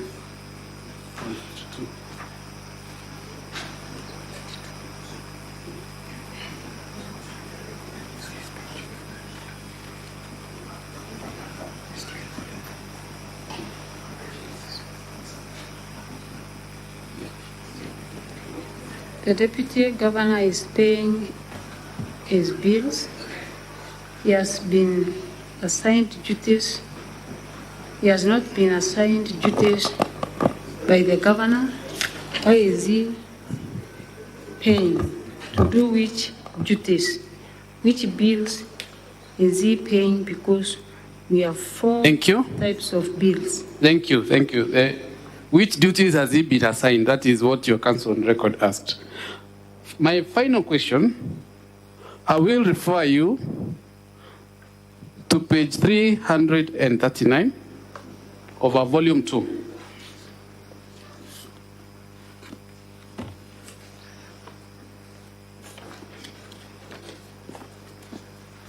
Council, please wind up. Final question, Madam Speaker. 339, volume 2. Council, your time is up. My final question, I was waiting for the governor to get the page, Madam Speaker. On that page, who has made that post? It is I. Owning the changes in the saga, that is the liquor board, the revenue board, and the liquor board and the revenue board, more specifically, correct? Press release. Thank you. From you. Therefore, Madam Governor, you cannot run away from the letters on page 336, 337, and 338 of the same volume, which sends these officers on compulsory leave with full payment that you have already owned in your own press release. Am I right? You are not right. Thank you, Madam Speaker. I'm done. As the team for County Assembly prepares for re-examination, and we will be strict with time, Honorable Senators, I have a communication to make on the address to Parliament by His Excellency the President, pursuant to Article 132(1)(b) and (c) of the Constitution. Honorable Senators, as you may recall, on a sitting of the Senate held on Thursday, 2nd November 2023, I communicated of a request by His Excellency the President to deliver his inaugural address to Parliament in accordance with Article 132(1)(b) and (c) of the Constitution. This is therefore to remind you that His Excellency the President will deliver his inaugural State of the Nation address to Parliament during a joint sitting of the Houses of Parliament tomorrow, Thursday, 9th November 2023 at 2:30 p.m. in the National Assembly Chamber. Honorable members, to ensure a smooth flow of motor traffic and to ensure that preparations towards facilitation of this event are well carried out, parking for members of Parliament has been reserved at Comesa parking lot in KICC and the parking lot next to the County House on Parliament Road. All vehicles parked around main Parliament buildings, that's the rear gate, canteen area, parliamentary courtyard, and at the Senate parking should be removed by close of business today, Wednesday, 8th November 2023. Your cooperation on this matter is highly appreciated. I thank you.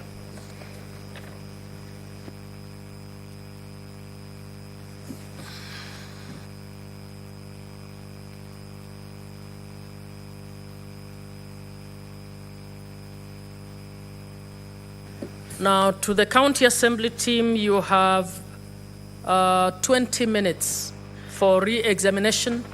If you take 15, we will be grateful. Thank you, Madam Speaker. I will do it in less than 15 minutes. Let us begin from where you have left on the Facebook post regarding the changes in the liquor board. You have been told that you bear the responsibility of sending those individuals for compulsory leave because of your Facebook post. Are you looking at your Facebook post?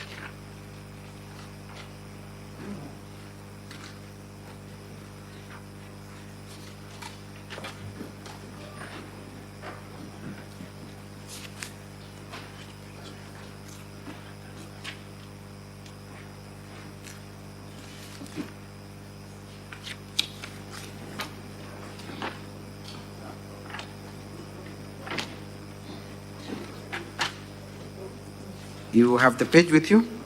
Yes. Madam Governor, why did you make that post? Is it because you had been part and parcel of the process of sending the employees on compulsory leave? No. Why did you make that post confirming the changes that had occurred? I was notified that pending investigation by EACC, the county secretary and sent on compulsory leave the people mentioned here And upon receiving the communication, they also say that they have appointed substantive, or they have appointed some people to hold the office pending investigations. So I posted, and you can see clearly that it's a press release that was given by the county secretary for me to release. So your simple answer is that you communicated that which that had been done by the county secretary? Yes, and this is the former county secretary that was there in the second regime. Confirm to us that this was barely a week after you were sworn in office? Yes, barely a week. Did you have any particular reason to have any grudges to send these individuals for compulsory leave? No, they had issues with investigation according to the county secretary. Thank you. A lot of Ulabalu has been advanced in respect of what is said to be appointment of officers in an acting capacity. To the best of your knowledge, the letter that you have been shown at page 335,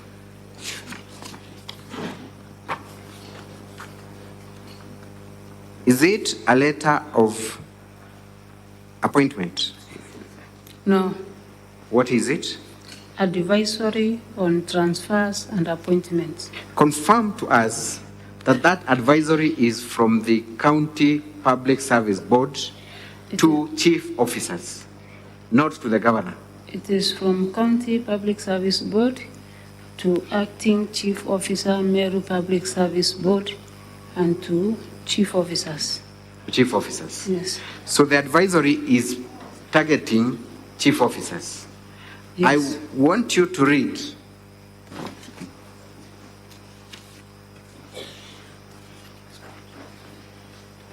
I want you to try and read the first paragraph of that letter so that we understand the import of the advisory. Reference is made to a memo, reference CGM/CS/IM/3/3 286 of 6th December 2022.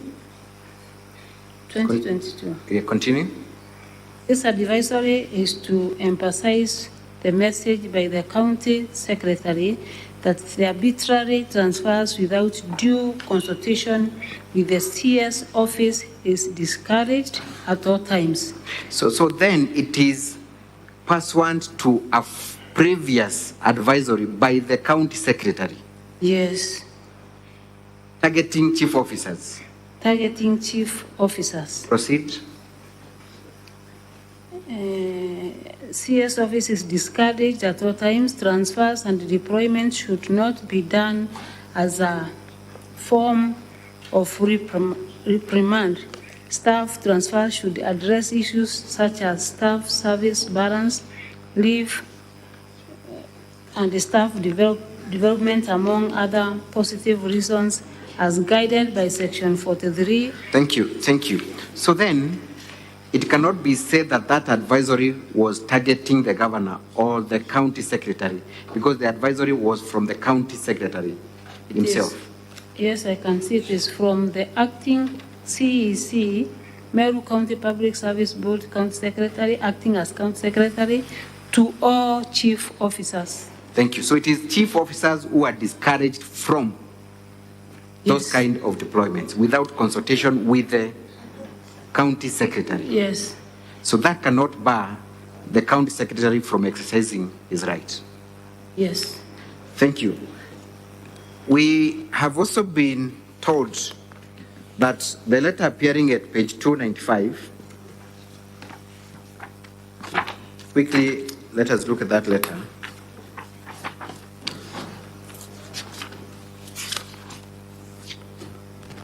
Is a letter of employment. To the best of your understanding, what is the title of that letter?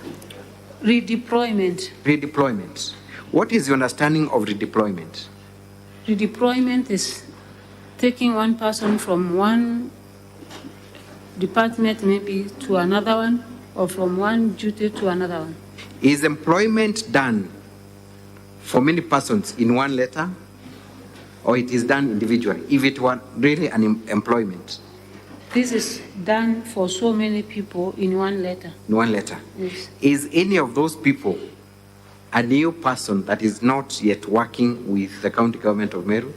All these have been working since even 2016, 2015 as directors and other senior officers in the government of Meru. Is there anywhere where the salaries or remuneration of those persons is mentioned?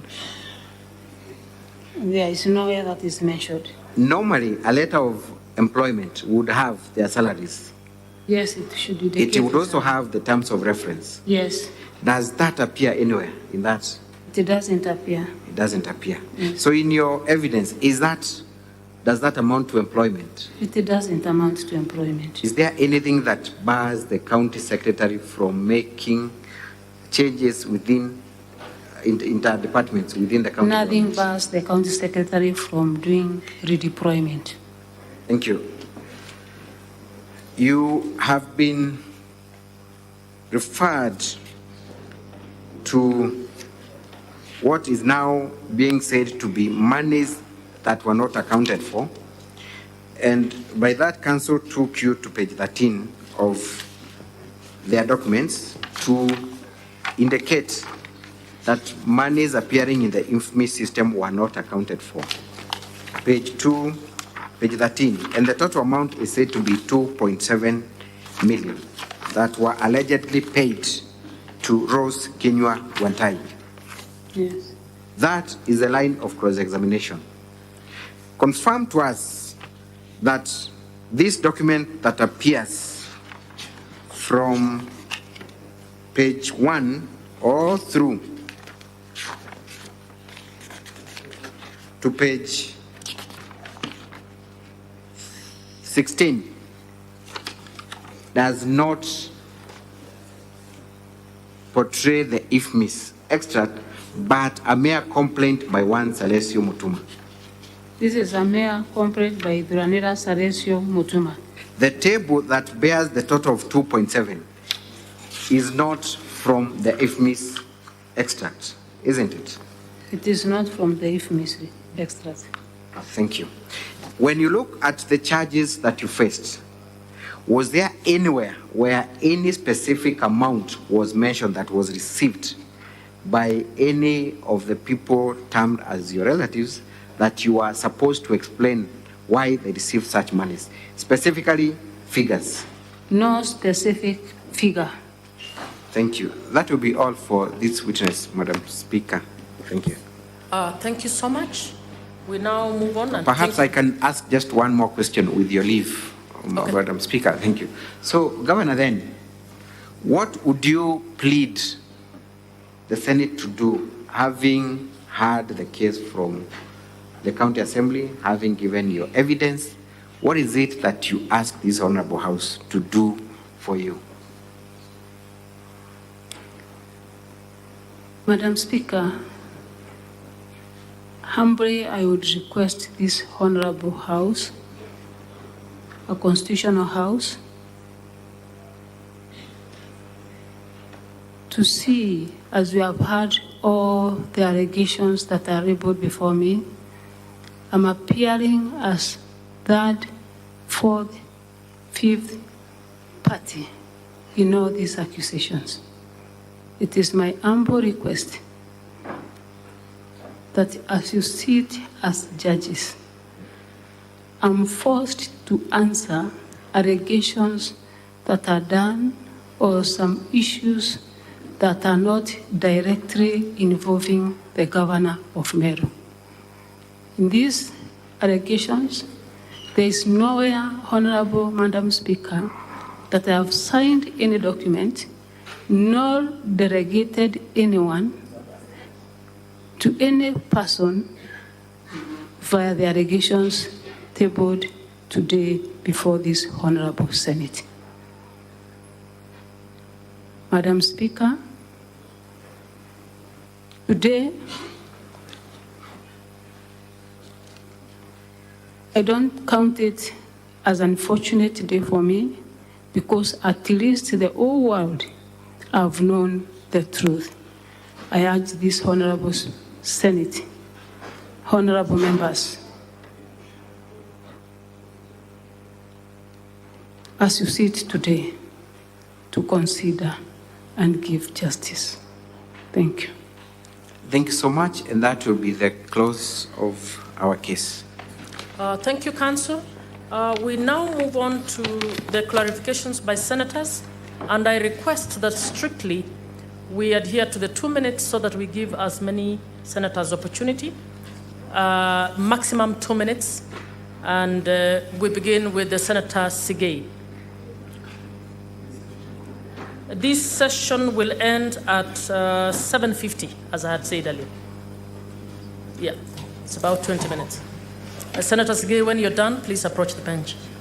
Thank you, Madam Speaker. And I'm troubled with three things. I'll ask three clarifications, and this one is to the Counsel for the Governor, alias Mutuma. Number one, I want to get your response, in particular to the allegation with regards to a gentleman by the name Nefat, whose employment dates back to 2016, employed at Job Group H. In 2023, acted in Job Group R, and the document that we've been given appearing at page 384 of the County Assembly's bundle from the County Public Service Board. I would wish to get your responses, Counsel. Two, witness number 3, I can't recall the name, is called Mr. Munene Nganata, sorry. At paragraph 13 of his affidavit, he made reference to employees whose position at the time of employment was cleaners, and a document which has been submitted as evidence before the House, appearing at page 407 and 374. The responses that will clear my mind will probably be that coming from you, because what Mr. Nganata responded to as he was asked is not clear to me. And lastly, your position with regard to a number of videos which entertained this House on oathing. On the one hand, there was an element of some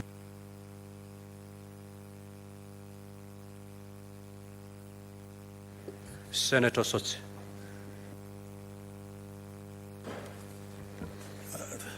Thank you, Mr. Speaker.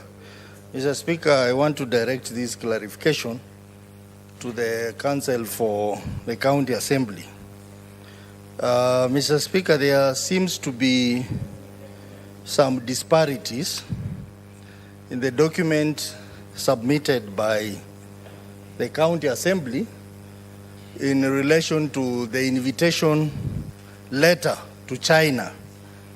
The document submitted by the County Assembly on page 60 differs in content from the document submitted by the Governor on page 425 of the bigger document of evidence. But when you look at the two documents keenly, Mr. Speaker, the document for the County Assembly does not refer to the other assignments the county government went to do in China. That is housing and agriculture. But another document attached on page 68 of the County Assembly bundle confirms that actually housing and agriculture was one of the functions. So my concern, which I want clarification from the Council for the County Assembly, is to explain the deviation in the two letters, the letter by the Governor and the letter by the County Assembly, and explain to this House which letter is the correct letter to go with.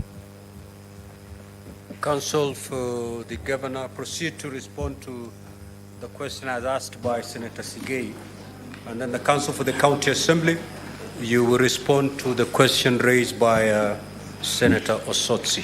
Thank you very much, Mr. Speaker, sir.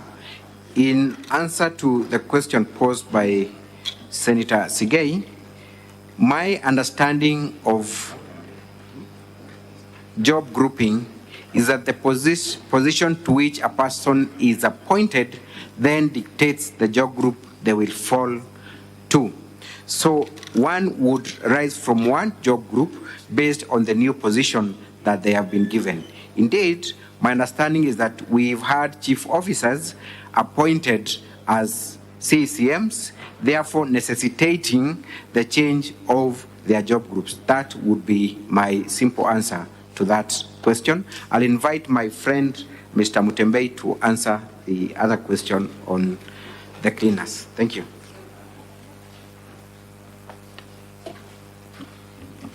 Mr. Speaker, I wish to respond to the question from Senator Sigei. The question was asking why some cleaners appear to be categorized as senior support staff in the pay slips that have been produced in the bundle of documents by the County Assembly. Although the witness, notwithstanding the fact that the witness confirmed that the pay slips cannot be authenticated, it is the position that cleaners are actually support staff. And cleaners would be categorized as senior support staff based on their salary. If you look at the pay slip that has been produced, the one that appears as senior support staff is earning a basic salary of 18,000, and that is in tandem with the role of a senior support staff. That would be the simple answer. Thank you. Council for County Assembly.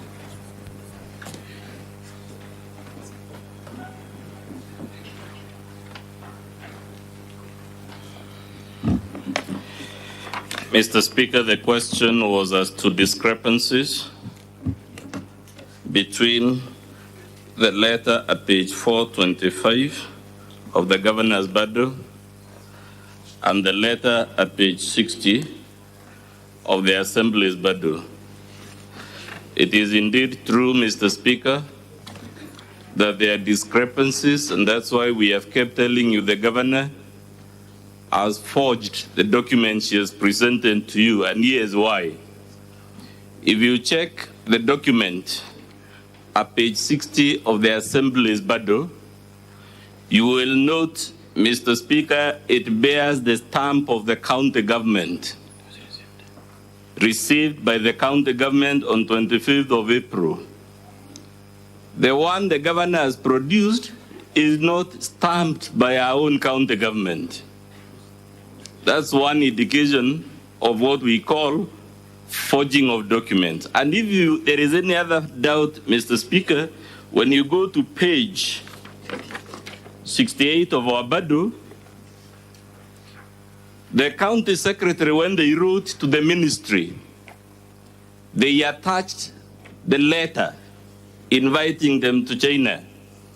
And the letter the county secretary attached is the version that the County Assembly has produced, and it is attached at page 69 of our Bundle with the same stamp. And it is our submission, therefore, the Governor must have forged this document, as we have been saying all along, at page 425 of our Bundle. Senator Newton.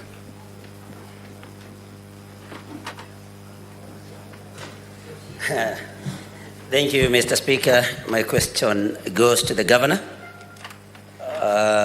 in relation to Okolea. So, Governor, who funds Okolea?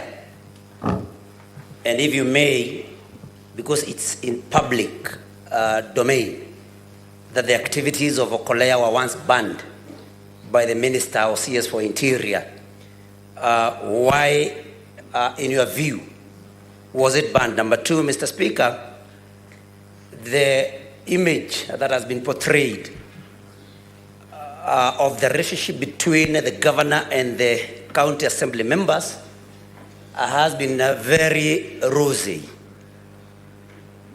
especially after the past impeachment proceedings. Governor, where and why did the reins start beating you, as in the relationship between you and the members of the county assembly? Thank you, Mr. Speaker. Those are my questions. Governor, proceed to respond. Thank you, Mr. Speaker. The Okolea program, as I said before, has been there for the last 12 years. It is purely funded by Baite Family Fellowship, where I'm the bishop. All the offerings that we get from the church, the pastors and the members of the church take all the money, buy blankets, mattresses. I also donate 50% of my salary towards the Okolea program. It is purely a program by the church and my family, funded by the donations made in our church and my 50% contribution from my salary. The issue of banning the Okolea, it is just the other day when we had one at Igembe, where my deputy governor incited the youth, as you saw in the video, slaughtered the cow that was supposed to be donated to a poor woman. There was some chaos. And then from that event is where now the CS came and said because of the unrest in Meru, he has to ban the Okolea until there is rest in Meru. It was not banned permanently. I think for his own wisdom, he decided and acted so that you get peace and continue as a church. It is purely a church program.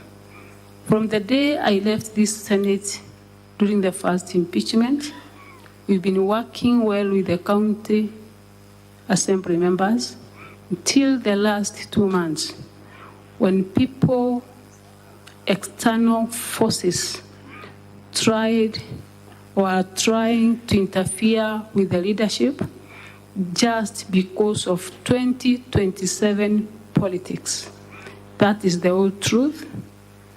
And as I stand here, I know that the members of county assembly have no issues with the governor, apart from the external forces forcing them to cause a lot of confusion in Meru for those who have decided that they will run for the position of county governor to have space and have a route via the deputy governor or via making it that Meru doesn't work.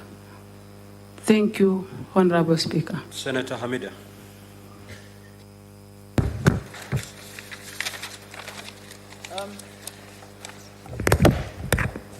Thank you, Mr. Speaker.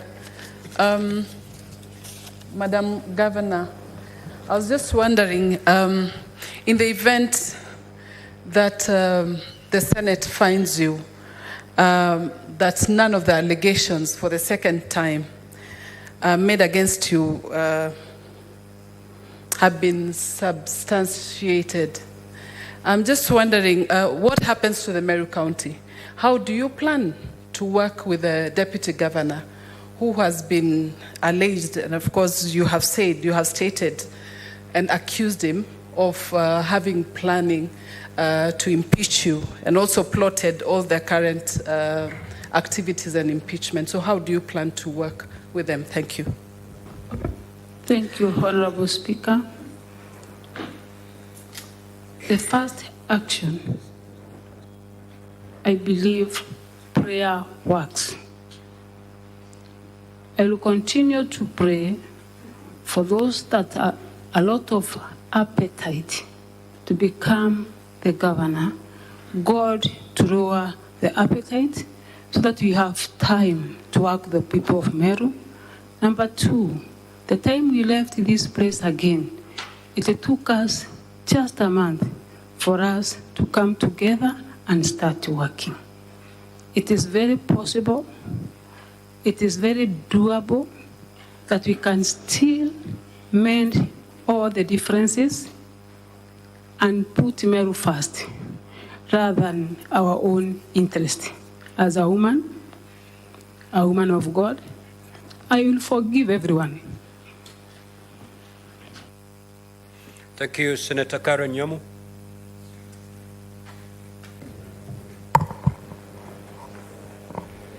Thank you, Mr. Speaker.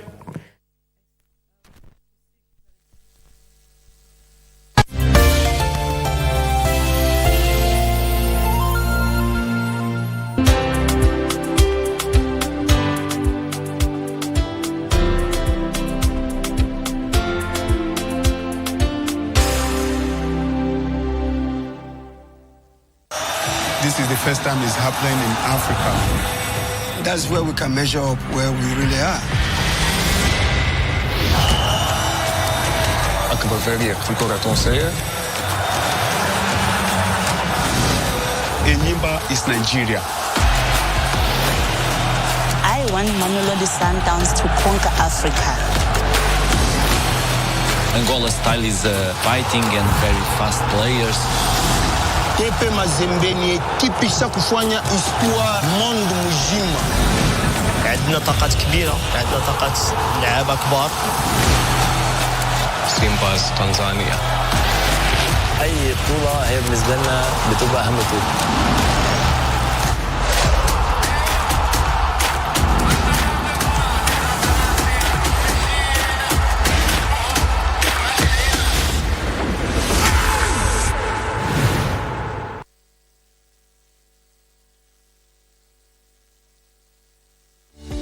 The Institution of Engineers of Kenya with partners invites you to the 30th IEK International Convention to be held from 14th to 17th November 2023 at Pride in Paradise Resort, Mombasa. The theme of the convention is Engineering a New World. Over 4,000 delegates across all sectors in the engineering fraternity are expected to attend both physically and virtually. Register, attend, learn, network. You can't afford to miss out. Follow this event live on KBC